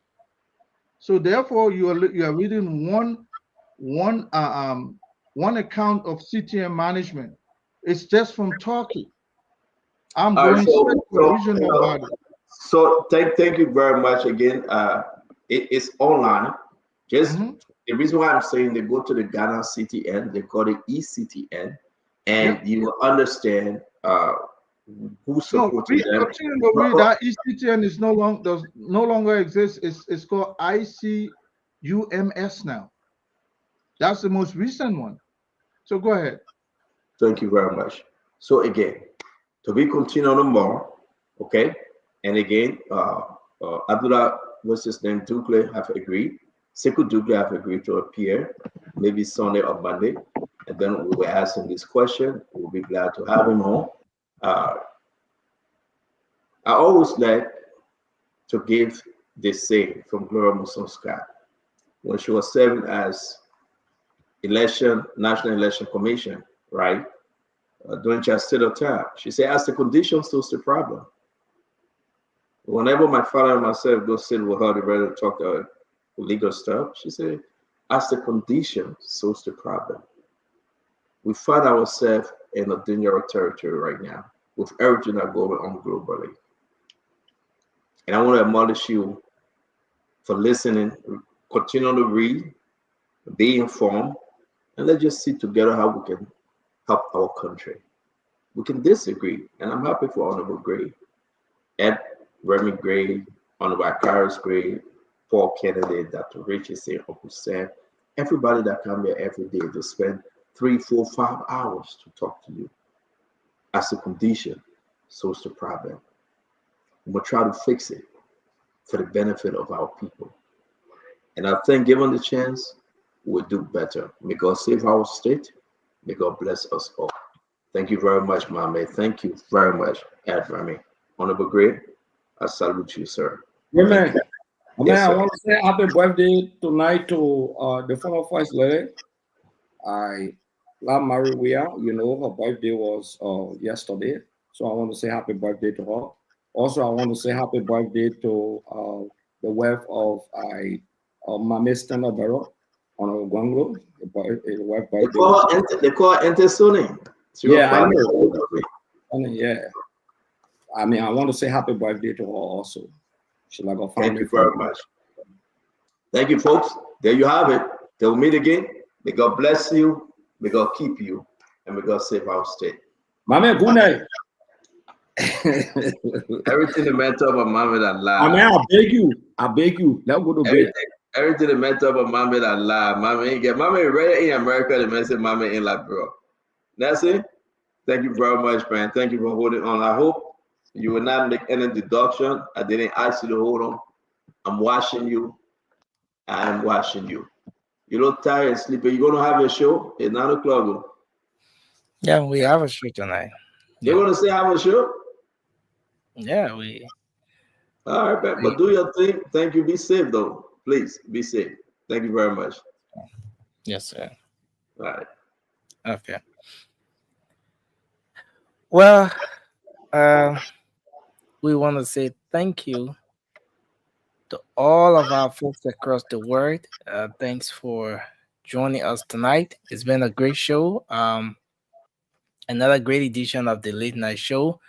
I want to say thanks to the many of you joining us across our social media handles on Facebook, Spoon TV, Fabric TV, Super TV, on YouTube, Spoon Talk Live. We appreciate the many of you joining us via radio as well. On Spoon FM 107.5, Fabric Radio 101.1, and a host of other radio stations across the country that are always relaying the program. Trust FM in Bomi County, Premier FM in Bong, Train Radio in Grand Crew, Radio Yalamani, Seklipi, Nimba County, and a host of other radio stations. Some of you who relay sometimes even without telling us, we appreciate you as well. We look forward to being here again tomorrow with another edition of the program. Spoon Talk will be back on the radio. We want to say thanks to all of you. Matthew Sawini, Ruth Koba, Bill Kazan, Mr. Kazan, thanks for joining us tonight. Nathaniel K. Hill, we appreciate you. Sarah Johnson, Philip Bala, thank you as well for being here. No deduction. Thanks a lot. I appreciate you. Mary Ellis, we appreciate you as well. I see Telvin Bean, thank you for joining us. We appreciate all of you coming on tonight. All of you who have been engaged in the comment section, sharing your thoughts. We appreciate all of you. As always, Jonathan, Gavin, Shaki Latte, thank you. Bindu Dunder, we appreciate you as well. Israel Adesaya, thank you for joining us. Rachel Johnson, Sanga Moore, Zia Carter, we appreciate you as well. Thanks to all of you for joining us. And we want to say it's going to be a great show tomorrow. You can make up time to join us. Damawa Koli Per Kimber, thanks a lot for coming on. Stephen Gator, thank you. Joel Smith, we appreciate you as well. You can join us tomorrow on another edition of the program, Spoon Talk. Spoon Talk will be back on the radio tomorrow. You can make up time to join us. Until then, we want to say have a good night. Let me say a special birthday greeting to you, an ardent follower of the show, Madam Mary Lincoln. Yes, you're celebrating your birthday today. Happy birthday to you. We wish you all the best as you celebrate your natal day today. You're an ardent follower of this Spoon Talk. We want to say happy birthday to you, ma'am. We wish you all the best as you celebrate your natal day today. To all of you having special occasions, celebrating your birthdays, and a lot more, we want to say thank you for we want to say happy birthday to you and thank you for being here with us. They will come your way again. I'm Nelson Colette. Have a good night. Coming up shortly is the Late Night Show, the Late Night Politics and Spoon. You can make up time to join us. I'm Nelson Colette. Have a good night and bye-bye for now. Yes, sir. A special one. With the CEO, stand coming with the spoon. And your boy, right at the South Bend.